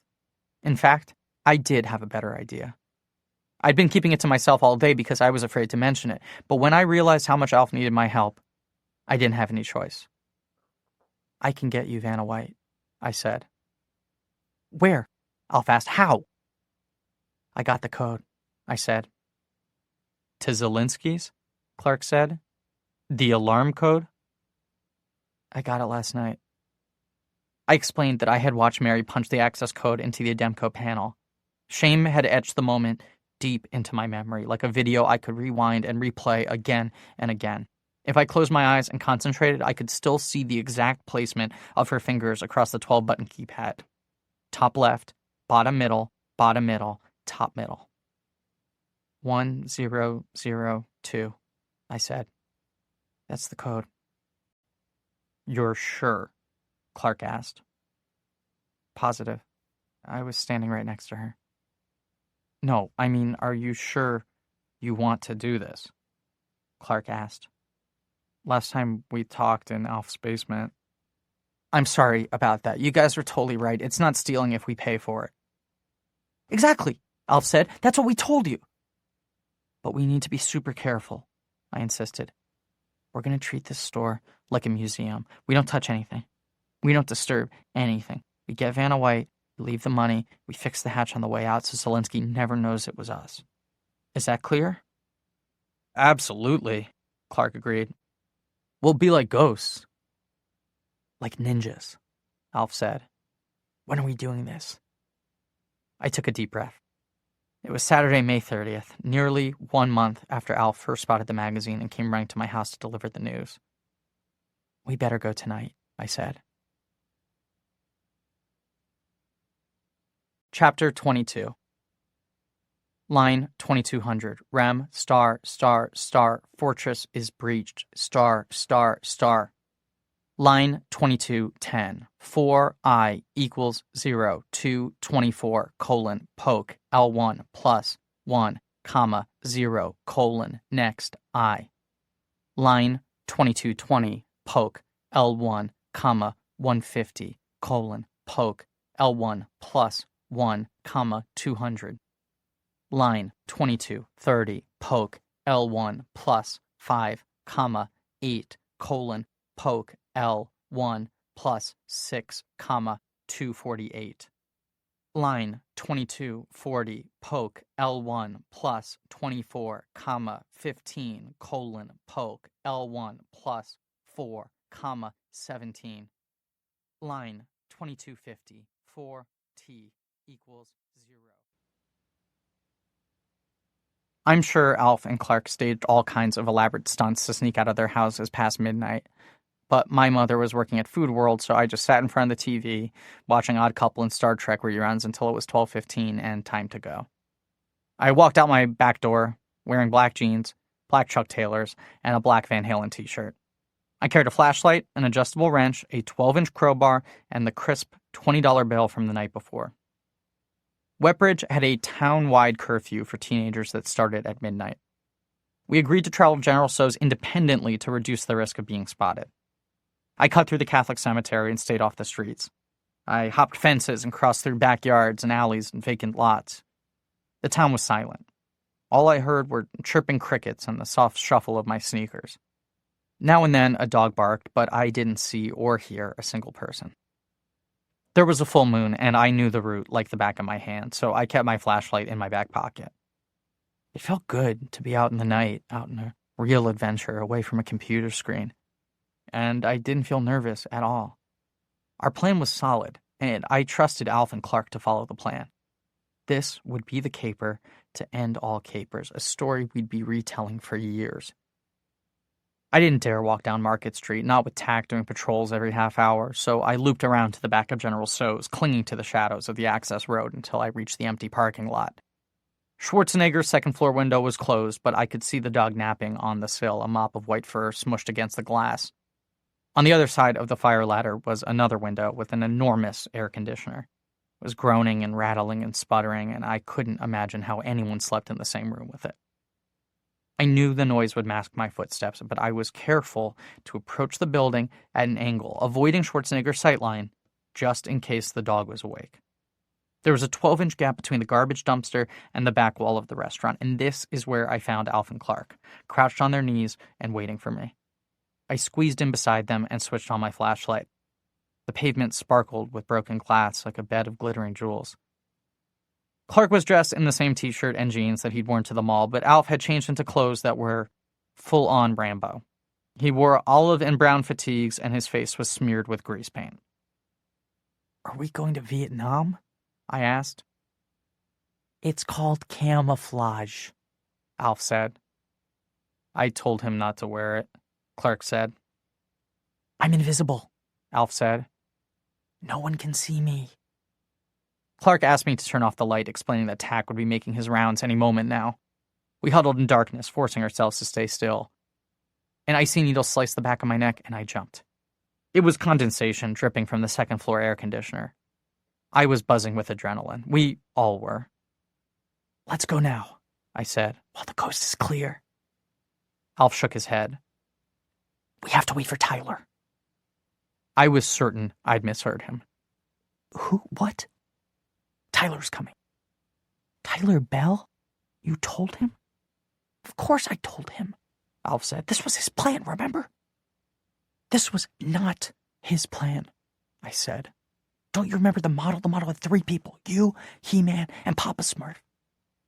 "Right, but there was no Tyler Bell on the model."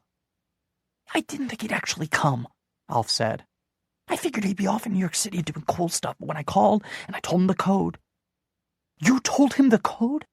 "This was his plan," Alf repeated. "This was his plan all along." I'm with Alf on this one, Clark said. I think Tyler deserves his own magazine as a courtesy. I mean, we wouldn't be here if he hadn't given us the idea. "Then we'll get him a magazine," I said. "I don't want him coming with us. I don't trust him." "I said we'd wait," Alf said. "I'm not waiting. We go now or I quit." "Then quit," Alf said with a shrug. "I'll get you a magazine. You can pay me back." This is when I understood my participation in the plan was no longer essential. All they needed from me was the code, and I'd already turned it over. Clark rested the claw on my shoulder. Relax, Billy. Everything's going to be fine. We'll do the plan exactly like we prepared. No changes. We'll just have an extra helper. But I knew it wasn't that simple. Something about Tyler's story didn't add up. The guy's 18 years old.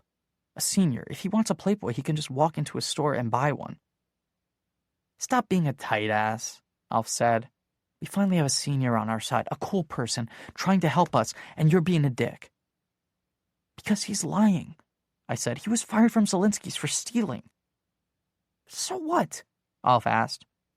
"So he's dishonest." "Of course he's dishonest. We're breaking into a store to steal a Playboy. You want to bring a Boy Scout?" We argued back and forth in whispers, then stopped at the sound of approaching footsteps. Someone was coming. Clark was closest to the end, so he peeked out. "It's them," he whispered. "Them?" I asked. Clark shrugged. "I guess Tyler brought a friend." I nudged him aside to see for myself. Tyler and his friend were walking right in the middle of the access road, right where anyone could see them. Tyler recognized me and pointed. "What's up, pussy?" he called. "Why you hiding?"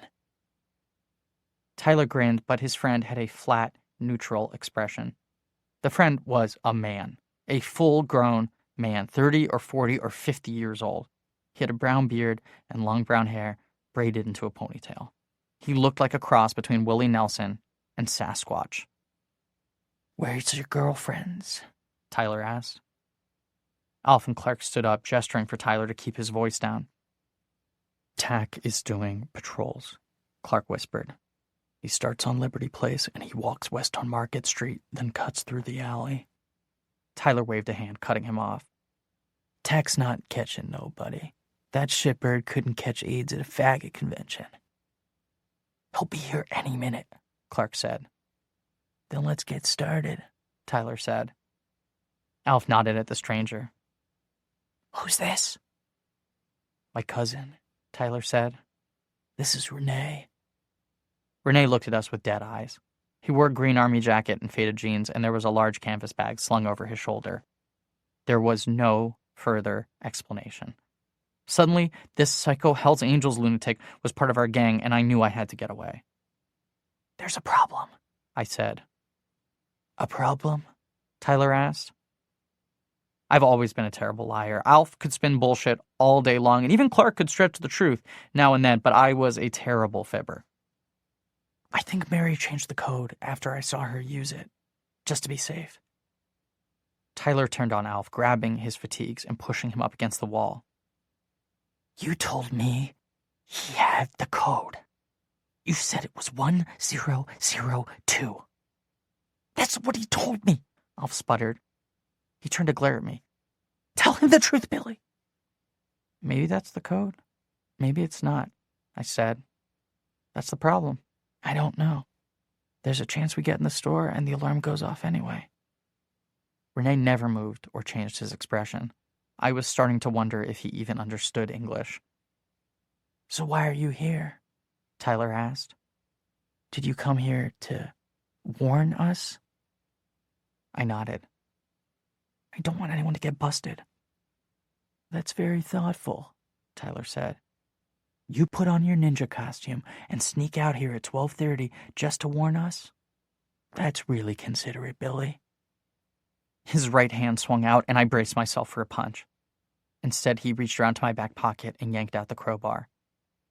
"So why'd you bring this?" He shoved me against the dumpster and pushed the tip of the crowbar into my throat like he was getting ready to pry off my head. "Why are you lying?" It was hard to speak with 12 inches of steel pressed into my trachea. "I'm trying to help you," I said, but the words came out like croaks.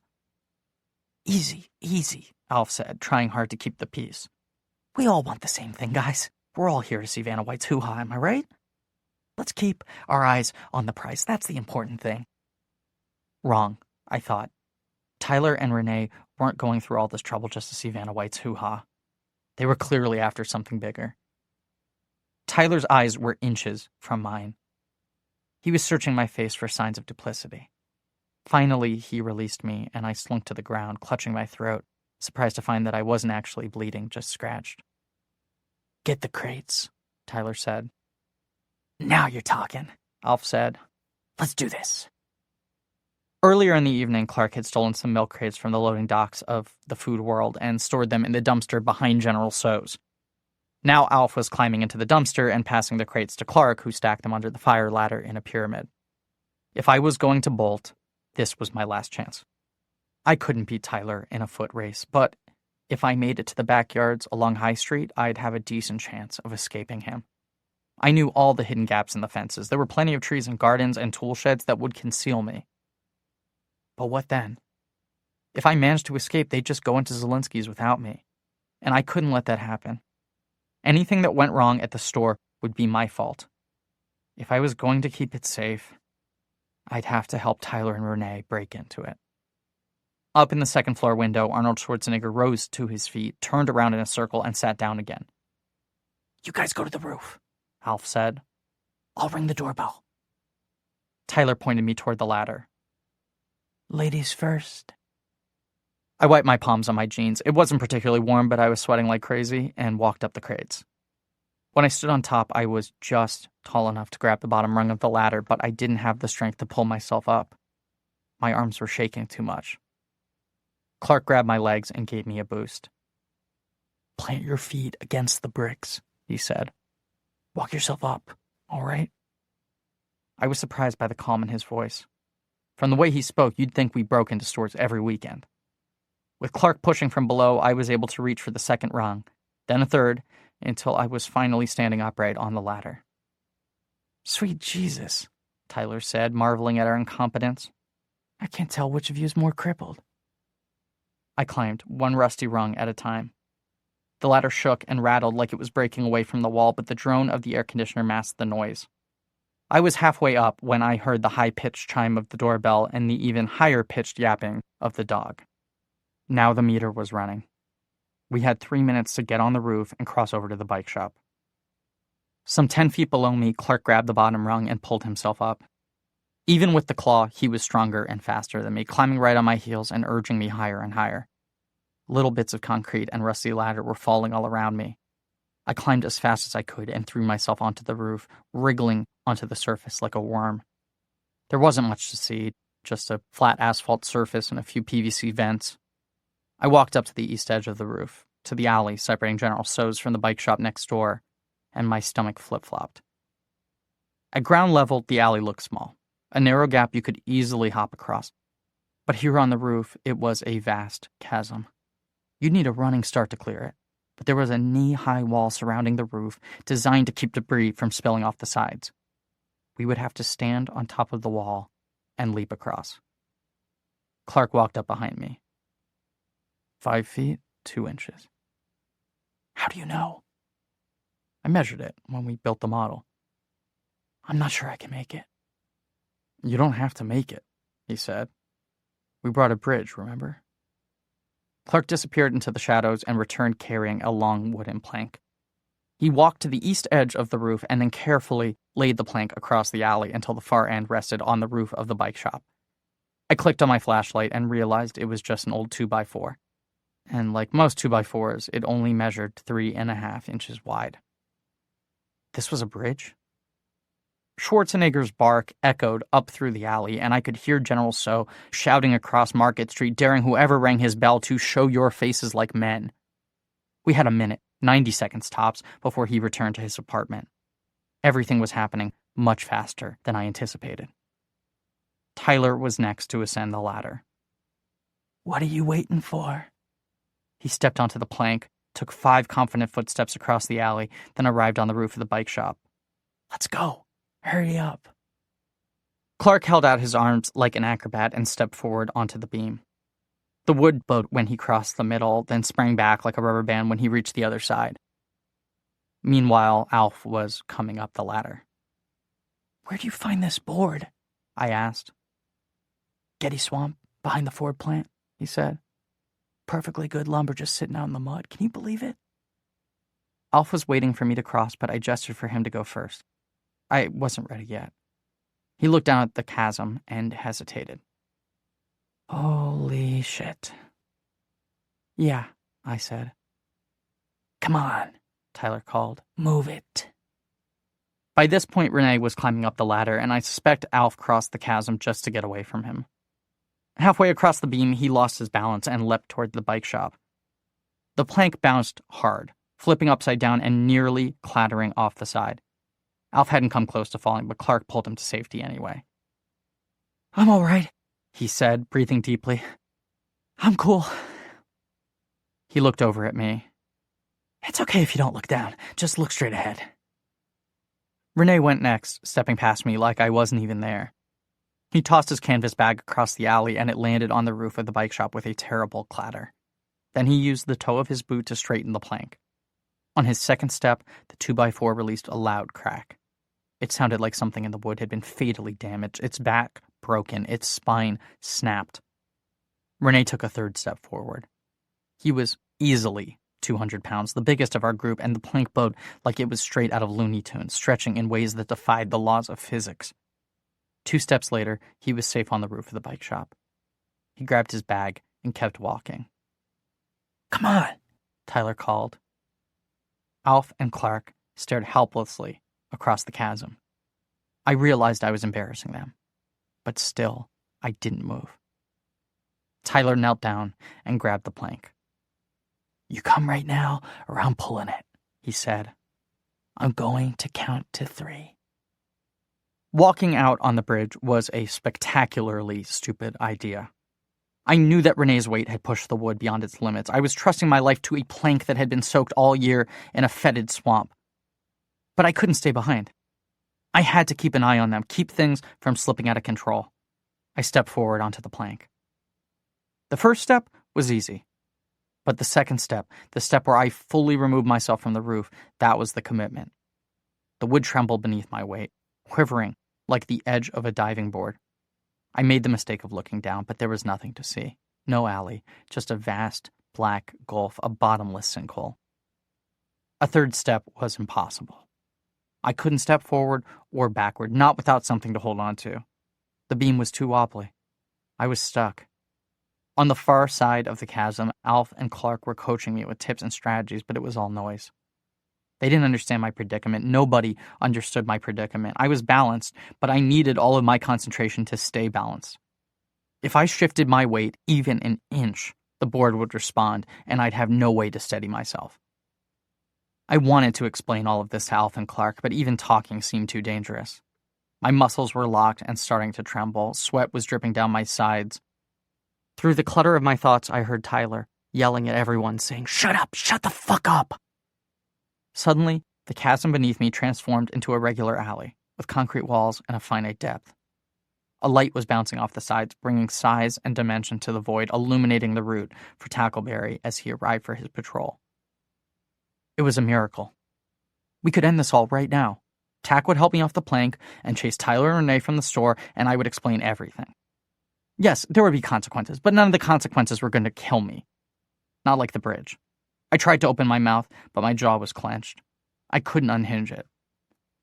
Tack was whistling a song I couldn't quite place, one of those songs you know all the words to even though you don't particularly enjoy it.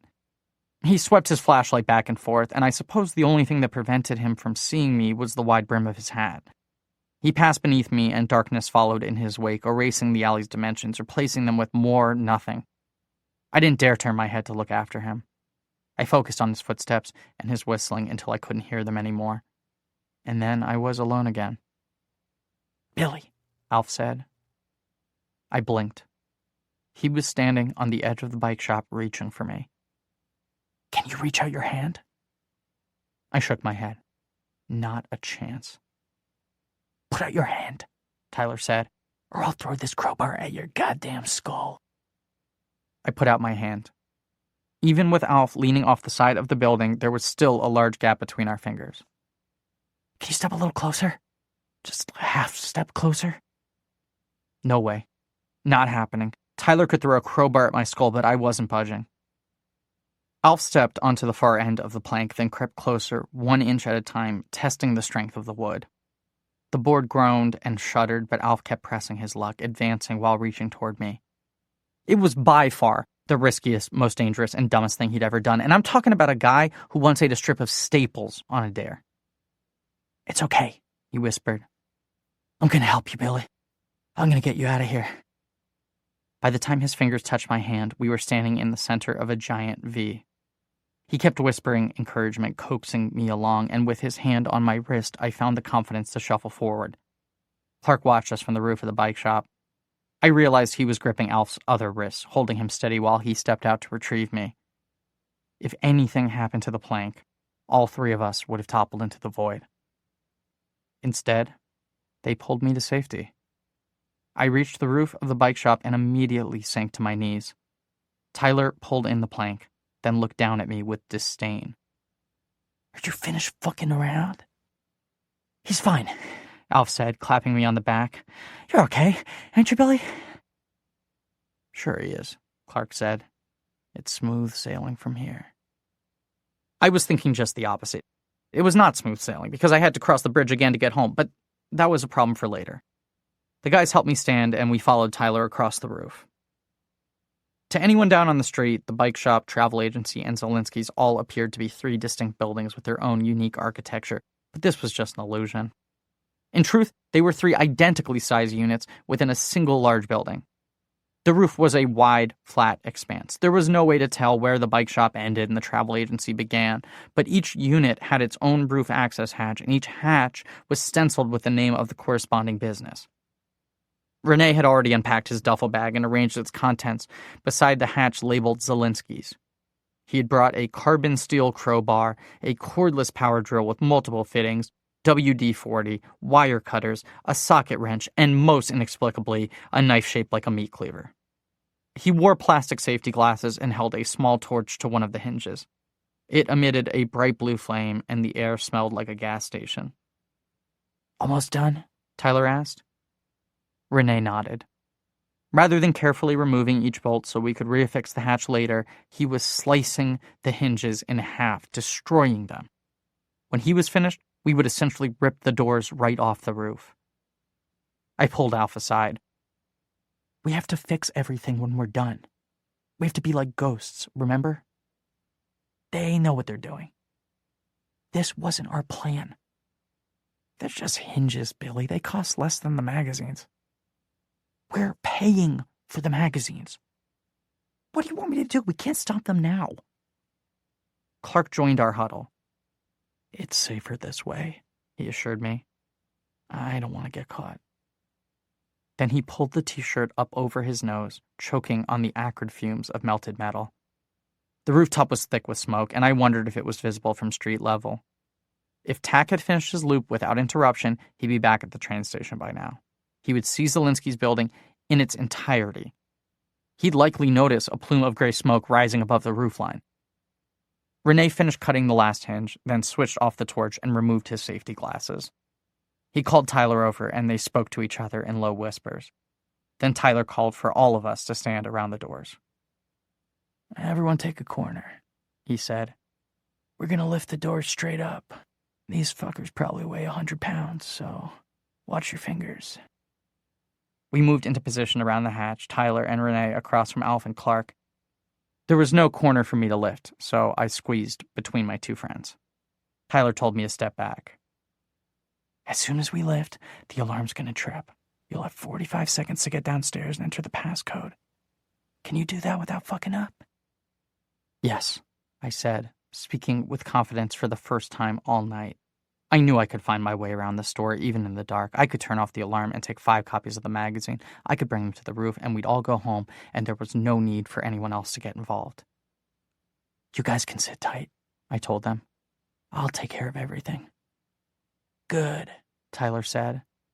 Because if anything goes wrong, we're dropping the doors and leaving you here. They all squatted down, prying their fingers beneath the doors. Then on Tyler's count of 3, they all lifted, but it was immediately obvious that we'd overlooked something because the doors didn't budge. The guys strained and groaned and heaved, but nothing happened. Something in the construction, maybe some mechanism in the lock, was holding them back. Tyler stopped to crack his knuckles and adjust his grip. Let's try this again, he said. Count of 3. On 3, they lifted again, to no avail. Even with one hand, Clark was trying as hard as the others, straining so much his face turned purple. I foolishly allowed myself a moment of hope. Maybe the doors would never open. Maybe we would go home empty-handed, no harm done, except a few damaged hinges. I don't know, guys, I said. Maybe... I was interrupted by a horrible, shrieking squeal, the sound of nails being wrested from wood, and Renee's corner sprang away from the roof. A dirty white wire dangled from the door, its copper strand splayed, the connection severed. That's the alarm wire, I said. No one seemed to grasp the importance of my discovery. They were all busy pulling up on their corners, not wanting to be outdone by Renee. You tripped the alarm, I said. Almost there, Tyler grunted, veins popping on his sweaty neck. It's too heavy, I said. There's no time. Precious seconds were slipping away from us. 1 Mississippi, 2 Mississippi, 3 Mississippi. We can do this, Tyler said. Everybody lift. Clark adjusted his grip and then cried out, dropping his corner and stepping backward. He held up 4 fingers, gouged by a thin red line. Blood was welling up to the surface of his good hand and dripping down his palm. 4 Mississippi, 5 Mississippi, 6 Mississippi. Renee shoved Clark aside and took over his corner. Some distant part of my consciousness recognized that Renee was the only one of us who had taken the precaution of wearing gloves. Tyler glared at me. Help, dipshit. I squeezed between Alf and Tyler, but couldn't get any leverage. We might as well have been lifting a car. Alf's face was beaded with sweat. We were straining so hard that somebody farted. There was another screech of rusty nails, and Renee popped a second corner off the roof. He grinned in triumph, but we were too late. We were already way too late. I was counting off the seconds in my head. We have to leave, I hissed. No one answered me. Now that 2 corners were up, Renee and Tyler had some serious leverage. They leaned on the doors together, bending them back at a 45-degree angle and revealing 3 wooden steps leading down into darkness. Go, Tyler grunted. It's too late, I said. Renee grabbed my arm and shoved me into the hole.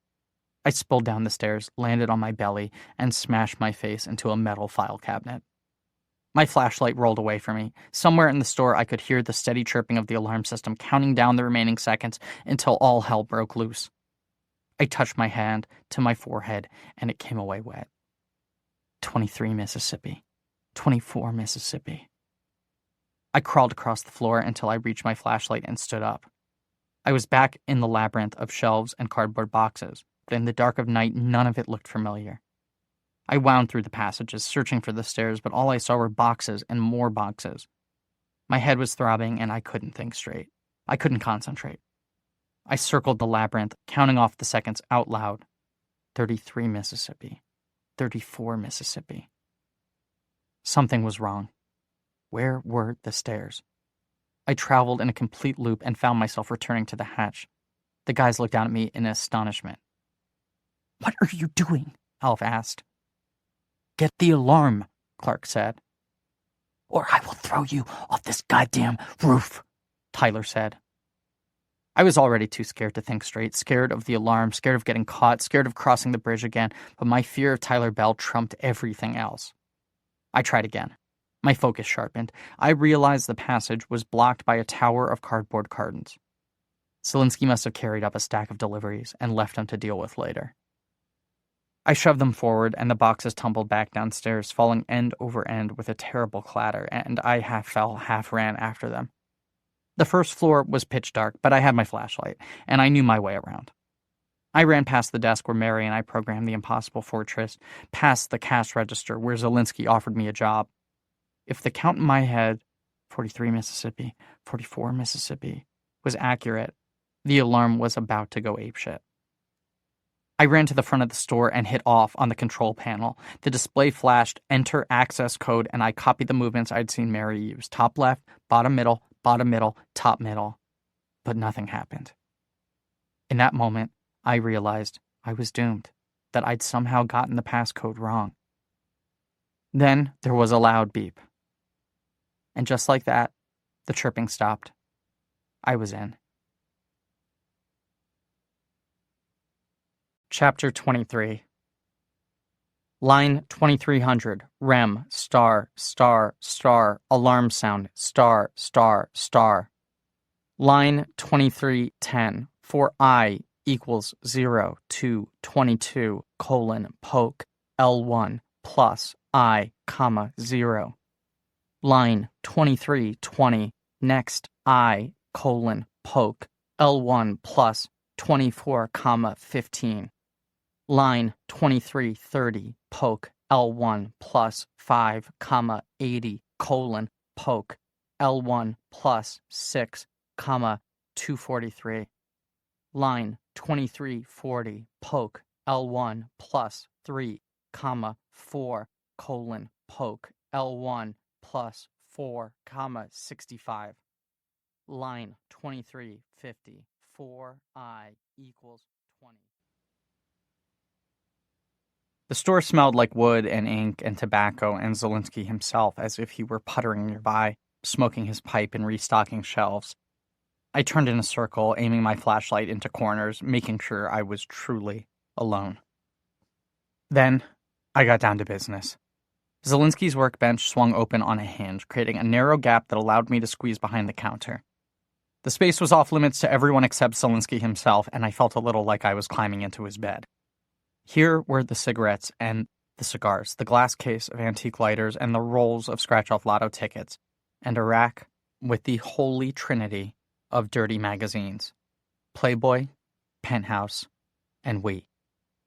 I grabbed 5 copies of the Vanna White issue, then pushed my mother's $20 bill through the slot in the cash drawer. My elbow bumped a small tray labeled "Need a penny, take a penny," and I carefully nudged it back into place, leaving the tray exactly as I'd found it. I didn't dare touch anything else. I was walking back through the showroom when the rest of the guys came trampling down the stairs. "Got him," I said, holding up the magazines. "One for each of us." Renee pushed past me, heading to the front of the store. "We can go now," I told him. "Take it easy," Tyler said. He was following his cousin, and Alf and Clark were trailing behind them.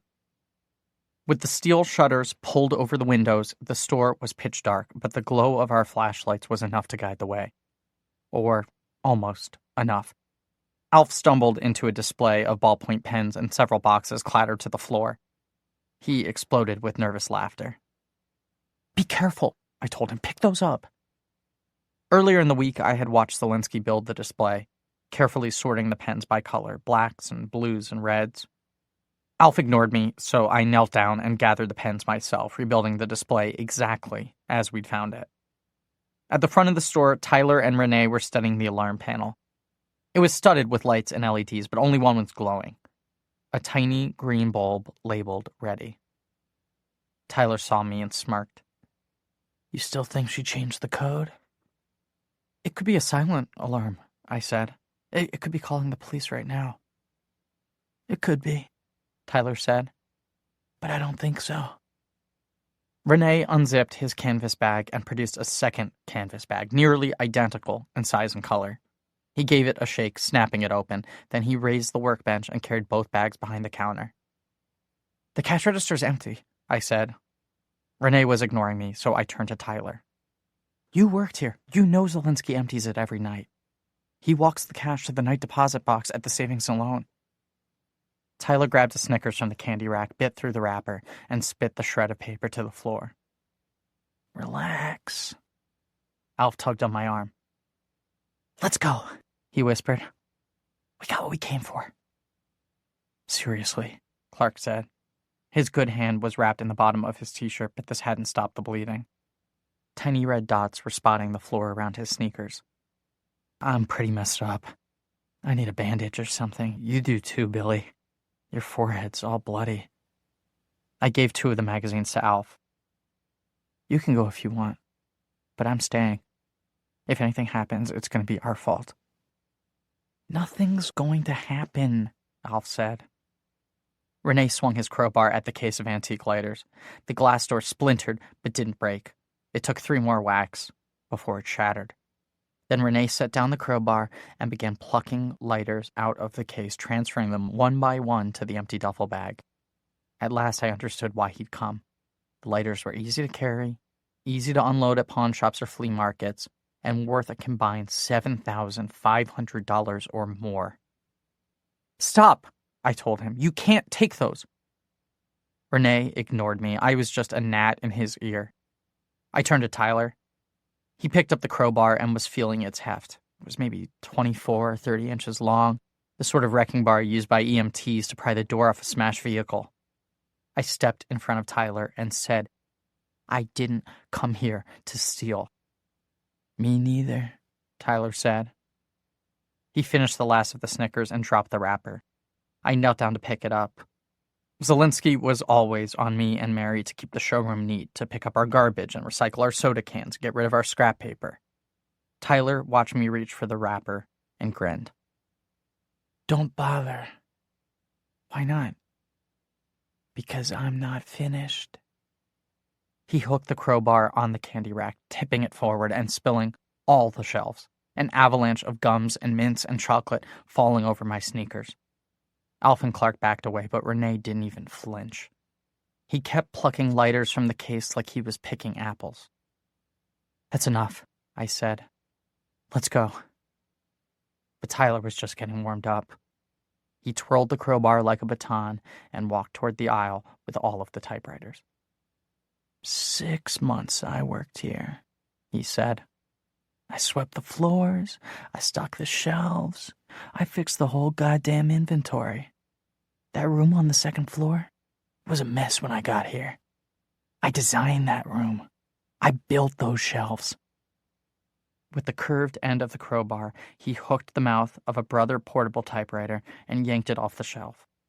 It landed with a crash and Tyler stepped over it, moving on to the next machine, an old-fashioned black Olivetti. "I showed up on time, I did my work, and the asshole fired me anyway." "You stole from him," I said. "Bullshit," Tyler said. "I never stole a thing from this place, but I'll tell you what happened, if you really want to know." The Olivetti hit the floor and split open like a melon, cracking down the middle and revealing its oily black innards. Tyler looked crazed, and I wondered if he was high on drugs because what he said next was ridiculous. "First of all, Mary Zelinsky is the horniest bitch I've ever met. From the day I started working here, she couldn't keep her hands off me. Every time Daddy turned his back, she'd start rubbing up against me, pushing her tits in my face. I'd leave the store, she'd come racing after me on Market Street, hanging on my elbow like I was her boyfriend. He toppled 3 more typewriters, knocking them to the floor, then turned to a shelf of Elmer's glue, 12 white bottles with orange tips arranged in rows like toy soldiers. With one swing of the crowbar, they went scattering across the store. And through it all, Tyler kept talking. For weeks, I put up with her crap. I figure she'll get over it, she'll lose interest. But she doesn't lose interest. She just gets worse. She sent me letters and song lyrics, so one day I lay it out for her. I say sorry, but you are never going to be my girlfriend. It's not happening. Ever. And that's when she runs to Daddy. Tells him I tried to steal a lighter, and the asshole fires me on the spot. By this point, Tyler had stopped smashing stuff. He was concentrating on telling his story, holding my eye contact to make sure I was paying attention. I nodded in all the right places, but I knew it was bullshit, just like his stories about Senora Fernandez and banging girls on the roof of the train station. Now, if that's not bad enough, Tyler continued, Zelinsky spreads the word in town so no one will hire me. And pretty soon, I can't pay the insurance on my bike. And the day after it lapses, I swear to God, TAC pulls me over, and there goes my license. Now I've got no job and no way to get around, all because of Mary and her dad. So this is my little way of saying thanks. Understand? Maybe if I'd answered yes, the night would have ended right there. We would have taken the magazines and the lighters to the roof, we would have crossed the bridge and gone home.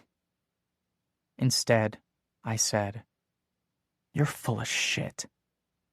Tyler stared back at me, astonished.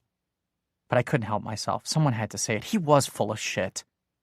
He knew it. I knew it. Anyone who knew Mary knew it. Me? I'm full of shit? Mary would never go for you, I said. She's too good for you. Tyler snorted. You don't know that girl at all. I know who I believe, I said. And this really set him off. Tyler took aim at the nearest shelf, swinging the crowbar like a baseball bat, toppling jars of ink and paste and rubber cement. He swung again and again, laying waste to everything in sight, smashing calculators and adding machines, flinging merchandise to the floor and stomping it with his shit-kicker boots. And all the while, he was working his way toward me. I had my back against the Iowa stereo that powered the store's music. I pushed the eject button on the tape deck, pocketed the cassette labeled All Your Favorite 80s Love Songs, and got the hell out of the way. A moment later, the stereo was on the floor. Tyler stomped it with the heel of his boot, smashing it into tiny pieces of plastic like he was beating the life out of it. I kept telling myself that everything could be righted in the morning, everything could be reshelved, but Tyler was relentless, and my confidence was fading fast. He toppled the spinner rack full of batteries. He smashed dozens of reading glasses. He gouged the walls and shattered the light fixtures and pulled down the hand-lettered signs. If Renee hadn't intervened, I'm not sure he would have stopped. His cousin had both duffel bags slung over his shoulders. They were so full of antique lighters and cigarette cartons he couldn't zipper them shut. And he stilled Tyler with a single touch on the shoulder. Renee didn't have to say a word. We all understood what he meant. Enough was enough. The store was trashed. It was time to go. Tyler paused to catch his breath. All of the destruction had left him winded. We'll hit the computers on the way out, he said, turning to the showroom. She loves those fucking things. I stepped in front of him. No. Tyler pulled back the crowbar, raising it over his head, allowing me a moment to change my mind. Move. I lunged for the crowbar, but didn't have a chance. Tyler tripped me with his left knee, knocking me on the floor. I fell on the rack of reading glasses, and Tyler brought down the crowbar. It caught me in the side, and everything went white like I was staring at the sun. The pain was so sharp and sudden, I nearly threw up. I rolled off the reading glasses and twisted onto my belly. If I could have found the breath to speak, I would have begged Tyler not to hit me again. He stepped over me and walked toward the showroom. Alf and Clark grabbed my arms and helped me up. Let's get out of here, Alf whispered. "The guy's psycho. We can't stop him." I shook my head. There was still one way to end this. "Go to the roof," I said. "Run as fast as you can." "What about you?" Clark asked. "Go home. Get out of here." Then I limped to the front of the store and aimed my flashlight at the Ademco keypad. Most of the buttons were too cryptic to understand, especially in the dark, but there was a single red button labeled panic that left no doubt to its function. The alarm was instantaneous, loud and piercing, like an ambulance siren at close range. I clapped my hands over my ears, slipped on a roll of lifesavers, and fell face first on the floor. White strobes flashed 10 times a second, casting my movements in freakish slow motion. I stopped just long enough to grab a Playboy. I wasn't leaving without the magazine. And then limped to the back of the store, sidestepping broken typewriters and overturned file drawers. The siren blared nonstop. I knew the sound was reverberating up and down Market Street. Passing the showroom, I saw my tactic had worked. Mary 64 was spared. Zelinsky's store was destroyed, but the showroom and all its computers were intact. I bounded up the stairs and darted through the maze of boxes. Out on the roof, the siren was a few decibels softer, but there were new sirens on top of the old siren, the peal of approaching patrol cars. The Wetbridge police station was just 4 blocks away. They would be arriving in seconds, not minutes. I ran across the roof. The guys had already moved the bridge into position. Tyler was on the roof of General Tso's and Clark was hurrying across the chasm. Renee and Alf were waiting on the bike shop for their turns to cross. Renee heaved his canvas bags across the alley, first one, then the other. The bags hit the roof of General Tso's and spilled their contents, lighters and hard packs, scattering everywhere. Schwarzenegger answered the noise with a frenzy of yapping. "Hurry up!" Tyler shouted. Renee took 2 steps onto the bridge. The wooden board sagged beneath his weight, then snapped. He dropped straight down, vanishing into darkness like a stone disappearing into a well. A moment later, amid all the sirens, I heard a sharp cry and the faint clatter of broken 2x4s. Chapter 24. Line 2400, Rem, star, star, star, captured by guards, star, star, star. Line 2410, 4I equals L1, 2, L1 plus 24. Line 2420, poke, I, comma, 0, colon, next, I. Line 2430, poke, L1, plus, 24, comma, 47. Line 2440, poke, L1, plus, 5, comma, 71, colon, poke, L1, plus, 6, comma, 240. Line 2450, poke, L1. After I'd been photographed and fingerprinted, Tack brought me to a payphone and handed me a quarter. "One call," he said. My wrists were cuffed and I nearly dropped the quarter while fumbling it through the coin slot. I dialed the supermarket and my mother's boss, Mr. Nanette, answered the phone. "Food World." He sounded irritable. Mr. Nanette always sounded irritable, so I lost my nerve and hung up. "What happened?" Tack asked. "I don't need a call." He sighed and fished another quarter from his pocket. "There has to be somebody, a grandfather, maybe an uncle?" I shook my head. "I'll tell you everything that happened. I don't need anyone to help me." I'd been trying to explain the situation ever since they'd helped me down from the rooftop, but every time I tried to plead innocence, Tack told me to wait.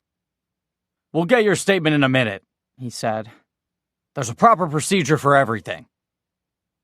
I hoped that if I told my side of the story, I'd have a good chance of getting home before my mother finished her shift. I hadn't stolen or destroyed anything, neither had Alf or Clark. Our only crime was buying a dirty magazine, and with Vanna White on the cover, who could blame us? Everything else could be blamed on Tyler and Renee. They were the real bad guys, and they were only captured because I was brave enough to trigger the panic alarm. Renee was taken to a hospital in an ambulance. The rest of us were escorted to the police station in separate vehicles and placed in separate cells. My mind went around and around, rehearsing the story as I waited for Tack to return. But when the door finally opened, it was these two other guys. Regular-looking guys. They didn't look like big scary cops at all. One wore a Giants jersey and the other guy had a members-only jacket. They smelled of cigarette smoke and looked like they just stumbled out of the bar at TGI Fridays. The Giants guy was in the middle of telling a story and he didn't even look at me. My car's still at the hospital, so put an officer to drive me back. We get there and it's late, past midnight. This is Lincoln Hospital? Yeah, right off 27, and the place is empty. My Mustang is the only car in this big giant lot, and when Puddin' pulls alongside it, I see something on the hood, little glass jar. Like a baby food jar, you know? On your car? Exactly. A baby food jar on the hood of the car. So I get out of Puddin's car, and I go to move the jar, and what do you think's inside of it? Members-only guy looks amused. I'm gonna guess not baby food? You're goddamn right it's not baby food.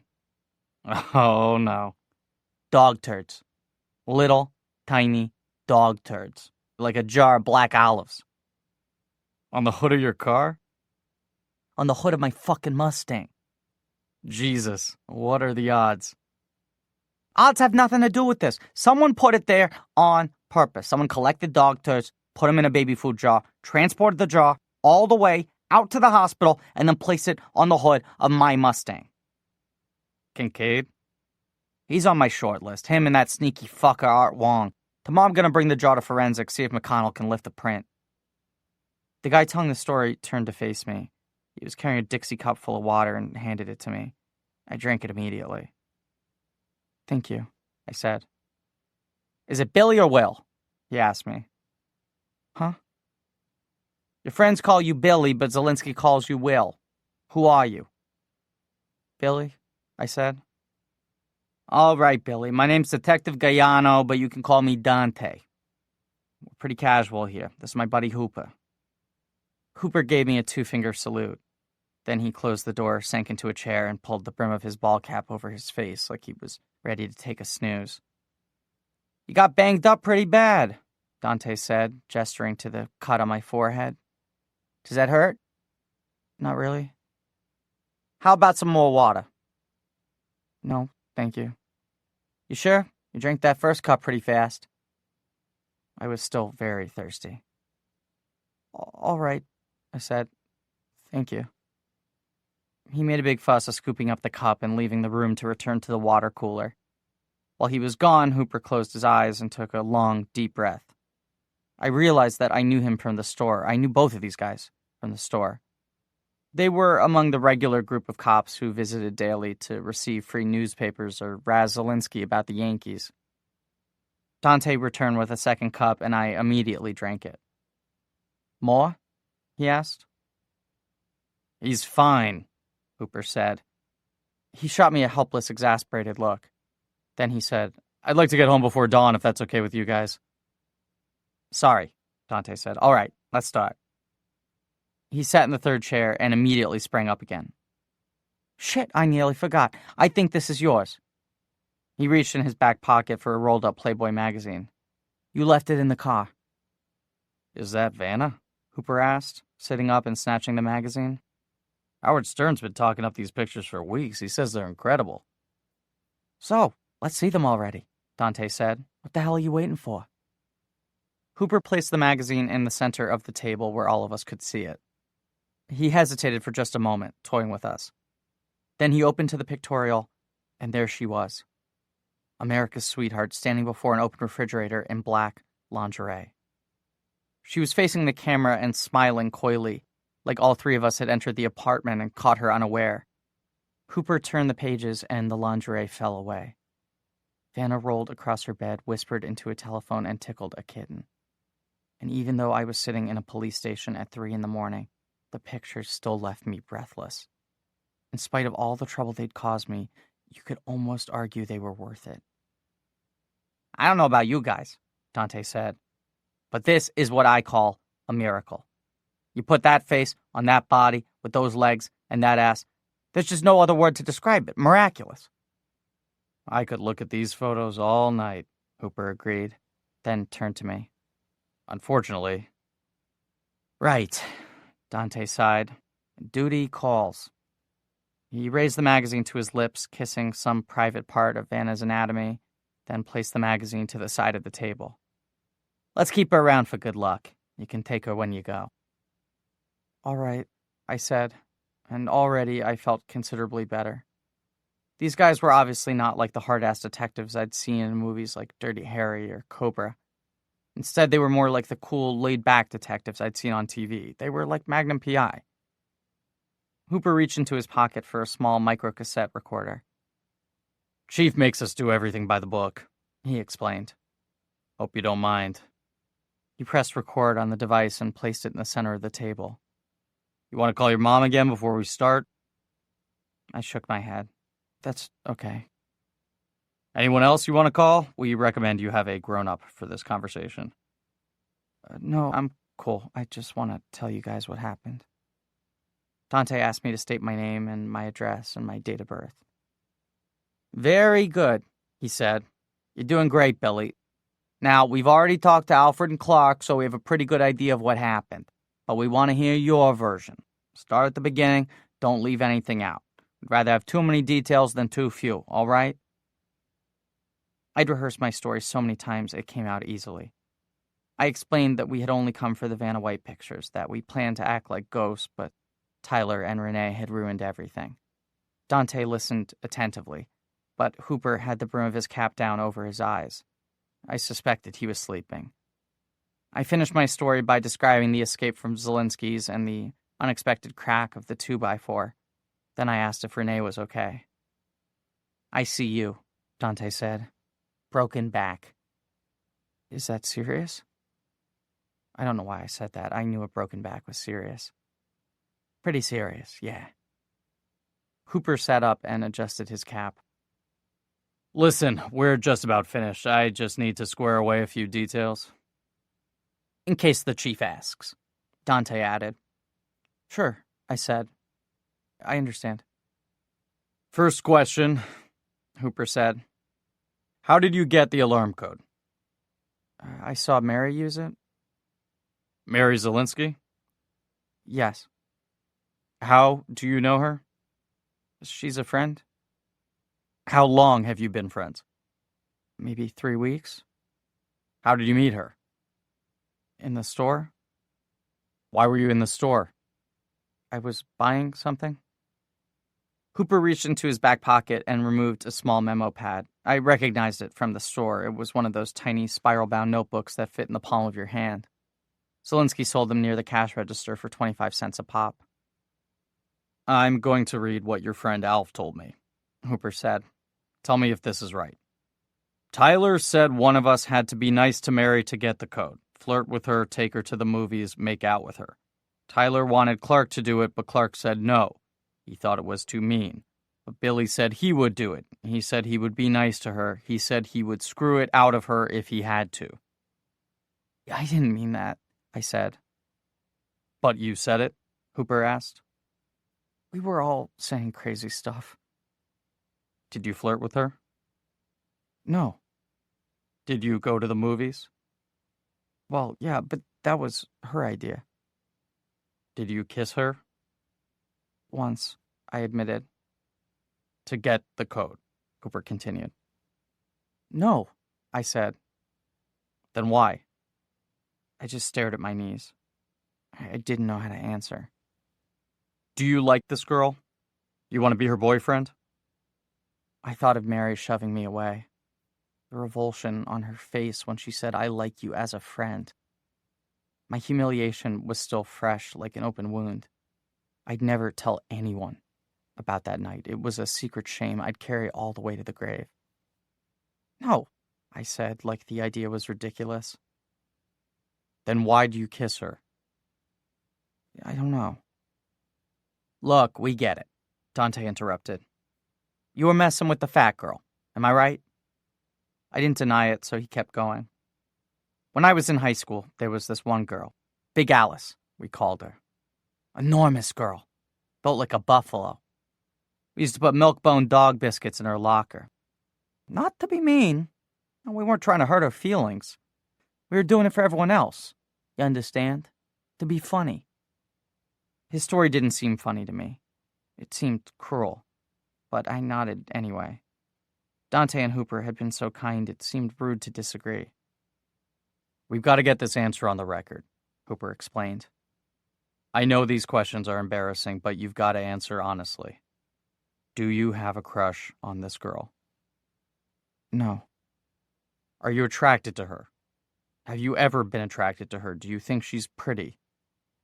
"No." "Be honest, Billy." "No." "Then why do you kiss her?"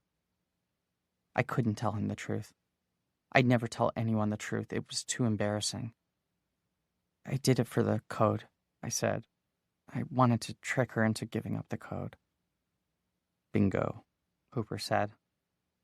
"But I didn't want to trash the place. That was all Tyler and Renee."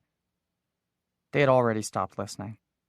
Hooper pressed stop on the cassette recorder and removed it from the table. Dante opened the door and Hooper followed him out. "Can I go soon?" I called after them. I guessed it was nearly dawn, and I wanted to get home before my mother ended her shift. I still thought that if I was quick enough, I could keep the whole story from her.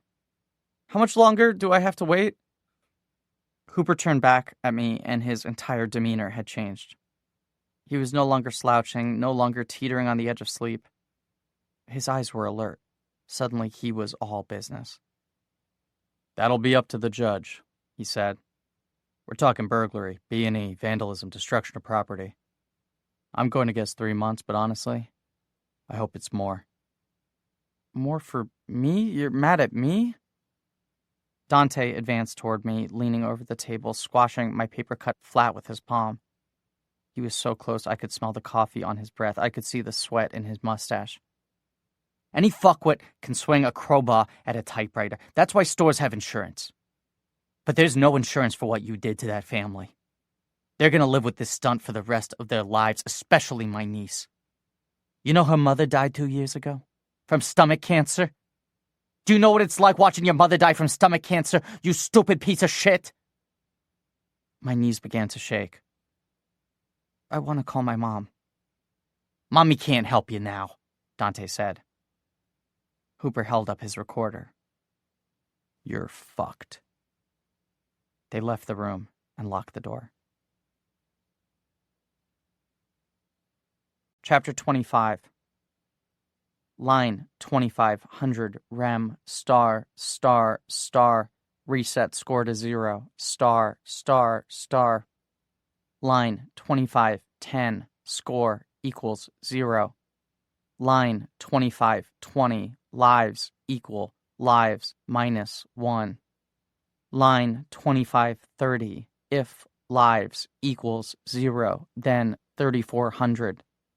Line 2540 print, quote, clear, 5, CSR down, end quote. Line 2550 print, your score is 0. Line 2560 print, hit any key to try again. Line 2570 get A. Line 2580 if A equals. I spent the rest of the night waiting for Dante and Hooper to come back, but I never saw them again. I was alone in the room with Vanna White. Alone at last. I turned the magazine face down. I wished Dante had left it in the back of the squad car. Now I was stuck with it. I couldn't get rid of it. The tiny cell didn't have any hiding places. I stood up, moved the magazine to the seat of my chair, and sat upon it. When I got tired of sitting, I paced around the cell. I knew I was in trouble, and I'd made the situation worse by lying.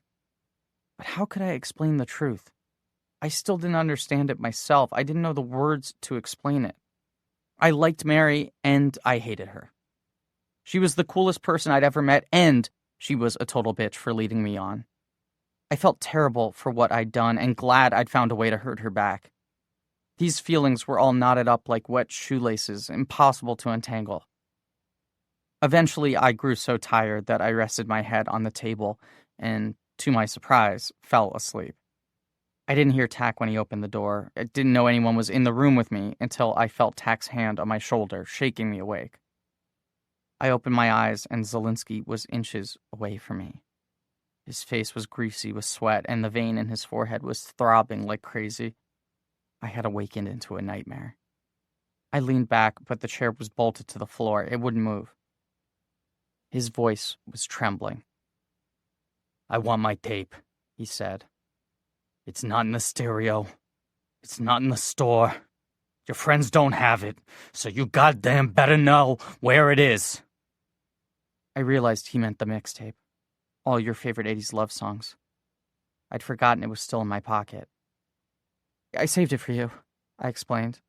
"I saw Tyler going for the stereo, so I grabbed it."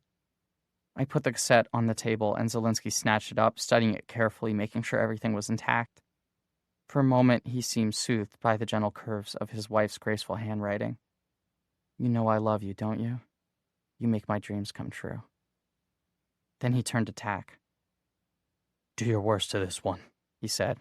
"Charge him with everything you've got. Send him someplace awful." Tack replied in a low voice. "If we charge Billy, we charge everybody. We can't pick and choose who's responsible." "But you know he's responsible," Zelinsky said. "That's for the courts to decide," Tack said. I realized Zelinsky was confused about the whole situation. He hadn't heard my side of the story. He somehow thought I was responsible. "I didn't break anything," I said. "Shut up," Tack said. "And I didn't steal anything. It was those other guys." "Shut up," Tack repeated. "Don't say anything." "But I'm not responsible." Zelinsky's bloodshot eyes bore into me. He'd been roused from his house in the middle of the night. He was still wearing the undershirt he'd slept in. Around his neck was a silver chain. A dainty woman's wedding ring hung from its bottom like a charm. "You're completely responsible," he said. "All of this was your fault. You let them into my store." "I'm sorry," I said. "I'm sorry for all of it." "You're only sorry you were caught," Zelinsky said. "They told me what happened. How you planned the whole thing, tricking Mary into giving up the code. And I'll admit, you had me fooled. Had us both fooled. You were pretty damn convincing. But here's what you don't know. All this time she's been fooling you right back. You don't know her at all. And you're too dumb to even realize it." He said this with tremendous satisfaction, as if somehow, at the end of this absurdly long night, he was walking away with the last laugh. "I don't understand," I said.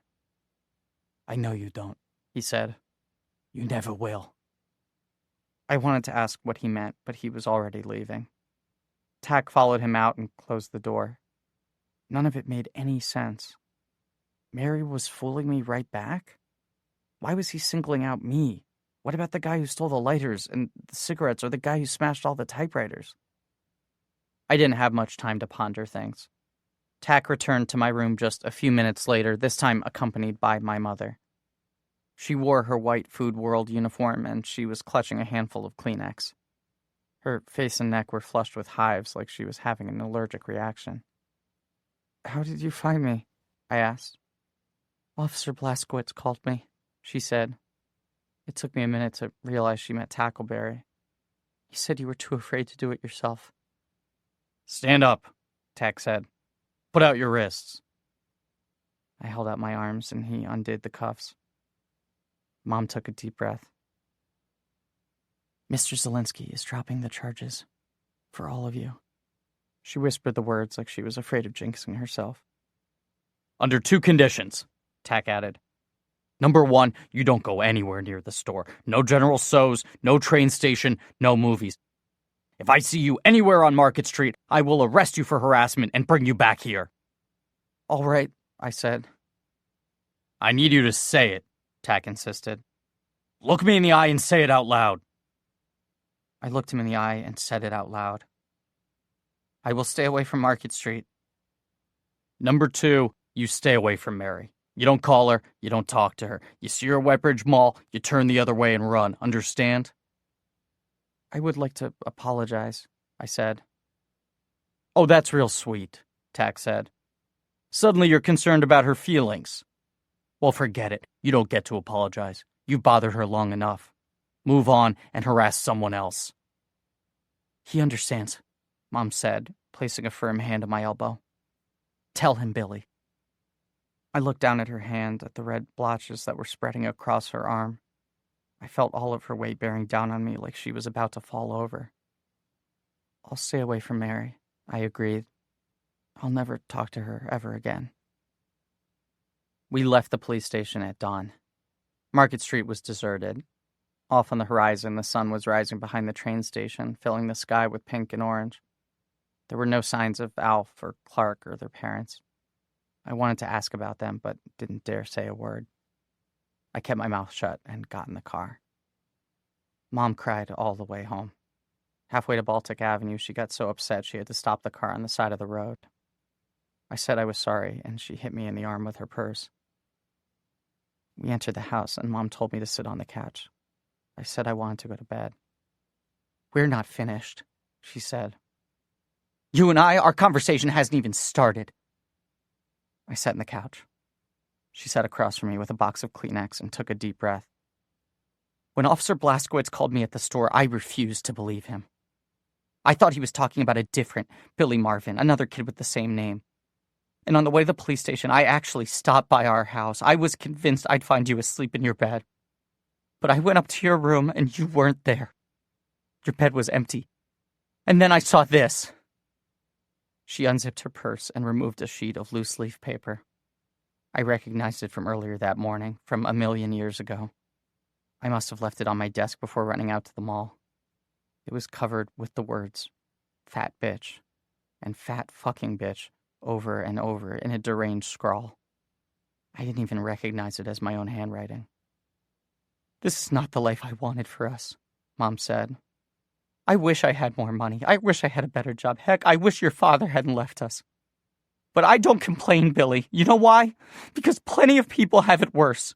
We're surviving. We're healthy. We're capable. We're getting by. And the number one thing that keeps me going is you. Your grades drive me crazy, and you're squandering all your potential, but I always knew you were a good kid with a good heart, and that sustained me." She looked at the loose leaf again. The fat bitch, the fat fucking bitch. "But now I realize I don't know you at all." Her voice broke, and she covered her face with her hands, taking big, heaving breaths as tears ran down her cheeks. "I welcome that girl into our home. You made me part of this horrible plan. How could you?" There are plenty of things that a teenage boy doesn't tell his mother. As we get older, there are more and more things we hold back, things too hard to say or too embarrassing to explain. We do this to protect our mothers as much as ourselves because, let's face it, most of our thoughts are truly unthinkable. That morning was the last time I was ever fully candid with my mother about anything. I talked for a good hour. I told her everything. It was hard to tell the truth, but every detail seemed to revive her, even the embarrassing ones, especially the embarrassing ones. It killed me to admit some of this stuff, but the more I talked, the better she looked. She stopped crying and set down her Kleenex, and the red hives slowly faded from her neck. My explanation must have been pretty thorough because she didn't interrupt me with questions. She just sat and listened and nodded until I was finished.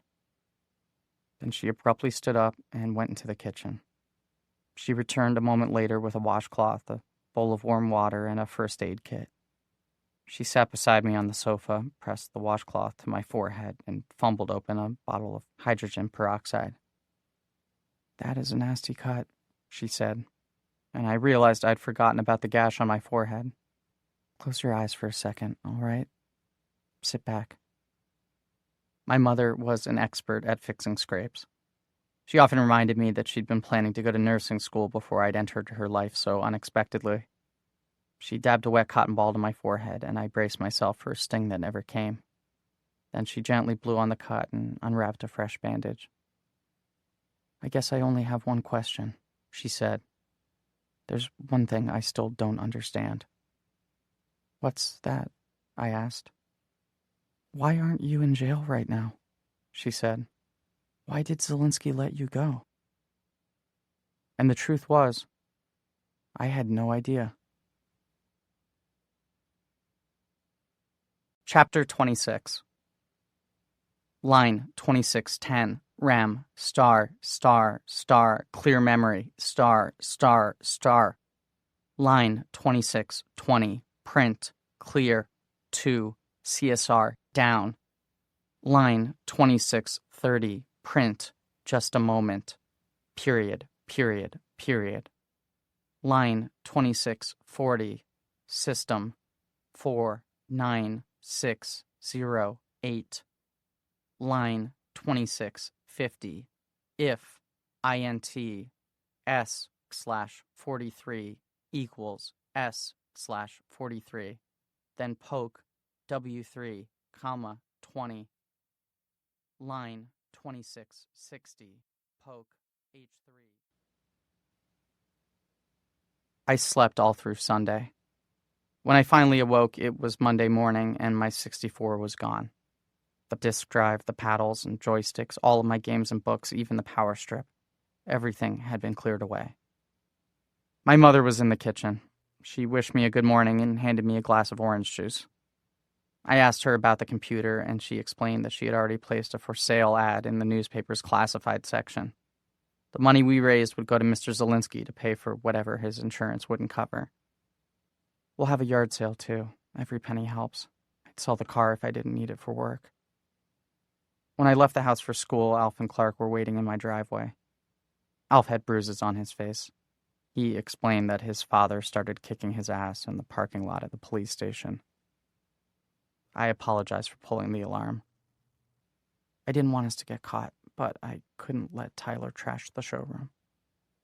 I'd expected Alf to be angry, but he just shrugged. That bridge was going to break whether you pulled the alarm or not, he explained. I'm just glad I wasn't standing on it. Plus, you're the reason Zelinsky dropped the charges, Clark added. If he didn't like you so much, we'd all be in jail right now. I shook my head. Zelinsky didn't drop the charges because of me. I still remembered his words at the police station. Do your worst to this one. Charge him with everything you've got. He must have had a reason, Alf said. You can't collect insurance if you don't press charges. So what? So he'll have to pay the damages out of his own pocket. Letting us go will cost him a fortune. Why would he do that? I tried to imagine the cost of all the repairs, all of the broken shelves, all the smashed inventory, and my stomach churned like I was back in the police station all over again. I don't know, I said. I had pondered Zelinsky's decision all weekend, but it still didn't make any sense. We got on our bikes and pedaled slowly along Baltic Avenue. Our neighbors gawked as we went by. News of our caper had obviously gotten around, and I dreaded the idea of returning to school. I asked Alf how he planned to handle our classmates and all of the money he owed them. That's the only good news, he said, skidding to a stop so he could show me the contents of his backpack. Inside were hundreds of glossy photocopies, all neatly stapled and collated. My grandma Gigi felt sorry for me, so she went to 7-Eleven and bought their last Playboy. I can't tell if she's skipping her meds or just being really cool. Alf may have settled all of his debts, but our first day back at school was a mess. When I arrived in homeroom, I found an obscene stick figure of Vanna White sketched in black ink on my desk. The other boys burst out laughing. They coughed the words, loser, and pervert into their fists. The girls were even worse. They turned away from me in disgust, like I just arrived with dog poop all over my sneakers. After passing most of my freshman year in relative anonymity, I finally made a name for myself. The only person who mentioned the break-in directly was the principal, Mr. Hibble. I passed him standing outside his office, and he warned me to keep my rooster straight. He explained that students with criminal records were not eligible for Cosmex fellowships. The door to Yankee prison swings one way, he said. Have you heard that saying? Do you understand what it means? Nobody wants to hire a criminal, I guessed. Precisely. For once, Mr. Hibble seemed pleased with me. Don't blow this chance, Billy. I can spot a good kid from a mile away, and I know you're a good kid. It was the only positive human contact I'd have all day. I was so surprised and grateful, I asked if we could speak privately inside Mr. Hibble's office. "Of course," he said, and I think he was expecting me to reveal some confidential information about Zelinsky's store. Instead, I walked behind his desk and rewired the cables behind his computer, linking the printer to the terminal via the disk drive. Then I instructed him to press the F3 key, and he watched in astonishment as the first page of the school directory spooled from his printer. "How did you know?" he asked. I shrugged. "Just a hunch." "More like natural instincts, if you ask me." Hibble grabbed my wrist and forced me to study my palms. "You're a born mechanic, good with your hands. That's called a gift, Billy. And Cosmex will put your gift to work, I guarantee it." I avoided my locker all day because I was afraid of seeing Tyler Bell. I feared he was planning to take some kind of spectacular revenge on me. But at lunchtime, Alf and Clark explained that I didn't have to worry. Tyler had dropped out of school just 3 weeks before graduation and enlisted in the United States Army. "They're sending him down to Fort Benning," Alf explained. "It'll be a long time before you see him around Wetbridge again." Relieved, I finished my lunch and went to my locker. Upon opening the door, I found a black Maxell disc waiting atop my belongings. I recognized it immediately. The label read Fortress Backup in Mary's pristine, cursive handwriting. The night of the deadline, we'd sent the master copy to the records contest, but kept a backup for ourselves at the store. I checked around the disc for a note, some kind of explanation, but there was nothing. Then I remembered who I was dealing with and brought the disc to the library. The lone computer terminal was available, so I inserted the disc and loaded the directory. There were just 2 files, a large backup of the game and a smaller file named Goodbye. I loaded Goodbye into memory and typed run. At first glance, it appeared to be another text adventure, like the other 2 mini-games Mary had sent me. "They told me what you did, Billy. I can't believe it's true. But they say you made a full confession, that you answered to everything. The impossible fortress was an excuse. Radical Planet was a trick.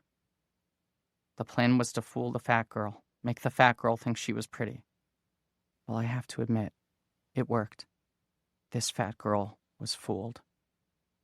The cursor was blinking, prompting me to input a reply. "I'm sorry." But I knew it was a dummy prompt, that it didn't matter what I typed. There was no way to win or lose this game. More text spilled down the screen. "I can't believe I trusted you. I told you so many things that I never told anyone. And guess what, genius? If you just asked me for the alarm code, I probably would have told you that too. I would have wanted you to know the story behind it. October 2nd was my mother's birthday, so 1002 was my lucky number. And now that's ruined for me, along with everything else." Again, the cursor prompted me for a reply, another dummy prompt. I didn't type anything this time, just hit return. So now I just need to forget. That's what all the grown-ups keep telling me. Don't waste another minute thinking about that jerk. And I know they're right. I just don't know how I could have been so wrong. Lucky for me, there aren't many reminders of you in the showroom. Just some notes and backup discs that I've already trashed. This is the last backup copy of the game we made together. I just wish all mistakes were this easy to erase. As I read, the motor in the disk drive started spinning, a familiar sound which usually meant the computer was loading more data. But then the drive made a loud knocking noise, the sound of a disk being reformatted and wiped clean. I popped out the disk and the game was interrupted by a DOS error. I thought that I'd been fast enough, but when I checked the directory, it came up empty, 0 files in memory. The impossible fortress was gone. Chapter 27. Line 2700. Rem. Star. Star. Star. Draw new hero. Star. Star. Star. Line 2710. 4x equals 0, 2, 62. Line 2720. Read A. Line 2730. Poke 1, 2, 5, 4, 4 plus x, comma, A. Line 2740, next, A. Line 2750, poke. That afternoon, I went to my classes determined to make a fresh start. With no computer programming in my future, I was free to concentrate on my grades. I decided I would end the year on a high note. I would ace my finals and give my mother a report card worthy of posting on the refrigerator. I arrived at Rocks and Streams and took a seat in the front row. I opened my notebook and put the date at the top of the page. I listened attentively as Ms. Seidel patiently drilled us on the 5 kinds of igneous rocks: granite, diorite, gabbro, peridotite, and pegmatite. After a minute or so, I turned to a new page and started writing a letter to Mary. The guilt kept sneaking up on me and derailing my concentration. I couldn't stop thinking about what I'd done, or what Mary thought I'd done. I needed her to know the truth. The Impossible Fortress wasn't an excuse. Radical Planet wasn't a trick. Everything was real. It was all real. I spent the afternoon sitting in classes and putting these thoughts on paper, drafting a letter to send to Mary. I didn't think anything could be harder than writing machine language, but I was wrong. Again and again, I crumpled my paper into a ball and gave up. But after a few moments, my thoughts would return to Mary, and I'd start writing again. The end-of-day bell rang at 2:45, and I still wasn't happy with my letter, but it would have to be good enough. I hurried out of woodshop and bolted down the hall, darting around students as they emerged from classrooms, pushing and jostling each other, ready to go home. Everybody had spring fever, but there were still 3 more weeks of school. I could feel a sort of expanding energy in the hallways, a growing pressure, as if the school couldn't contain us much longer. I found Ashley Applewhite standing in front of her locker. Ashley Applewhite, 9th grade class representative, treasurer of the Key Club, deputy editor of the student newspaper, daughter of the school superintendent, and next-door neighbor of Mary Zelinsky. She was gabbing with 3 of her girlfriends, but they all saw me coming and stopped talking. "What do you want?" said Ashley. I held up the Impossible Fortress disc. "I got your message." "It's some kind of game," she explained. "You're supposed to put that inside a computer." Then she turned back to her entourage, forcing me to interrupt their conversation. "I know what it is," I said. "I need to send a message back." I held out my letter, a single sheet of paper that I'd folded and taped shut. Ashley sprang back like it was radioactive. "No way," she said. "Mary wants nothing to do with you." Again she turned to her entourage, and again I interrupted them. "Please," I said. "It's important." The other girls huffed and sighed. They were the closest thing to royalty in our 9th grade, and I was testing their patience. Ashley snatched the letter from my fingers, then ripped it into halves, quarters, eighths, and 16ths. She threw the pieces back in my face, a quick poof of confetti that clung to my head and shoulders. Suddenly we had the attention of everyone in the hallway. "Stay away from her," she said. "Mary doesn't want to hear from you, ever. And if you try to give me another note, I'll take it straight to the police." Chapter 28. Line 2800, rem, star, star, star, start bonus level, star, star, star. Line 2810, print, clear, 12, CSR, down. Line 2820, print, 5 spaces, you have entered. Line 2830, print, 6 spaces, the bonus round. Line 2840, print, 5 spaces, fate has given you. Line 2850, print, 7 spaces, one last chance. Line 2860, print, 2, CSR, down. Line 2870, print, 5 spaces, don't screw it up. That night, I reassembled the scraps and copied the letter onto a clean sheet of paper. Then I carried it with me for days, trying to think of ways to get it to Mary. "What's the letter say?" Alf kept asking. "None of your business," I told him. This was maybe a week after our arrest, and any notoriety we'd earned among our classmates was almost gone. Now everyone was buzzing about the 10th grader caught masturbating in the library to Volume K of the World Book Encyclopedia. Why Volume K? Alf kept wondering aloud. Where's the good stuff in Volume K? Me and Alf and Clark were sitting at our little table in the back of the cafeteria, finishing our sloppy joes and french fries. No one else was sitting within 20 feet of us, as if our pervert loser genes were contagious. I was staring at the envelope and turning it around in my hand, trying to brainstorm solutions to my dilemma. Can't you CompuServe it to her? Clark asked. Do that electronic mail thing? My mom sold the computer. I reminded him. Then regular mail it, he said. Leave off the return address and send it to the store. Her dad will intercept it, I said. I need to make sure Mary gets it. Why? What's the letter say? Alf asked again. None of your business, I repeated. A few moments later, I made the mistake of looking around the cafeteria, searching the tables for anyone, who might be able to help me. While I had my back turned, Alf reached across my lunch tray and snatched the envelope. I nearly dove across the table to get it back. The only thing keeping me in check was the stern presence of Mr. Hibble standing at the entrance of the cafeteria, proudly overseeing his domain. Give it back, I warned Alf. Take it easy. I won't open it. I promise. I'll just use my psychic powers, all right? What does that mean? I asked.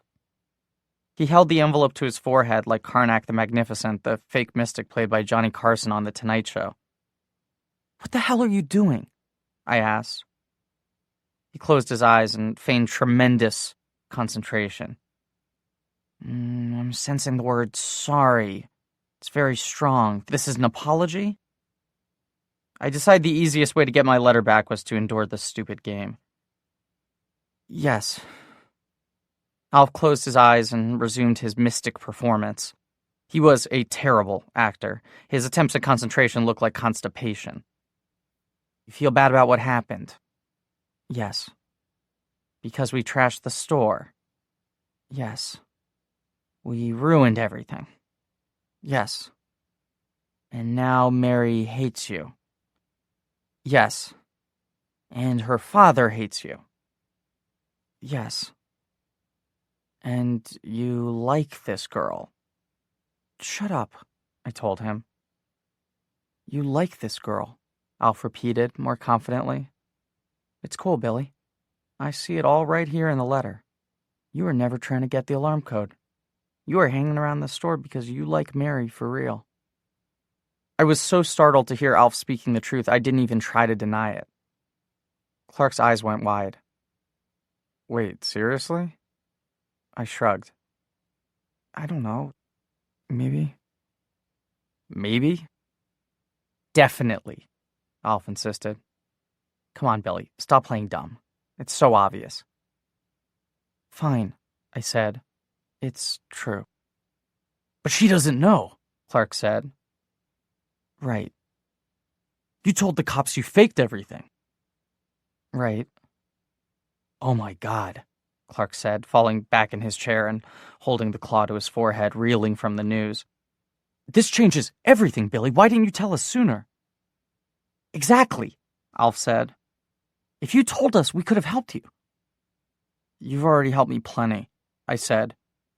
Thanks to you guys, Mary and her dad hate my guts. They think I'm this giant, spectacular asshole. I figured giant, spectacular asshole was pretty strong, but I was desperate for reassurance. I needed my friends to tell me that things weren't as bad as they seemed. I guess you're right, Clark sighed. Thanks, I said, pushing away my tray because I'd lost my appetite. Does anybody want my food? Alf plucked a handful of french fries from my tray and dragged them through a smear of ketchup. Listen, we can make this right, he said. This letter will clear up everything. We just need to make sure Mary gets it. He proposed a dozen different scenarios, but none of them were truly viable. I couldn't go to Mary's house. I was forbidden by law to go anywhere near the store. I couldn't count on any classmates to help me. I wasn't even allowed on Market Street anymore. As we pondered all of the different scenarios, Clark didn't say a word. He just chewed thoughtfully on his sloppy joe like he was turning around an idea. There is one thing you could do, he finally said.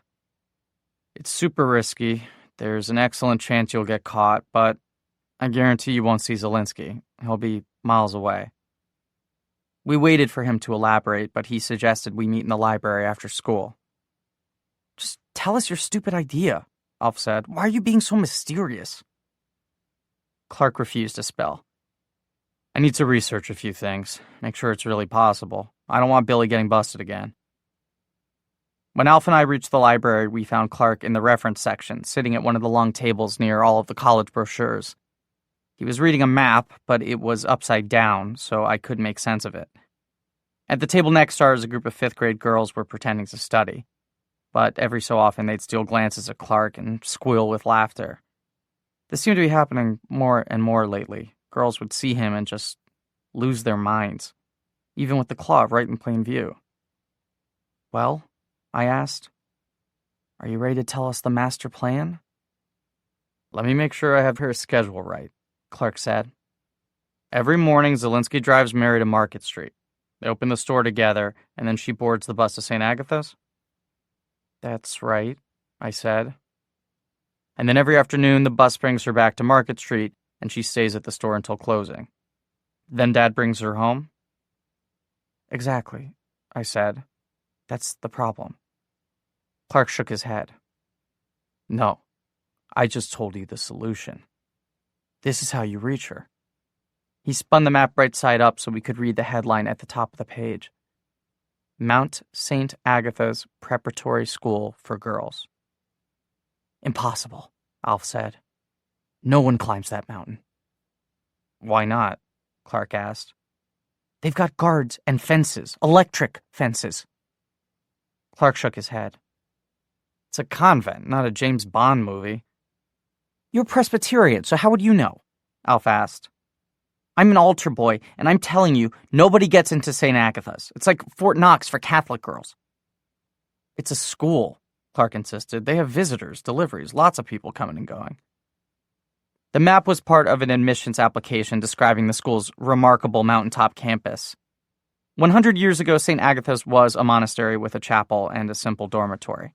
Since evolving into an all-girls prep school, the campus had expanded to feature a classroom building, a cafeteria, and athletic fields. Everything was bordered by a verdant forest landscape, rich with the abundant wildlife of northern New Jersey. They don't show the fences on this map, Alf said, but they're there. He leaned across the table and scrawled a crazy jagged circle around the map. These things will fry you like a grilled cheese. For once, I actually agreed with Alf. I'd heard so many crazy stories about St. Agatha's, the idea of infiltrating the campus seemed ridiculous. Zelinsky won't be anywhere near it, Clark reminded me. He works miles away. Fine, walk me through it, I told Clark. Once I get up the mountain, how do I find Mary? You don't need to find Mary, Clark said. That's the beauty of this plan. You just need to find any girl and ask her to deliver the note. How do I know she will? Because you had the guts to get there. No one's ever done it before. Girls will respect that. She'll know it must be important. She'll make sure Mary gets it. When he put it that way, the plan almost sounded easy. I didn't need to search an entire mountain looking for Mary. I just need to find one Catholic schoolgirl on a mountain filled with Catholic schoolgirls. Alf just shook his head. You'll never pull it off, he said. If you bike up that mountain, I promise you'll come back down in the back of a police car. I knew he was right, but I also knew I couldn't live with the guilt another day. Mary was out in the world thinking terrible things about me, and it was driving me crazy. I'll have to leave early, I said. If I'm out the door by 7, I can make it to the school before noon. And she'll have the letter before lunchtime, Clark said. And we'll visit you in jail, Alf promised. Chapter 29.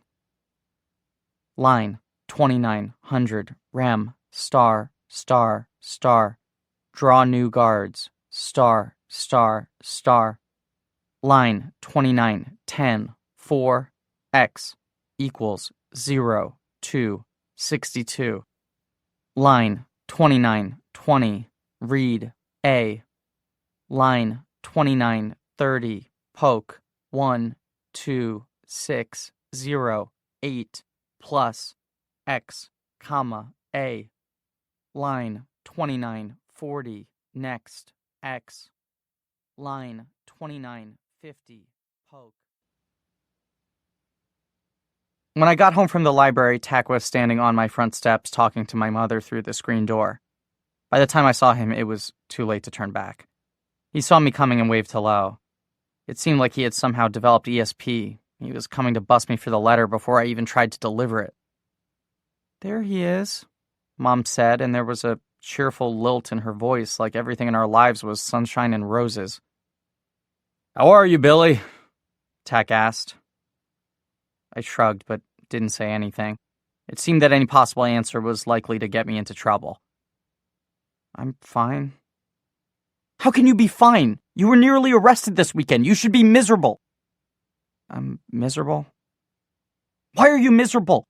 You could have gone to prison. You should be the happiest kid on earth." "I'm the happiest kid on earth?" "You self-centered little creep. Don't you feel any guilt at all?" "Officer Blaskowitz wanted to see how you were doing," Mom explained. A strand of hair fell over her face and she pulled it back, tucking it behind her ear. "He wanted to make sure everything was okay." "Everything's okay," I told him. "Glad to hear it," he said. "You were lucky to get a second chance, you know." He went on for several minutes about the beauty of second chances. He spoke of clean slates and fresh starts and the turning over of new leaves. The moment he stopped to catch a breath, I thanked him for coming and ducked inside the house. I sat at the kitchen table and waited for Tack to go away, but he and my mother kept talking and talking. Eventually, I went out the back door and crept around the side of the house to eavesdrop on their conversation. To my astonishment, I discovered they weren't even talking about me. They were discussing the season finale of Dallas. The show's heroine, Pamela Ewing, had just smashed her car into an oil tanker. Mom was convinced that no one could survive the fire explosion. Tack insisted it was just a rating stunt and the producers would bring her back, bandaged and bruised, in September. I was pretty sure that my mother and Tack were the only two people in 1987 who were still watching Dallas. "That was weird," I said to Mom later after Tack got in his squad car and drove away. She remained at the front door, looking out at the lawn. "I'm gonna stop by the garden store tomorrow," she said. "Maybe pick up some perennials. Our front yard looks so dreary." Our front yard looked the way it always did. Our postage stamp lawn was speckled with dandelions and ringed by a thin ribbon of white gravel that we replenished every spring. "I said that was weird," I repeated. "Tack coming to our house?" Mom shrugged. "I thought it was a nice gesture. He's taken an interest in you. He wants to make sure you're not doing anything stupid." "I'm not," I lied.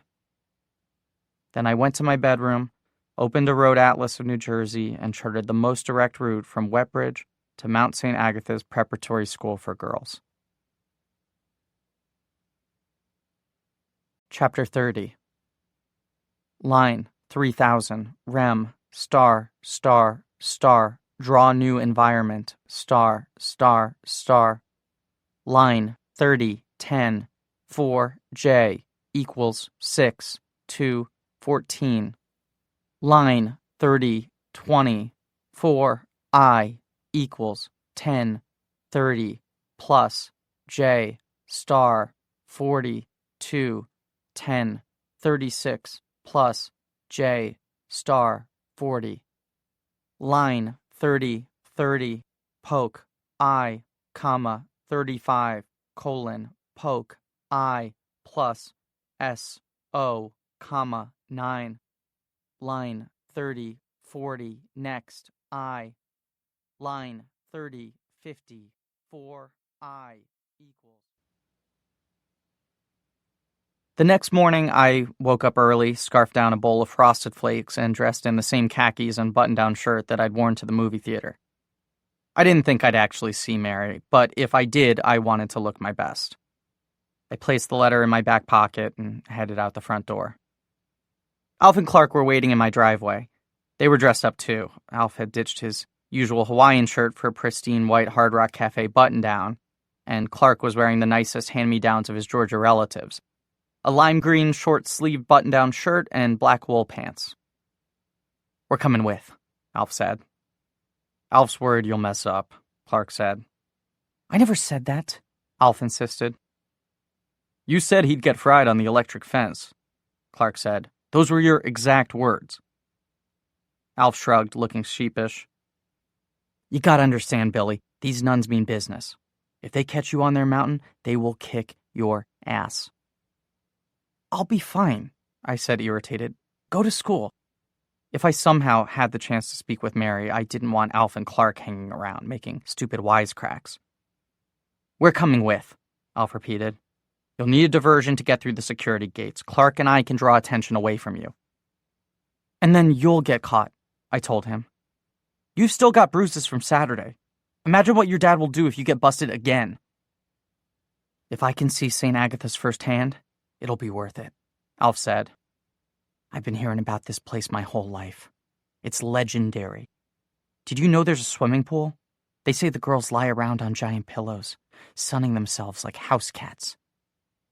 "I don't think that's true," Clark said. "I brought everything we need," Alf said. He unzipped his backpack to show us its contents: binoculars, walkie-talkies, wire cutters, and a solar-powered calculator. "What's the calculator for?" I asked. "Math problems," he said. "I forgot to take it out of my bag." I realized there was no talking them out of it, so we pedaled off down the street. It felt good to be moving, good to have the plan in motion, but after just 5 minutes of pedaling, I wished I'd worn shorts. The day was warm and muggy, 80 degrees, and still early. I was already sweating, and I still had to pedal 15 miles on a single-geared dirt bike. Wetbridge sat at the intersection of the New Jersey Turnpike and the Garden State Parkway, and it was ringed by 6-lane highways.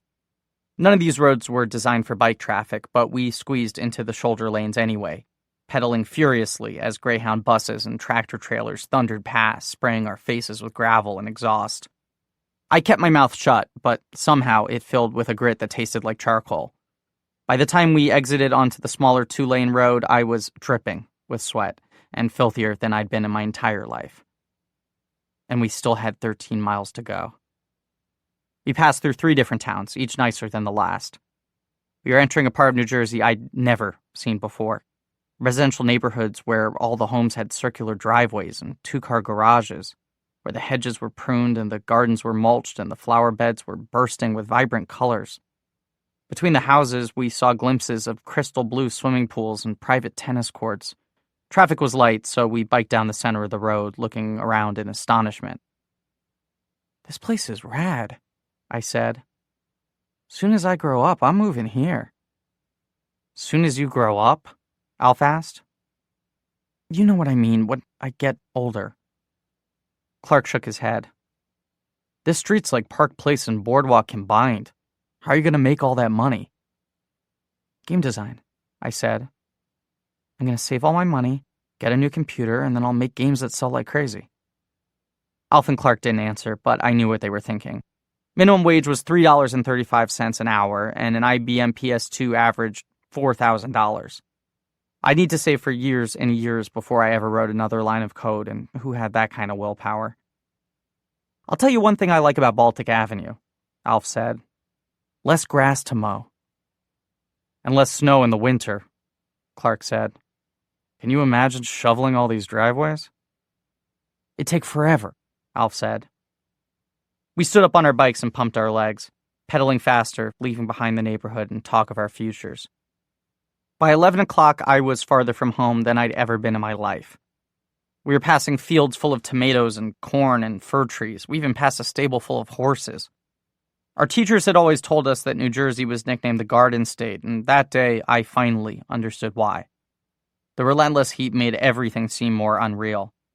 The temperature had soared into the 90s. I had a headache and I desperately needed a drink.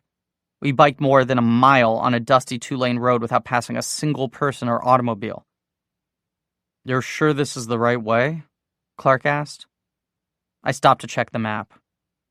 "We're almost there," I told them. "Another mile and change."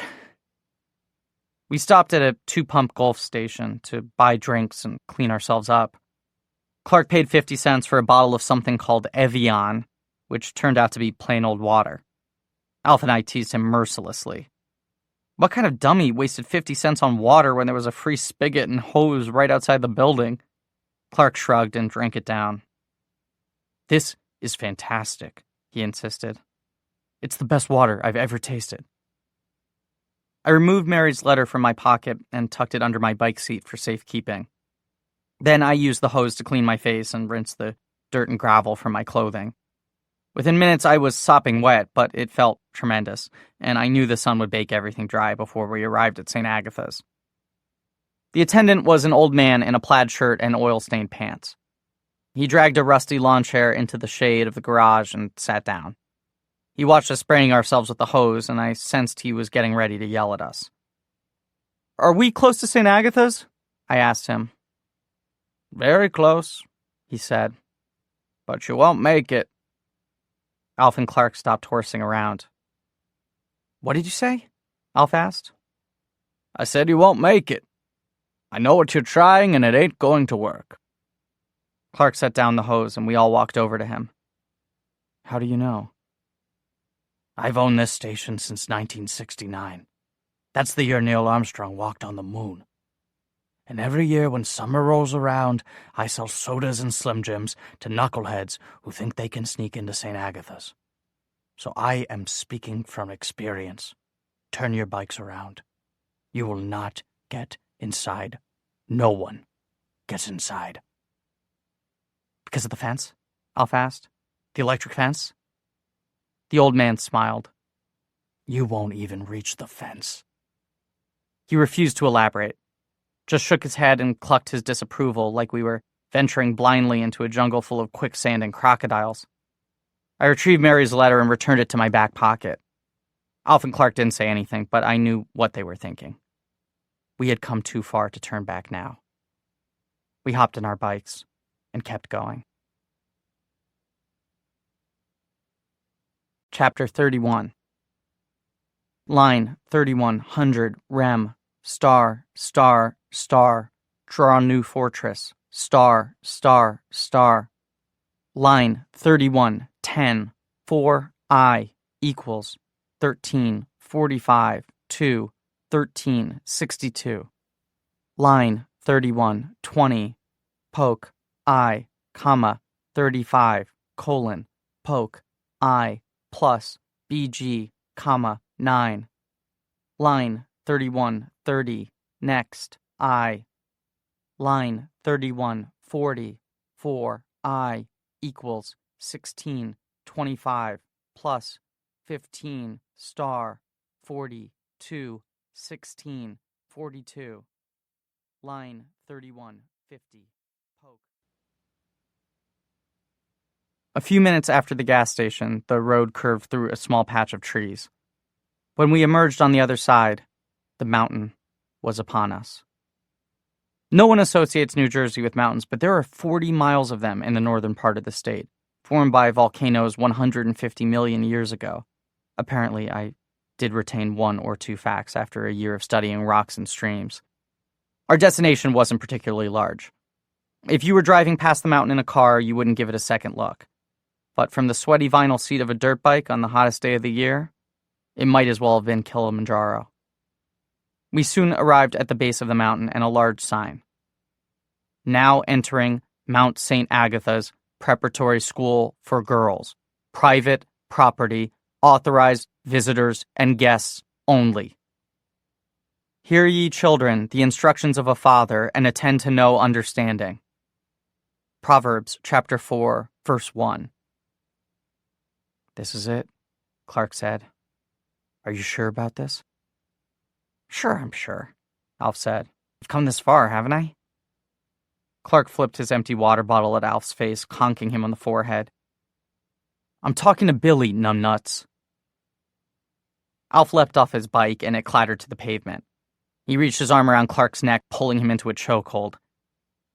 I'm sure, I said, inserting myself between them and calling for a ceasefire. "Knock it off and let's go."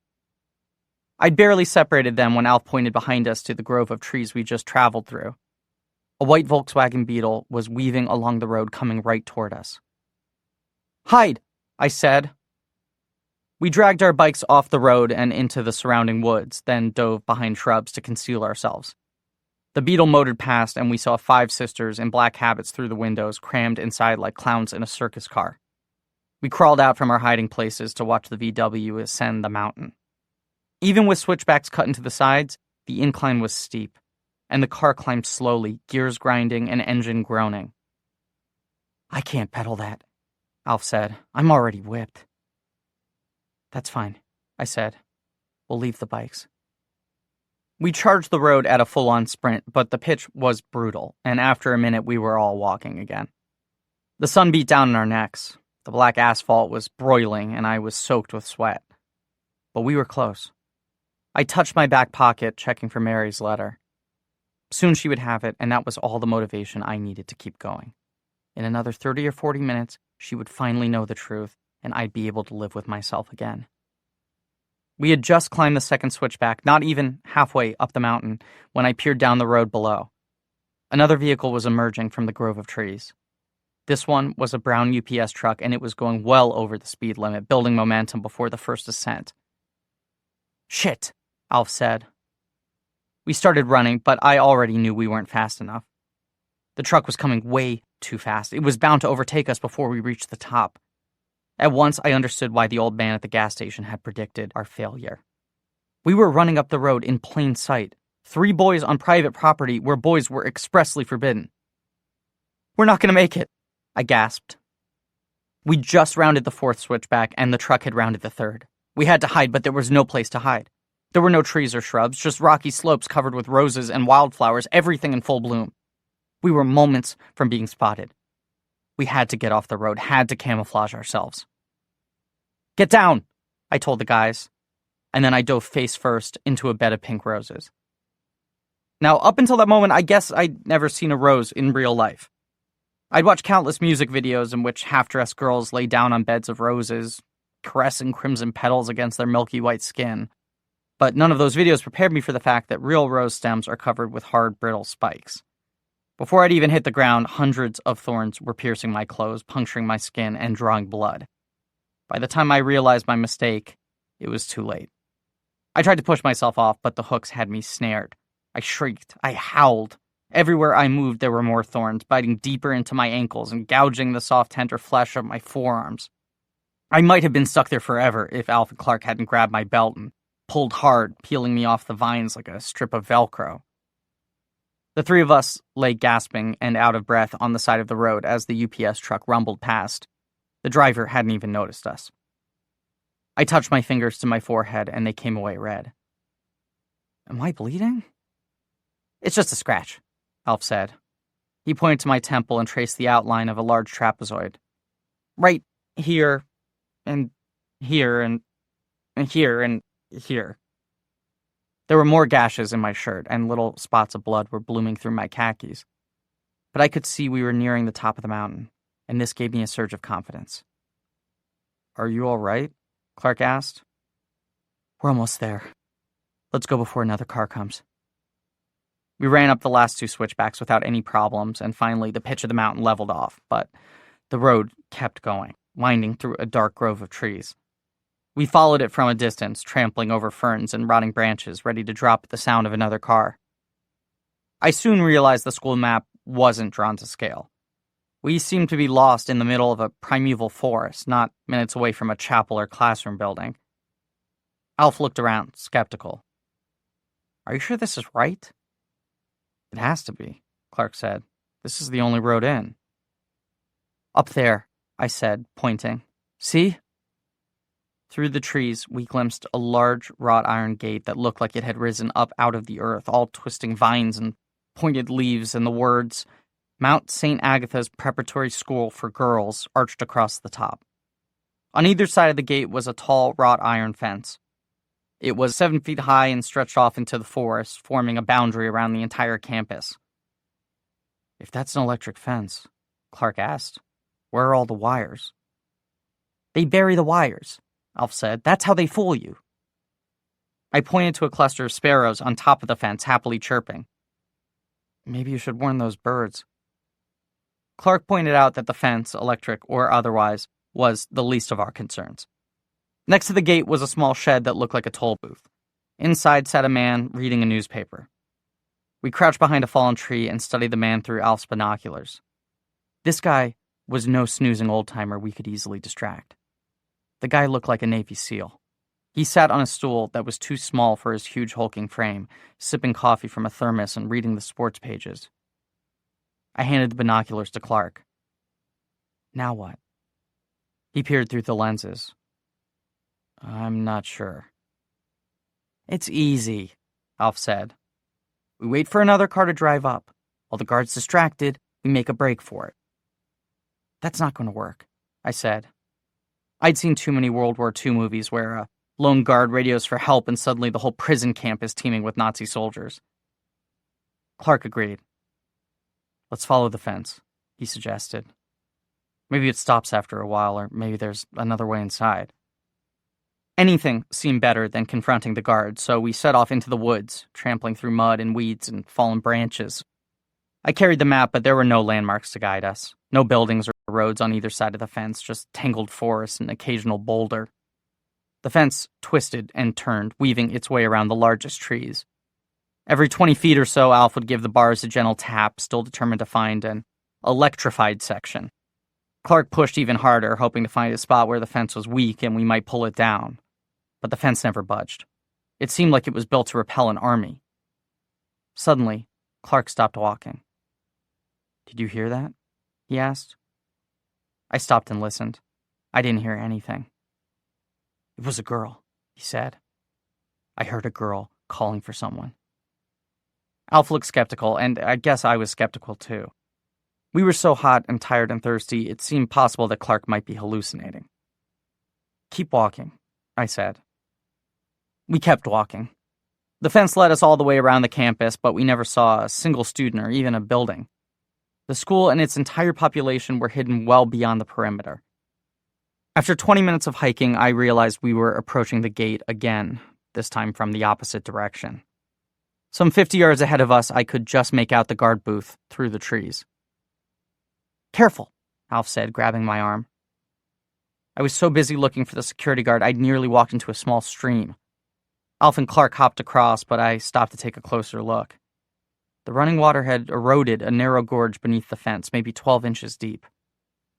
Forget it, Alf said. We won't fit. We might, I said. Clark teased the water with the toe of his shoe, poking around at the mud. It's not deep enough, Billy. Maybe if we had a shovel, but not like this. He didn't seem to understand we were out of options, that we'd reached the end of the line.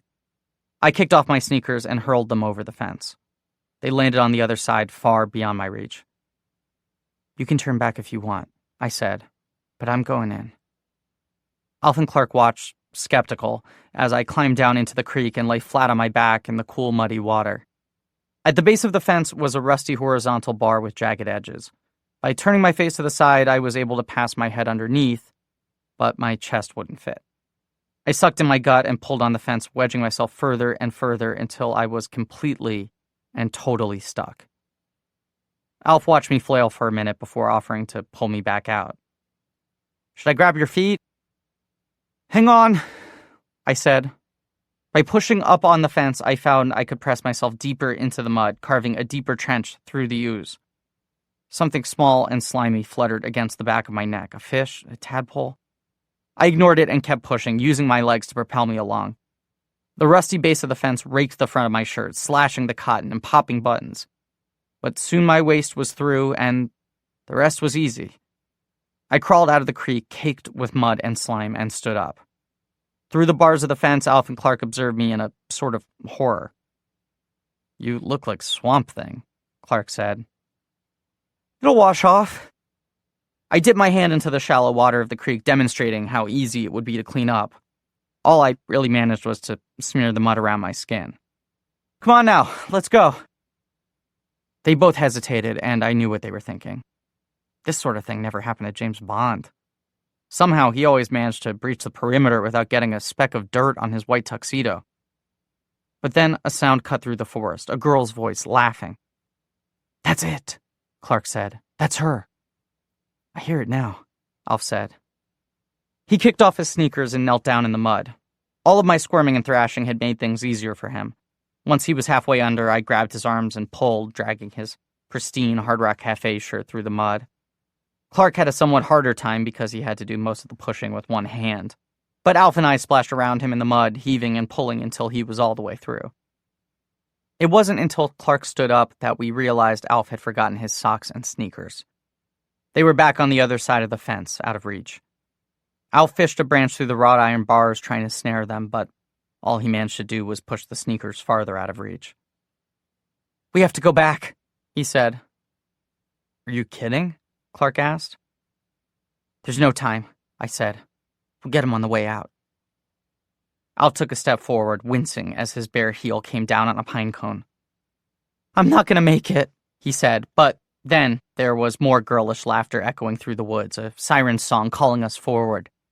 Clark and I followed the sound, and Alf had no choice but to limp after us, hopping and complaining the whole way. Through the trees, we began to discern a large athletic field. Some 30 girls were running, shouting, and swinging nets on long sticks. It was a sport I'd never seen before. They all seemed to be chasing a small rubber ball. "Is that polo?" Alf asked. "You play polo on horses," I said. Alf shook his head. "No, that's jousting." "It's lacrosse," Clark said. "They're playing lacrosse." We lay flat on the ground to avoid being spotted, then crept closer on our bellies for a closer look. These girls didn't look anything like the bikini models on my bedroom walls. None of them would ever make the pages of the Sports Illustrated swimsuit issue. They were too short or too tall, too fat or too freckled, too sweaty and too flushed and too imperfect. But they were real. They were gloriously alive, laughing and shouting and sprinting across the field. I watched them in quiet astonishment and realized that the rumors about St. Agatha's were true. These were the most beautiful girls I'd ever seen. "I bet they all get their periods together," Alf said. "Please don't talk right now," Clark said. "Just let me enjoy this moment." "It's true," Alf said. "When girls live together, their menstrual cycles sync up automatically to protect the herd." I had listened to Alf's bullshit stories all my life, but this seemed like a whole new level of absurdity. "Protect the herd from what?" I asked. "It's a biological safety check," Alf said. "What does that mean?" I asked. "Charles Darwin, Billy. Don't you pay attention in science?" "Keep your voice down," Clark hissed, but it was too late. Out in the field, one of the girls stopped running, lowered her net stick, and turned toward the tree line. We got down as low as we could, crouching behind skimpy shrubs and trying to disappear into the ground. Alf was still mumbling about natural selection and gorilla tribes until I elbowed him in the side. The girl on the field was maybe 20 feet away from us. She stepped closer to our hiding place, and I felt certain we were busted. Then a rubber yellow ball streaked past her, and she turned to sprint after it. "That was close," Clark whispered. "Let's keep going." We fell back into the forest, weaving through the trees until we saw the tall spire of the chapel. I checked my map and saw we had arrived at the north end of the campus, just behind a large 2-story classroom building and a garden ringed by tall hedges. It was our only lucky break all day. The hedges were enormous, 9 or 10 feet tall, and shielded us when we emerged from the tree line. Any students or teachers glancing out the windows of the classroom building wouldn't see us. "What is this thing?" Alf asked. I pointed to a narrow gap between 2 hedges, an entrance. There was a small stone tablet embedded in the ground. It was engraved with the words, "In loving memory of Sister Beatrice, 1821 to 1857, a place of beauty and silent contemplation." Clark raised a finger to his lips, gesturing for us to be quiet, and slipped through the gap. Inside the garden was a labyrinth of smaller hedges, all waist high, guiding us through flower beds on paths lined with white gravel. Alf cringed with every step, tiptoeing like a little baby, hopping and yelping and crying out in pain. I glared at him. "Do you need to be carried?" Alf lifted his right foot and plucked 3 jagged stones from his sole. "It's like broken glass," he said. "Keep your voice down," Clark said.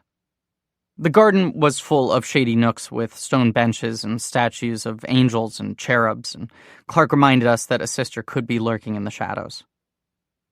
"You should have left me at the polo field," Alf said. I'm no good without sneakers. We're almost through, Clark said. If we get closer to the classroom building, I bet we find someone. But the garden was more complicated than it looked. The paths doubled back on themselves, splitting into dead ends and infinite loops. I don't know how anyone was supposed to relax in this place. It was a giant exercise in frustration, and Alf's nonstop griping just made it worse. Then we turned a corner and nearly collided with a girl on a bench. She was taking notes in a paperback and listening to a Sony Walkman, but at the sight of us, she dropped everything and scrambled backward, reaching for a silver whistle that hung from a chain around her neck. Wait, I said. Please, Alf told her. The girl pressed the whistle to her lips. Video City, Clark exclaimed. And the girl hesitated. You work at Video City, he said.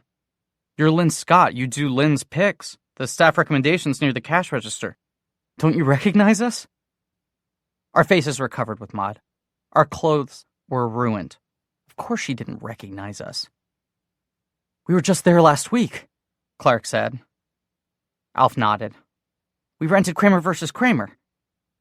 Lynn blinked. Wait a second. You're those guys? The guys who keep renting Kramer versus Kramer over and over? Maybe once or twice, Clark admitted. 18 times, she said. The owners keep a tally on a sticky note next to the register. They're taking bets on how soon you get to 20. I noticed Clark had already hidden the claw inside his pocket. Every time we went to Video City, he was always careful to hide the claw from Lynn and her co-workers. He'd manage to show his membership card and pay for the movie and accept his change and carry out the video using just one hand, which is a lot more awkward than it sounds. Clark started to introduce us, but Lynn cut him off. You guys aren't allowed to be here, she said, kneeling down to retrieve her book and highlighter. I'll get expelled just for talking to you. We need your help, Clark said. She shook her head. I'm here on scholarship. I can't take any chances. My parents will kill me. Please, I said. I have a letter from Mary Zelinsky. I just need you to give it to her. I reached in my back pocket for the envelope, only to find a limp, soggy mess saturated with muddy water. I'd ruined the letter while crawling through the creek. I peeled open the envelope and saw all of my words blurred together. Mary would never be able to read them. Lynn observed the dripping envelope, skeptical. Maybe you could find Mary? I asked. Can you bring her here? No. It's important, I said. Then go to the store or go to her house, knock on her door like a regular person. I can't. Why not? Lynn was already walking away from us, and we had no choice but to follow her. She clearly knew the fastest route to the exit.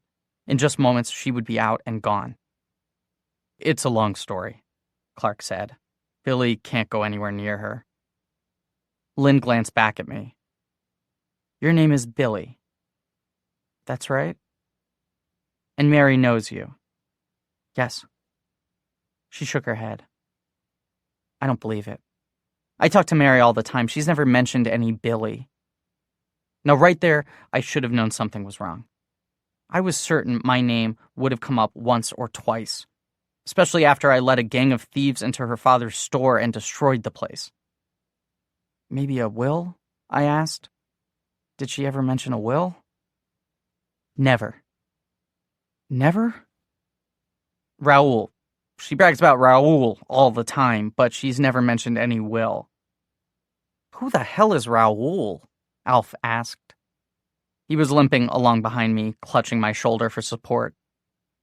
I don't know, I said. It was my first moment of doubt all day. You don't know her at all, Zelinsky had warned me. All this time, she's been fooling you right back. Maybe this was why Mary had pushed me away in the store. Maybe she was secretly in love with some asshole named Raoul. Please, Clark told Lynn. Just find Mary and tell her Will is here. He wants to see her. She can come or she can ignore him. But let her decide. Give her the choice, okay? That's all we're asking. It was the most Clark had spoken to a girl in years, and I don't know where he found the courage. But in that moment, I realized he was blessed with a remarkable gift. Even with his muddy hair and weird hand-me-down clothes and one hand shoved deep in his pocket, there was something about the way Clark looked or the way Clark spoke that made him impossible to refuse. In the span of just 15 seconds, Lynn went from looking pissed off to anxious and concerned. Suddenly, our mission had become her mission. "All right," she said, "but you won't have much time. Lunch is almost over." Even Clark seemed surprised by her turnaround. "But you'll actually get her? You'll bring Mary here?" "I better not get in trouble."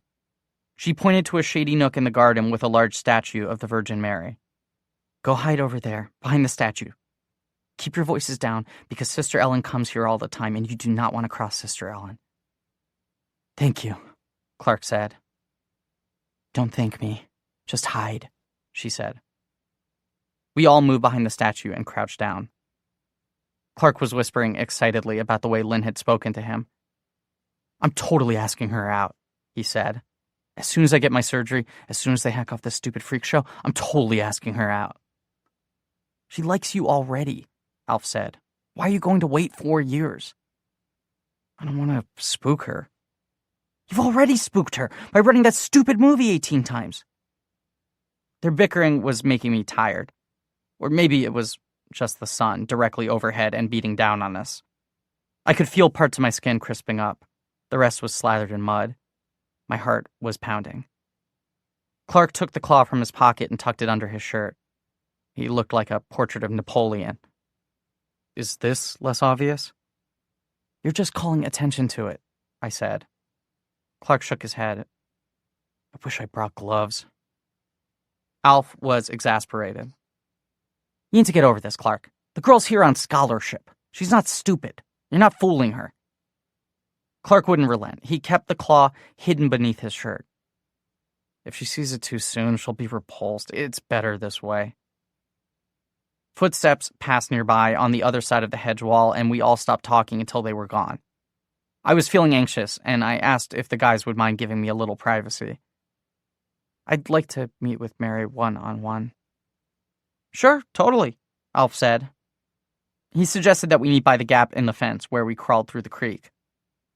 "If you're not there in 20 minutes, we'll know something's wrong and we'll leave. Does that sound all right?" "That sounds great," I said.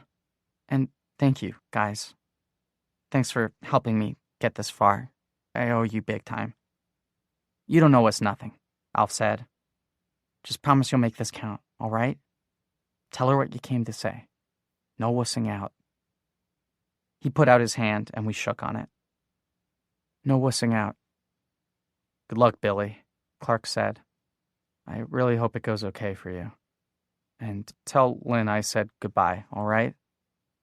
I promised I would, but this turned out to be unnecessary. Alf and Clark were just standing to leave when Lynn returned to the garden. Trailing behind her was a tall, slender Asian girl with long dark hair. She cracked her gum and studied us with disapproval.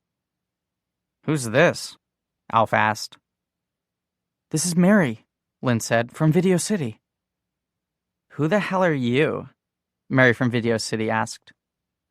"Zelinsky," I told Lynn. "I said Mary Zelinsky." "You said Mary from Video City." "I don't know Mary from Video City." I turned to Mary from Video City. "I'm very sorry to bother you. There's been a mistake. I'm looking for Mary Zelinsky."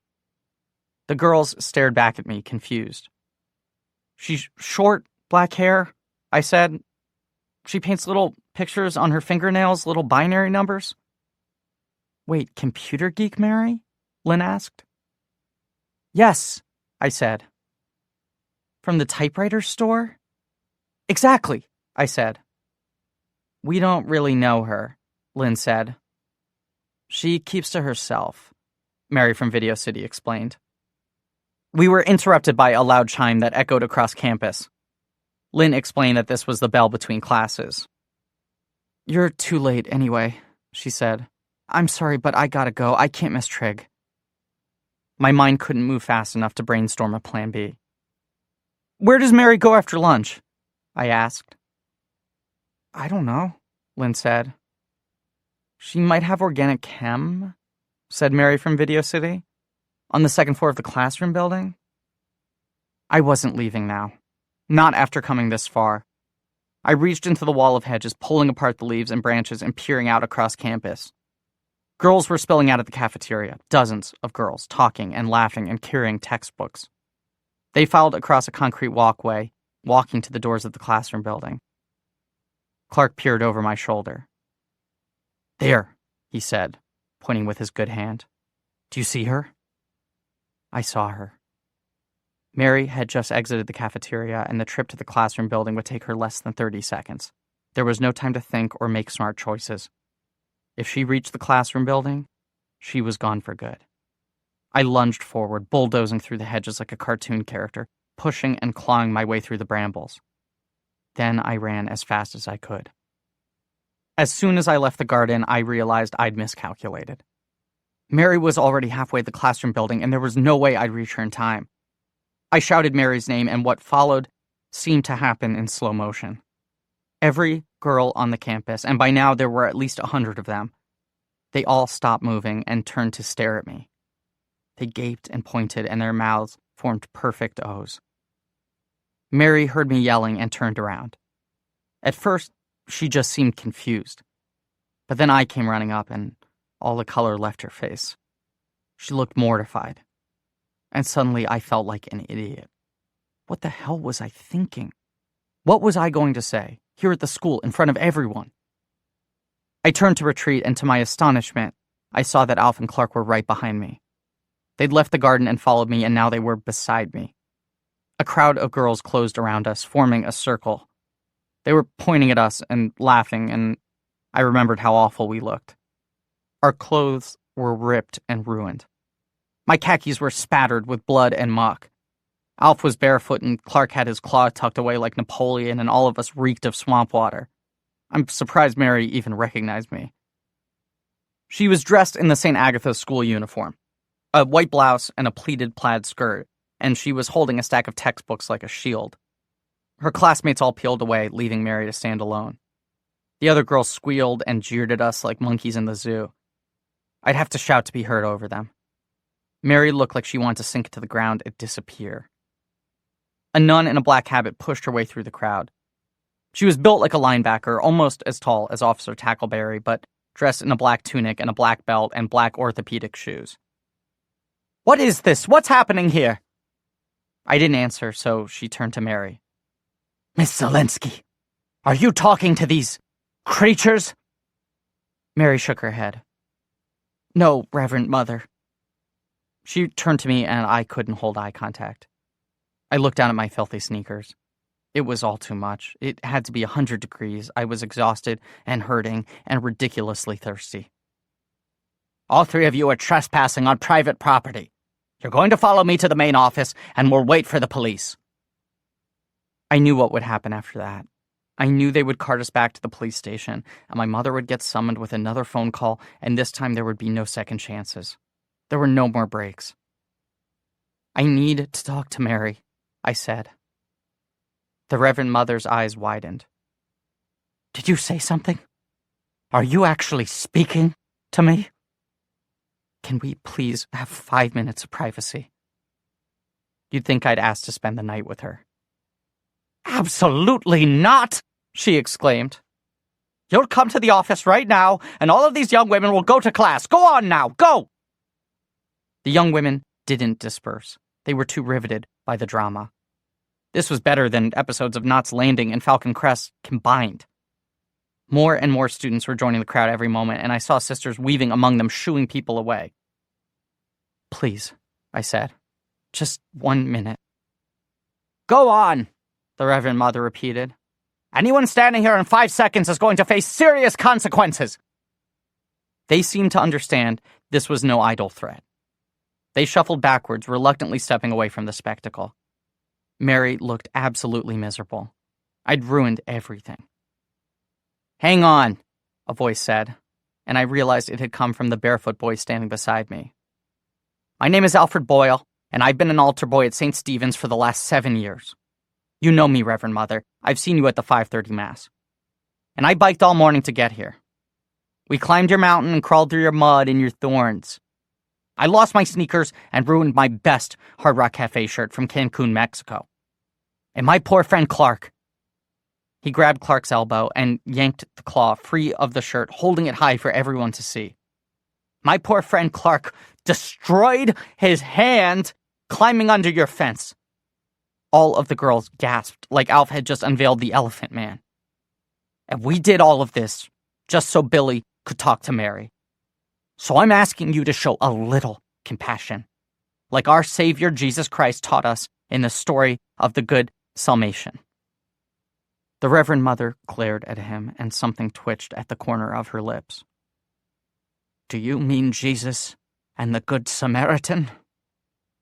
Alf nodded. That's what I said. The Reverend Mother stepped forward to inspect Clark's hand. Like the rest of him, it was covered in mud, so you couldn't tell precisely what was wrong with it. Clark was mortified, but he endured the scrutiny. What else could he do? He let her look. He let everyone look. The other girls were no longer drifting away. If anything, they had moved even closer. The Reverend Mother turned to me.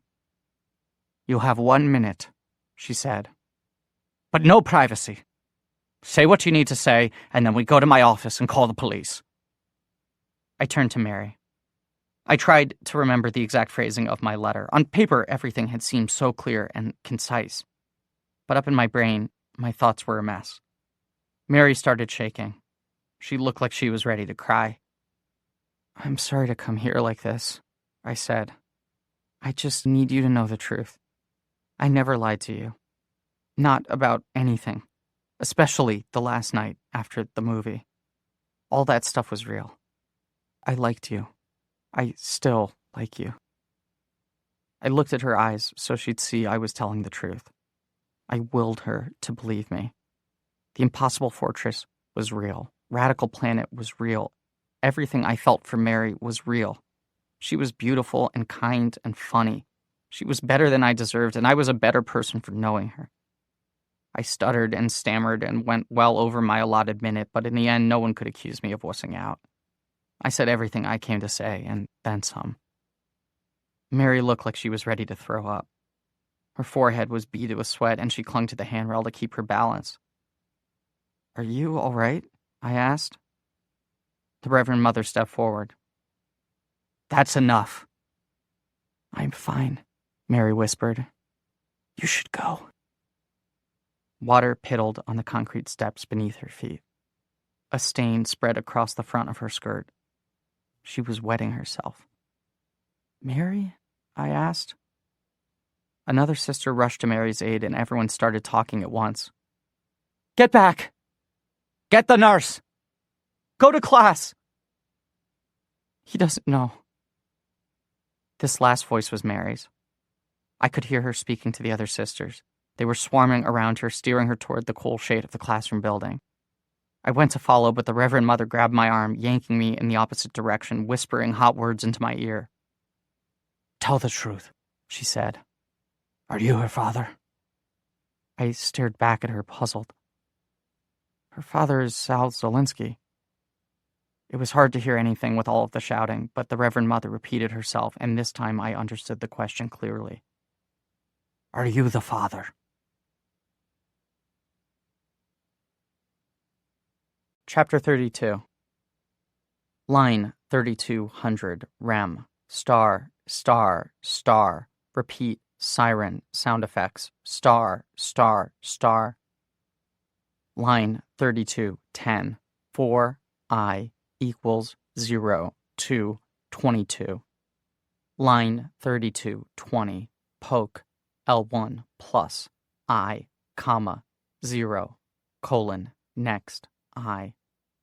Line 3230, poke, L1 plus 24, comma, 15, colon, poke, L1 plus 5, comma, 80. Line 3240, poke, L1 plus 6, comma, 243, colon, poke, L1 plus 3, comma, 4. Line 3250, poke, L1. My mother insisted on driving me to the hospital. We left our house after dinner after I'd showered and cleaned myself up. On the drive across town, she tried to manage my expectations. "This is probably a bad idea," she said. "I want to see her," I said.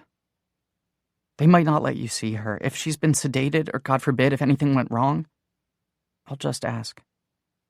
Mom squeezed the steering wheel tighter. "And Mary could say no. She's probably not ready to see you. Labor is labor. It's not like the movies. You need to respect that." "I know." "No, you don't know, Billy. You have no idea. This girl is a mother. At age 14. She shuddered at some long-ago memory. "Everyone said I was young, and I was a senior." At the hospital, Mom waited in the car with a Sidney Sheldon paperback while I went inside and got directions to Mary's room. The maternity ward at Wetbridge Memorial Hospital was full of balloons and stuffed animals. There were grown-ups laughing and babies crying and grandparents carrying enormous video cameras that required 2 hands to operate. Every room was packed with visitors. People spilled out of doorways talking and smoking cigars and eating food off paper plates. I felt like I'd wandered into a surprise party in the Twilight Zone. I asked another nurse for Mary, and she pointed down the corridor to a stretch of dim rooms far from the streamers and celebrations. Zelinsky and the Reverend Mother were seated on folding chairs at the very end of the hallway. Zelinsky saw me coming and stood up, crossing his arms over his chest. "You're not supposed to be here," he said. "I came to see if Mary's all right." "She's not all right. Do you think she'd be here if she was all right?" "I'm all right," Mary called from inside the room. I couldn't see her from the hallway. I could only see the foot of her bed. "Can you let him in, please?" Zelinsky didn't budge. I sensed that part of him wanted to drag me kicking and screaming out of the maternity ward. But another part of him was ready to let Mary have anything she wanted. The Reverend Mother spoke to him in a whisper. "He's the first friend to visit," she said. "I think Mary could stand to see a friend, just for a short while." Zelinsky didn't answer. He sank into his chair, shaking his head, and buried his face in ink-stained hands. 10 minutes, love," the Reverend Mother told me. She placed a gentle hand on the small of my back, guiding me through the doorway. "Mary's had a long day. Do you understand?" "Thank you," I said. I stepped cautiously into the room. I didn't know anything about babies. I'd never even held a baby, so part of me was scared to go any farther. The room was divided into halves by a curtain. The front half was empty. The back half had a bed and a chair and a window overlooking the parking lot. Mary was sitting up at the bed, chewing on a pencil eraser and reading a large binder full of computer code. Her hair was pulled back in a headband, and some of the color had returned to her face. If she hadn't been dressed in a hospital gown, you might not have realized that anything was wrong. "You're all right?" I asked. "All the gory stuff is over," she said. "Be glad you weren't here 5 hours ago." I looked around the room. There was a dresser and a television, but I didn't see any cribs or boxes or containers that might be holding a baby. "Where is it?" I asked. "Where's what?" she asked. "The baby?" "Yeah. She's down the hall with her parents. They just got here from Scranton." I took a moment to process this, to understand what she meant. "Are they nice?" "Super nice. They're music teachers. And they already have a daughter, so she'll have a sister. They have a house with 3 bedrooms, and they live across the street from a park. My father and I drove out there a month ago so we could see exactly where she'd live. It's really nice. Nicer than Wetbridge." A month ago. And all this time I had no idea. A month ago, I had walked into the store to buy hearing aid batteries, and Mary gave me a flyer advertising a computer programming contest. And I had no idea. "All this time she's been fooling you right back," Zelinsky told me. "You don't know her at all." "Scranton's not very far," I said. "I guess you could visit." Mary shook her head. "It's not going to work like that," she said, and her voice cracked. She looked at the open binder in her lap. "But look what they brought me as a gift." She closed the binder and showed me the cover. It was the operating guide for the new IBM PS2 computer. No more messing around on 64s for me. Moving on to the big time. VGA graphics and a 20 megabyte hard disk. It's crazy. In spite of everything she'd been through, I felt a pang of envy. With a PS2, Mary would rocket into the big time. Nothing would hold her back now. "Do you want to sit down?" she asked. The only seat in the room was a hardback metal folding chair, but I took it anyway. "I'm glad you're okay." "Me too. I thought you were dying." "Dying of embarrassment, maybe." "I didn't know," I said. "I really had no clue." "God, it was so obvious," Mary said. "Did you notice how many times I went to the bathroom?" I shrugged. I thought that was normal. In movies, girls are always running to the bathroom. "I guess I did a good job of hiding everything." She gently patted her hips. "The perks of having a full figure." I didn't know what to say to that. "At the end of this month," Mary continued, "I was supposed to visit my aunt in Harrisburg, have the baby out there. You never would have known." "You could have just told me." "No, I couldn't have," she said, and I knew Mary was right. I wouldn't have understood. I didn't even understand now. There was only one explanation for all of this, and yet it seemed impossible. "Tyler Bell?" "Yeah." "Was it, did he force himself on you?" She shook her head. "More like the other way around." "You forced yourself on Tyler Bell?" Mary scrambled for the remote control and turned on the television. "Can you keep your voice down?" She raised the volume, concealing our conversation with an ad for Calvin Klein Obsession. "It was stupid, Will. I know it was stupid. He took me out on his motorcycle, and I thought we'd just kiss." "But you liked him? Liked him? Liked him?" She didn't answer right away. She looked like she was trying to remember something that happened many years ago. "My mom had this thing about second chances," she explained. "Everybody deserves a second chance," she'd say. "Even criminals, especially criminals." Before she got sick, when she worked at the store, she'd hired part-timers who were straight out of prison. She said it was the Christian thing to do, that Jesus commanded us to forgive them. My father hated this idea. He thought she was crazy. Hiring thieves to stock our shelves? It was nuts, right? But Mom didn't care. She hired ex-cons for years, never had any problems. And then, after she died, Mary stopped, reached for a plastic cup, and took a long drink of water. Maybe a year after she died, our part-timer quit, so now it's Dad's turn to hire someone. And he decides he wants to honor Mom's legacy. He wants to do the Christian thing.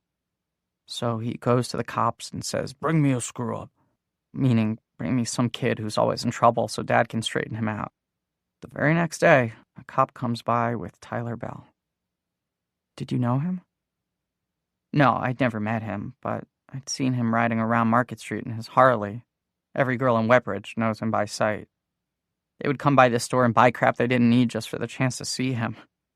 His hair and his eyes and the whole biker thing. To be honest, I'm not sure if I really liked him or if I just liked him because everybody else liked him." She explained that the first few weeks passed without incident. Tyler did his work and kept to himself. "He was nice to me because he had to be," Mary said. "I was the boss's daughter, right? So even though he's 3 years older, I felt really safe talking to him. Making little jokes. I guess it was flirting, but always when Dad had his back turned. Tyler didn't mind. He just laughed. So every day I got a little bolder."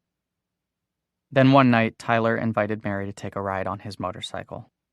She described how he drove them into the woods behind the Ford Motor plant. They sat on blankets and smoked a cigarette. Then they started kissing and didn't stop. I was so mad at myself, Will. As soon as it ended, I knew it was a mistake. Tyler was nervous. He wouldn't stop talking. He said that out of all the girls he'd been with, I had the nicest hair, like that was a compliment, you know? I didn't say anything.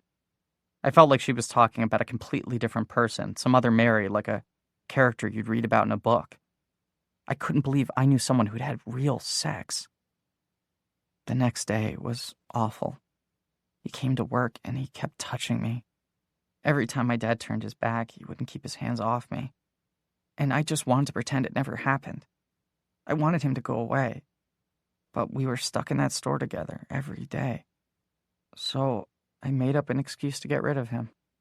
I said he tried to steal a lighter. You lied?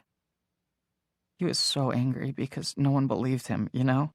Not a single person. It was such a selfish, shitty thing for me to do. Did you know you were... I couldn't bring myself to say the word aloud. I still couldn't believe I was sitting in a maternity ward. No, I wasn't sure for another 6 weeks. I kept hoping I was wrong, and by the time I knew for sure, Tyler was long gone. Up on the television screen, 3 gorgeous women in cowboy hats welcomed Spuds MacKenzie to a country western concert on a dude ranch. The dog hopped up behind the drums, grabbed the sticks, and began to play along. I waited until February to tell my dad. I couldn't bring myself to tell him. I was too embarrassed. It was such a stupid thing to do. I thought of Tyler's rampage during the robbery.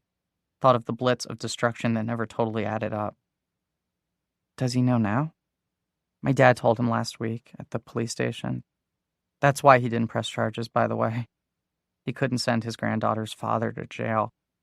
He figures she might want to look up Tyler someday, find out who he is, and it wouldn't be right if he was a criminal. So he told the cops to drop the charges, and they let you all go. Up on the television, the Bud Light commercial ended and a studio audience shouted, "Wheel of Fortune." It was 7:30, and America's favorite game show was starting. I wanted to change the channel, but Mary still held the remote. She seemed grateful to have something to watch, an excuse to stop or at least pause our conversation. Vanna White appeared on stage, resplendent in a designer gown, and the audience applauded as she twirled around, showing off the scoop back and her taut calves. The first puzzle was a popular phrase consisting of 6 words. After several spins, the board looked like this. If I blank blank blank L blank T blank blank N blank A blank blank T I blank E. I guess I was grateful to have the TV too. I was happy to just sit there and hang out like nothing had spoiled between us. For some strange reason, my mind kept going back to Tyler Bell, the biggest screw-up in Wetbridge and the father of a huge mistake. I knew Tyler was already en route to basic training and a new life, and I guess the baby was better off without him. But I wondered if he would ever look back and have regrets.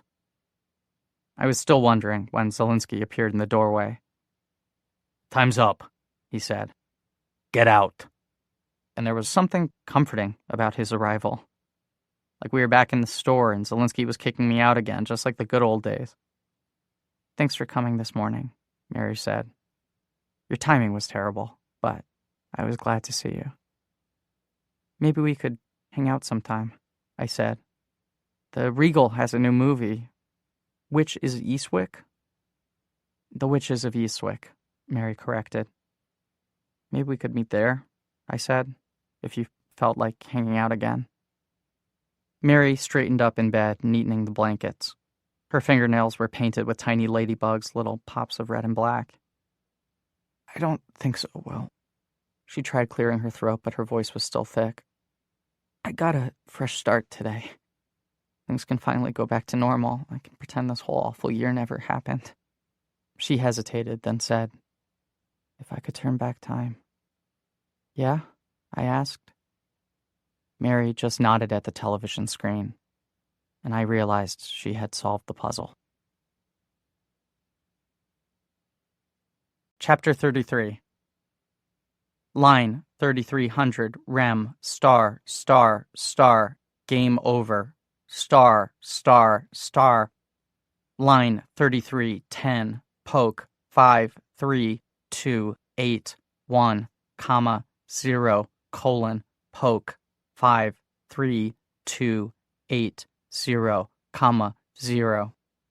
Line 3320, print, clear, red.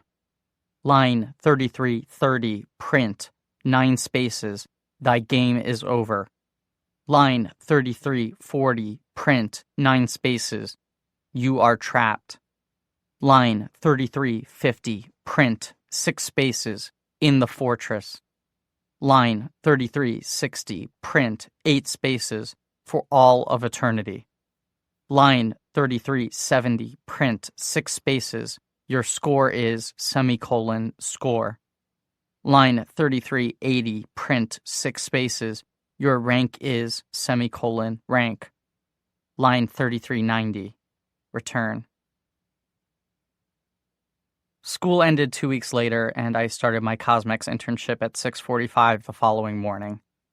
The factory was hidden among a sea of warehouses off Route 287. I had to wake at 5:30 and take 2 different buses to arrive on time. My boss was a short, squat Haitian man who never told me his name or asked for mine. He simply thumped his chest and said, "Boss man." "Boss man?" I repeated. "Très bon," he said. The factory floor was the size of several gymnasiums full of quietly humming machines that united to create a dull roar. Within minutes of my arrival, Boss Man had me outfitted with earplugs and a hairnet, and I was standing over a conveyor belt with a box of mascara brush caps.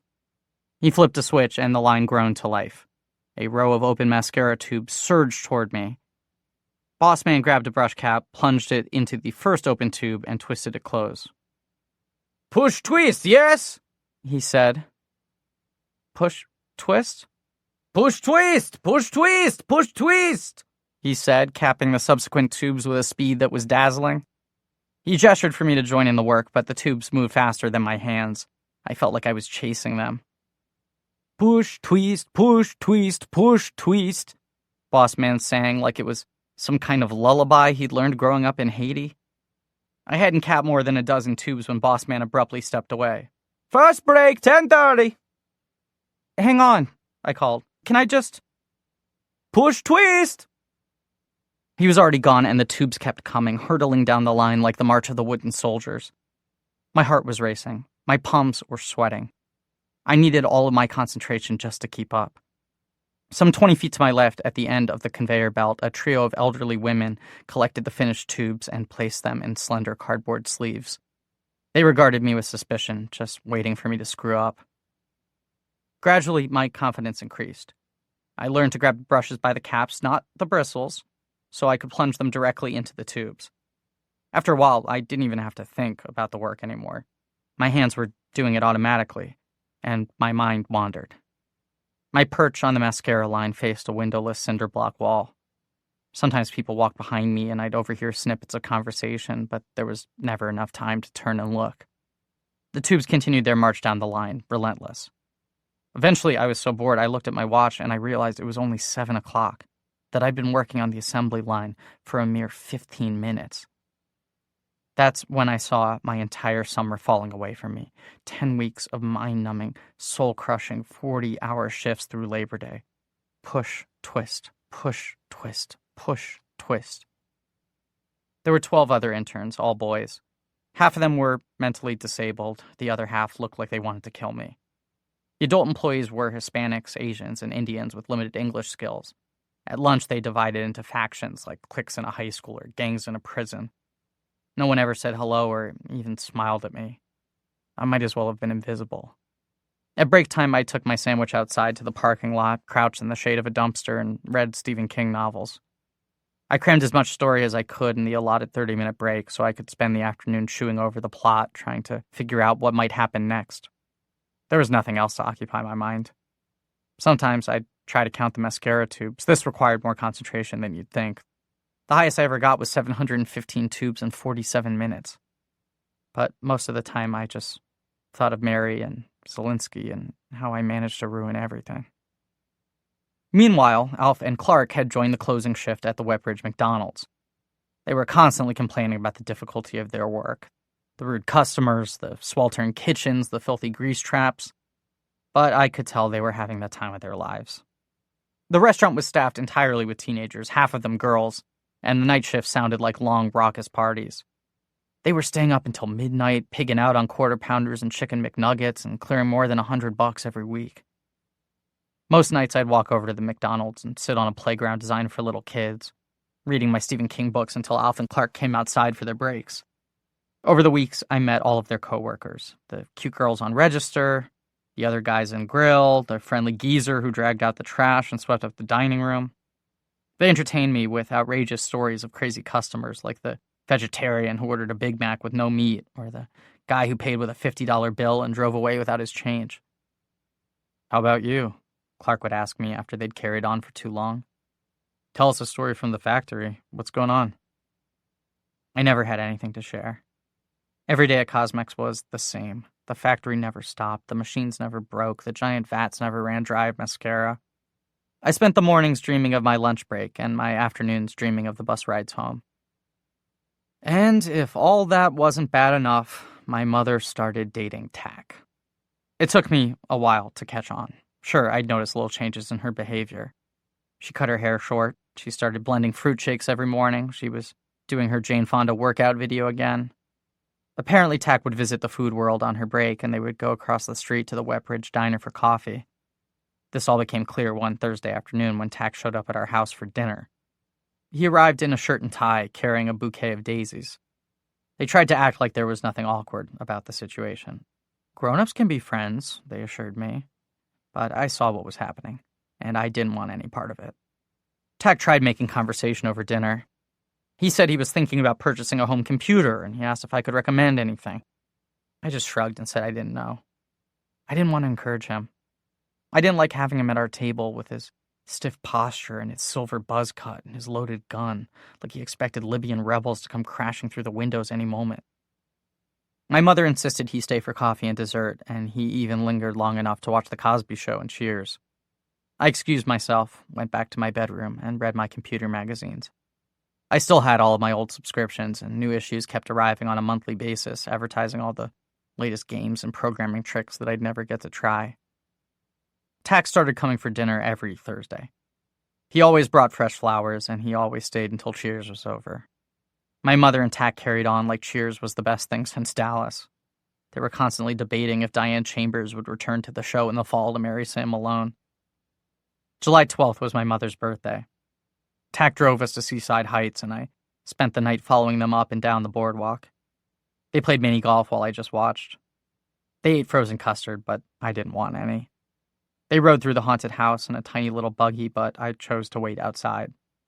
I knew I was being a jerk, but I didn't care. At one point, my mother lost her patience and pulled me aside.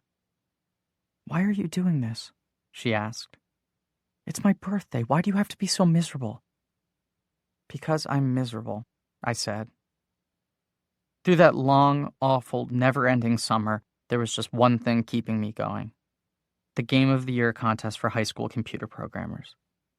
In the third week of July, I received a letter from the Rutgers faculty explaining that the 118 games submitted for the award had been culled to 5 finalists, including The Impossible Fortress by Will Marvin and Mary Zelinsky. The faculty hoped we would attend the award ceremony, where guest judge Fletcher Mulligan of Digital Artists would declare the winner. Every finalist was guaranteed a $50 college savings bond, and the winner would take home an IBM PS2 approximate retail value $4,000. I showed the letter to my mother, and we debated next steps. Technically, I was still forbidden to contact Mary, but we both agreed that she deserved to see the letter. And the last time I'd tried to deliver a letter to Mary, things hadn't gone so well. I didn't know what to do.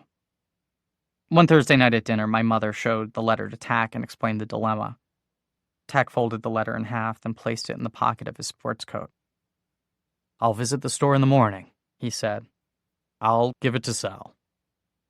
"He hates me," I said. "You have to give it to Mary." Tack shook his head. "I can't go behind his back." "Then you might as well tear it up," I said, "because that's all Zelinsky's going to do. He'll never let her see it." Tack paused to take a long sip of coffee. "My goodness, Beth, this is really delicious coffee." "Thank you," Mom said. "It's Maxwell House." "Give me the letter," I told Tack. "Let me help you, Will," he said. "I've known Sal for 8 years. He's a reasonable guy. Maybe I can fix this." I didn't see Tack again for 3 days. The next time he came to our house, I was out in the yard with my mother, helping her anchor a bird bath in a bed of loose gravel. Her plan to grow a few perennials had gradually evolved into a full-blown botanical extravaganza, complete with marigolds and sunflowers, carrots and lettuce, a little trail of stepping stones. Somehow, we'd found ourselves with the nicest lawn on Baltic Avenue. Tack drove up to our house with a trunk full of compost and fertilizer. He carried it across the yard under my mother's supervision. I knew right away that something was wrong. Most days, Tack was quick to say hello and ask how I was doing, but that afternoon, he wouldn't look at me. He lifted every bag of mulch with tremendous care, like the job required his complete and total concentration. I waited maybe 90 seconds before asking if he'd delivered the letter. I gave it to Sal, he said. And he gave it to Mary. Were you there? Did you see her read it? Yes. And what did she say? He shook his head. She didn't say anything. Tack reached in his pocket for the letter and returned it to me. I checked the paper front and back, hoping that maybe Mary added some kind of message, but no. Tack sensed my disappointment. He clapped a hand on my shoulder. The girls had a tough year, Will. A real tough year. Sometimes the best thing for people is a fresh start, you know? Chapter 34. Line 3400, rem, star, star, star. Play again, question mark, star, star, star. Line 3410, print, clear, 12, CSR, down. Line 3420, print, 9 spaces, thy game is over. Line 3430, print, 2, CSR, down. Line 3440, print, 3 spaces, would you like to? Line 3450, print, 5 spaces, play again, Y/N, question mark. Line 3460, get, PA. Line 3470, if PA less than or greater than Y or N. The day of the award ceremony, I could barely function at work. I kept dropping brush caps, and 6 of my mascara tubes failed a QC spot check because the tops weren't tight enough. Normally, I fell asleep on the bus rides home, but all day I was wired and jumpy. I'd spent weeks waiting for the ceremony, daydreaming about computers I might win and conversations I might have with Fletcher Mulligan. Now that the big moment had finally arrived, everything felt slightly unreal, like I was still in a factory daydream. I got home from work and Mom announced that Tack was joining us for the ceremony. No, I told her. No way. He's excited for you, she said. He really wants to be there. I reminded her that Alf and Clark were already coming to the ceremony, that our tiny Honda couldn't hold more than 4 people. She assured me there was plenty of space in Tack's car. His police car? I asked. We're taking a cop car? You've seen how big it is, Mom said. He's got plenty of room for all of us. Alf and Clark were delighted by the idea, and Mom invited them to join us for a pre-contest cookout. We stood around the backyard drinking orange soda and eating hamburgers off paper plates while Tack shared crazy stories of Wetbridge's most notorious criminals. Like the woman who stole a butterball turkey using a baby carriage, and the old man who kept exposing himself to the girls at Crenshaw's pharmacy. My friends howled with laughter at every story, and the cookout dragged on forever despite my repeated requests that we get going. The ceremony started at 7 o'clock, and I wanted to leave the house by 5:30. But at 6 o'clock, we were still in the backyard, and now Alf was telling McDonald's stories, and I was fuming. I must have scowled one too many times because Tack set down his hamburger and pulled me aside. Tell me something, he said. What time do you want to be at this thing? 7 o'clock, I said. It starts at 7. Then we'll be there at 7, he said. I'm giving you my word, all right? Now relax and be a good host. These are your friends. I'd spent a lot of the next 22 years making fun of Tack. I'd ridicule his extreme patriotism, his collection of John Wayne porcelain plates, and his insistence on bringing his gun everywhere, even to the zoo, even to the beach. But there's one thing I understood early on. This guy always kept his promises. If Tack said 7 o'clock, He'd have you on the campus of Rutgers University with 10 minutes to spare, descending the steps at the athletic center to a large basement gymnasium where a dot matrix print shop banner hung over the doorway. Welcome, high school programmers. I'd never been to a college before, and I wasn't sure if I was dressed okay. I'd worn turquoise jams and a white polo shirt with a popped collar because the preppy kids in movies always pop their collars. But as we got in line with the other kids and parents, I realized I'd worried for nothing. Everyone else was wearing tees, Pac-Man tees, Bloom County tees, Far Side tees. To most people, I'm sure it looked like a science fair crammed inside a gym. But I felt like I'd arrived at Disney World. There were rows and rows of folding tables with all kinds of computers and giant bundles of power cables crisscrossing the floor. There were schools and colleges advertising their computer science programs. There were wholesalers and software vendors and computer club representatives. And everywhere I looked, there were kids, hundreds of kids, all of them computer geeks just like me. Along one wall was a row of coin-op arcade games set to free play, and Alvin Clark drifted off to try them. I walked over to the registration desk and met a man named Dr. Brooks, who introduced himself as a trustee of the university. He wore a Navy sports coat with an American flag on the lapel. His face was very tan, almost orange, and he had the whitest, brightest teeth of anyone I'd ever met. He handed me a badge that said finalist and said, "I liked your game, Will." I thought he was mistaken, that he'd confused me with someone else. "My game is the Impossible Fortress." "I know. You're Will Marvin," he said. "I'm judging the winners this evening." "You're judging? Where's Fletcher Mulligan?" "His flight was delayed," Dr. Brooks explained. "There were storms over Pittsburgh, and his plane was rerouted to Cleveland." "So what time is he getting here?" "I'm afraid he's not going to make it." My disappointment must have been obvious because Dr. Brooks quickly started telling me about his own qualifications. He explained that he was an executive at Boeing, an aerospace company that supplied jets to the Air Force and rockets to NASA. I've been working around computers my whole life, so I'm pretty sure I can judge a video game contest. He looked over my head to Tack and winked. "I'm sure Fletcher Morgan would approve of my decision." "Fletcher Mulligan," I said. "His name is Fletcher Mulligan." "Exactly," Dr. Brooks said. "Go have some fun, Will. This is going to be a great night." I couldn't believe it. I'd had my share of bad luck over the past 3 months, but this was ridiculous. How many mascara tubes had I capped waiting for this moment, and now Fletcher Mulligan wasn't even coming? He was in stupid frickin' Cleveland? As we walked away from the registration desk, Tack draped a burly arm around my shoulders. "The doc says he likes your game, Will. I don't know much about computers, but I'd call that conversation a good sign." "It's not," I said. Mary and I had designed the Impossible Fortress for the king of video games, not some smug, suntanned corporate executive who didn't even know Fletcher's name. "There's no way I'll win." "Win, lose, who cares?" Mom asked. "It's 1987 and Robert Redford still hasn't won an Oscar. Do you think he lets that get him down?" Ever since she started dating Tack, my mother saw the bright side of everything.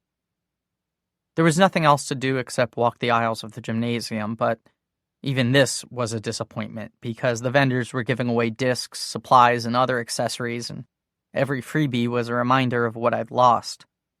My mother insisted I take something, so I accepted a small plastic keychain molded in the shape of a compact PC. I knew it was the only computer I'd bring home that night.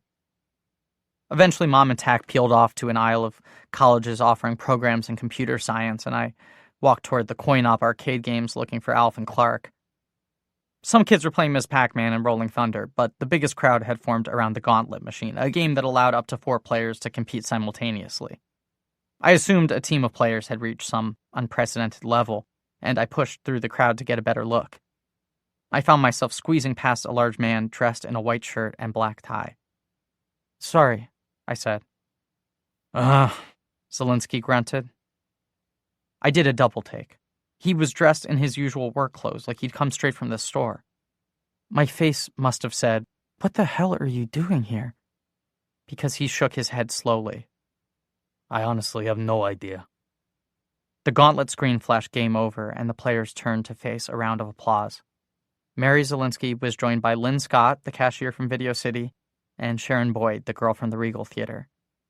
At that moment, I realized they were the only 3 girls in a gymnasium crowded with teenage boys. Their very existence seemed a sort of miracle. Mary recognized me and waved. Her fingernails were painted with a rainbow of zeros and ones, the same binary pattern she'd worn on the day we started working together. "Hey, Will." She looked fantastic, a suntanned and more radiant version of the Mary I used to know. Her hair was shorter, with blonde highlights, a new look for summer. She was wearing an outfit I'd never seen before, a white blouse, khaki shorts, and pink Chuck Taylor sneakers. The new clothes fit her perfectly, now that she had nothing to hide. "I didn't think you were coming," I said. "My dad wasn't going to let me," she said, "but then I threatened to have another baby." Alf gaped at her until I explained this was a joke. Mary introduced her friends to mine, but of course we already knew Lynn Scott from Video City. "It's been a while," she said to Clark. "You haven't rented Kramer vs. Kramer all summer." Clark had avoided the store ever since our disastrous invasion of Mount St. Agatha's, ever since Alf had exposed the claw to the entire student population. "I've been busy at work," Clark explained. He was already stuffing the claw into his pocket, but Lynn saw what he was doing and stopped him. "Wait, hang on," she said. "Did you really hurt your hand climbing under the fence?" Clark laughed, like her question was a joke. "No, I'm serious," Lynn said. "What happened?" He took a moment to scan the room. He might have been searching for escape routes, then reluctantly pulled the claw from his pocket. "I was born like this," he admitted. "It's called syndactyly, and it runs in my family." He turned the claw left and right, allowing Lynn to take a closer look. "But trust me, as soon as I turn 18, I'm paying a doctor to saw it off." Lynn cringed. "What?" "They'll slice it, clean at the wrist," Clark explained. "Then they can fit me with a rubber hand that looks totally normal." "That seems extreme," Sharon said. "No, that's crazy," Lynn said. "There's no reason to be self-conscious. All those times you came to Video City, I never even noticed." "Well, I kept it hidden," Clark admitted.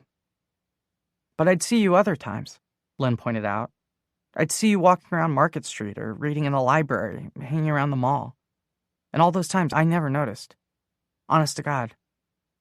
I'm not sure what surprised Clark more. The fact that Lynn hadn't run screaming at the sight of his hand, or the revelation that she'd been noticing him around town, in the library, at the mall.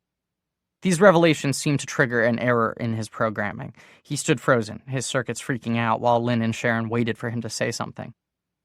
"Enough already," Alf said, pushing past them and bellying up to the gauntlet machine.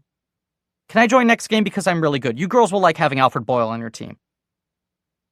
Lynn took Clark by the hand, encouraging him to come along. "We need a 4th player," she explained. "Mary wants to take a look around." "That's right," Mary said. "I do."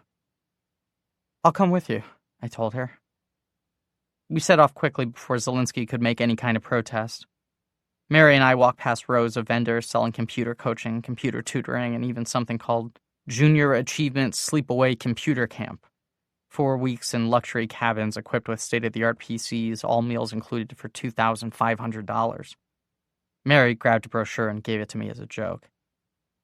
I had a million questions I wanted to ask. Where had she been all summer? What was she doing? Did she ever think about me? Did she ever think about her daughter?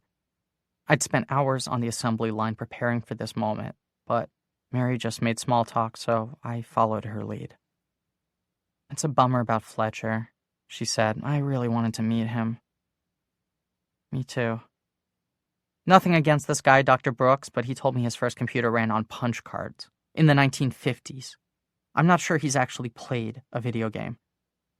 "I keep telling myself we're going to lose," I said. "Yeah," Mary said. "Probably." She didn't sound disappointed. It was obvious she'd already moved on to bigger and better dreams. She was enjoying her new PS2, hanging out with Lynn and Sharon, buying new clothes, and making herself beautiful, while I toiled alone in the cosmetics factory, obsessing over all my past mistakes. Push, twist, push, twist, push, twist. "Have you seen the competition?" I asked. Mary pointed to the far side of the gymnasium to a long table full of monitors, joysticks, and keyboards. You can play all the finalists over there. They set up computers so people can try them. One of them is a total ripoff of Defender. Is it any good? Yeah, it's great if you want to play a slower, lamer version of Defender. It was the first time I laughed all summer. I couldn't believe how easily we fell into the old banter, like the last 8 weeks had passed in a heartbeat. I wanted to walk past the finalists and see the impossible fortress, but our conversation was going well, and I didn't want to screw it up. Maybe it was better to leave the past in the past. By the way, Mary asked, is your mom dating Officer Blaskowitz? Yeah. Is that weird? Very, I said, then thought better of it. He's not all bad, though. He's super nice to my mom, and he's convinced we're going to win tonight, which is, That's cool, Mary said. Exactly. We were interrupted by a hiss of microphone feedback. At the far end of the gym was a small platform that functioned as a stage. Dr. Brooks stood behind a lectern with 2 other university trustees. Together they called for quiet, and then Dr. Brooks began to speak. He thanked everyone for coming. He spoke at length about the importance of computer programmers in the near future. He predicted that one day soon everyone would have computers in their homes. He promised that people would carry computers in their pockets and even wear computers on their bodies. Imagine a computer no bigger than a candy bar, he exclaimed, and we laughed at the absurdity of his predictions. They were all straight out of the Jetsons. Finally, he turned his attention to the main event, the winner of the Game of the Year contest. I want to be clear about something. All 5 of the finalists have terrific code. They're very well programmed. But most are variations on popular arcade games like Space Invaders. Only one game tonight aspired to be truly daring, truly original.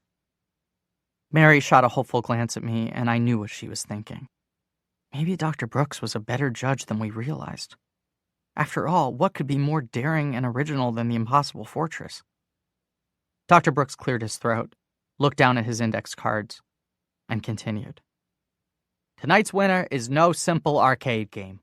It offers a different, more sophisticated kind of fun, with strong graphics and exceptionally catchy music, and it's artfully programmed in a mix of basic and machine language to minimize the lag time in computer calculations. Please join me in congratulating this year's first prize winner, Zhang Su, for his extraordinary game 5-card poker! The wall above the platform filled with a screenshot from the winning game. 5 playing cards on a plain green background. Everyone around me was applauding, but I was too stunned to clap my hands. Dr. Brooks continued. Yes, it's impressive when a programmer animates spaceships and monsters and moves them across a screen, but what Zhang Su has done is even more remarkable. His poker simulation is powered by a complex, artificial intelligence that can outwit human opponents in 35% of the games I played. It's very well done, and I'm confident it demonstrates a bright future in computer programming. Congratulations, Zhang Su. Zhang Su came to the stage, a short, terrified-looking boy who couldn't be older than 12. He made a short but gracious acceptance speech, thanking his parents and all of his teachers at Millstone Prep for their patience and support.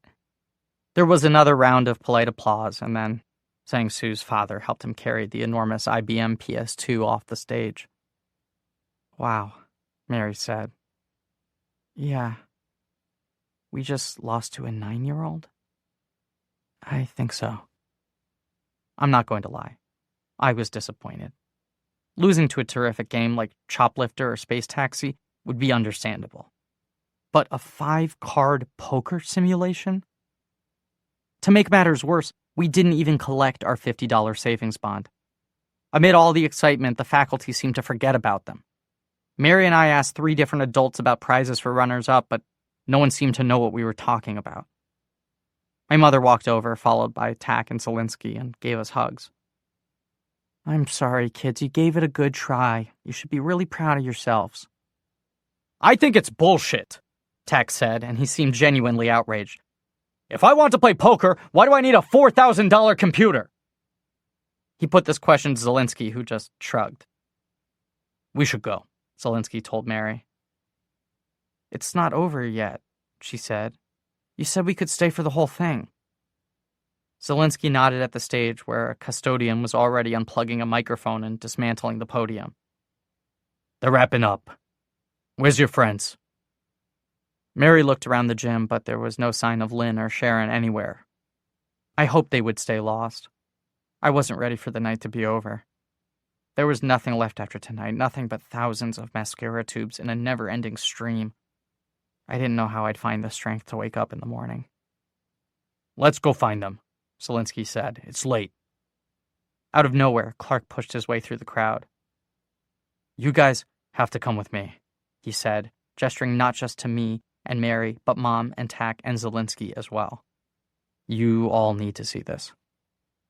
Clark led us across the gym to a section designated with a banner as Finalists Row. There were 2 long tables full of computers, and the machines were set to play any of the top 5 contest entries. We could hear the familiar music before we even reached the tables, before we saw that every machine, every single machine, was playing the Impossible Fortress. Kids and adults were crowded around the screens, gesturing frantically and arguing about tactics and strategy. Even more people were lined up behind them, waiting to take turns. One guy succeeded in rescuing the princess, and he danced to the game's victory theme while his friends showered him with high fives. "Holy crap," Mary said. "People love it," Clark said. "Look at them." "No," Mary said. "I don't mean that." She put a hand on my shoulder, turning me slightly so I could see what she saw. Standing behind Finalist Row was a silver-haired man in a purple sports coat and black jeans. He was watching the players carefully, observing how they reacted to the game. I recognized him immediately, of course, the way anyone else might notice if Ronald Reagan walked into a room. "You're Fletcher Mulligan," Mary said. "You made it." He gave a little bow. "Better late than never. We left LA 9 hours ago, but Mother Nature was determined to thwart us." He was accompanied by 2 younger men and a younger woman, his entourage from digital artists. They looked like teenagers themselves, older than me and Mary, but not by much. Fletcher pointed to the screen. "I'm getting a real kick out of this one," he said. "Look at the animation on those sprites. And the music? Such a clever use of the SID chip, don't you think?" I was too terrified to answer. I couldn't believe this was really happening. Mary elbowed me in the side. "We made this," I said. "Me and Mary, this is our game." "Are you kidding?" Fletcher looked us up and down. "But you guys are just kids. What are you, 14? Did your teachers help you?" Mary laughed. "Definitely not." One of the players restarted the game and the title screen popped up. Fletcher leaned closer to the monitor, squinting to read the credits. "What's a radical planet?" Zelinsky, Mom, and Tack had wandered up behind us, and everyone was waiting for me to answer the question. What's Radical Planet? I thought back to the night in the store when we coined the name. It seemed like a million years ago. "It's our company," Mary said. "Will oversees the games and I handle the music, but we both do a little bit of everything." "Who handles your sales?" "We don't have a publisher yet," Mary said. "We just want to make good stuff and worry about distribution later." Exactly. Fletcher turned to his entourage and asked Mary to repeat herself like she just summarized the meaning of life. "This is what I keep saying. Nothing ships before it's ready. Just ask Atari. They learned their lesson with that dreadful ET game." Fletcher's companions laughed politely while our parents looked on, confused, trying to grasp what extraterrestrials had to do with anything. "Do you guys have business cards?" Fletcher asked. I nearly said no, but again, Mary was way ahead of me. "We forgot them. How can I follow up with you?" Mary wrote the address of her father's store on a slip of paper along with the phone number. "We have an office in Wetbridge across the street from the train station. It's a really nice setup." Mr. Zelinsky cleared his throat. "And newly renovated," he said dryly. "All new lights and shelving." Fletcher gave us business cards. They were embossed with the famous digital artist logo, the image stamped on the boxes of all my favorite games. "I want to keep this conversation going. Understand? Stay in touch with me." He shook hands with both of us, then shook hands with our parents and Tack, and then spun off into the crowd like a whirling dervish. As soon as he left, Mary and I exploded with nervous laughter. "Did you hear what he said about the animation?" she asked. "Did you hear Fletcher Mulligan complimenting the animation in our game?" We marveled over the business cards like they were made of gold. They were way better than any trophy, certainly better than any $50 savings bond. Mary pushed the card in her father's face. She was practically jumping up and down. "Dad, that's the guy I was telling you about. He's like the Willy Wonka of video games. Did you hear what he said about the SID chip?" "Calm down," Zelinsky said. "What's a SID chip?" Mary's eyes went wide. "Oh my God, he's coming back." "Who's coming back?" I asked. "Behind you," she whispered. "Fletcher Mulligan's coming back." And the Willy Wonka video games strolled up like we were old friends, like we'd known each other forever. "I forgot to ask," he said. "What's next?" "Next?" Mary asked. "What's the next game?" Fletcher asked. "What are you guys working on?" I froze. We all froze. I didn't know what to say. I didn't want to ruin anything. Even Fletcher seemed to understand he had asked a delicate question. "You are working on a new game, right?" Mary took a deep breath, like she was getting ready to blow out some candles. "It'll be ready in a month." "Perfect," Fletcher said. "It's good?" "You'll love it," Mary promised. "It's way better than The Impossible Fortress. Better graphics, better music, faster gameplay. It's probably the best thing Will and I have ever made." Fletcher nodded like this was the answer he'd been expecting all along. "Then I want to see it as soon as you're finished," he said.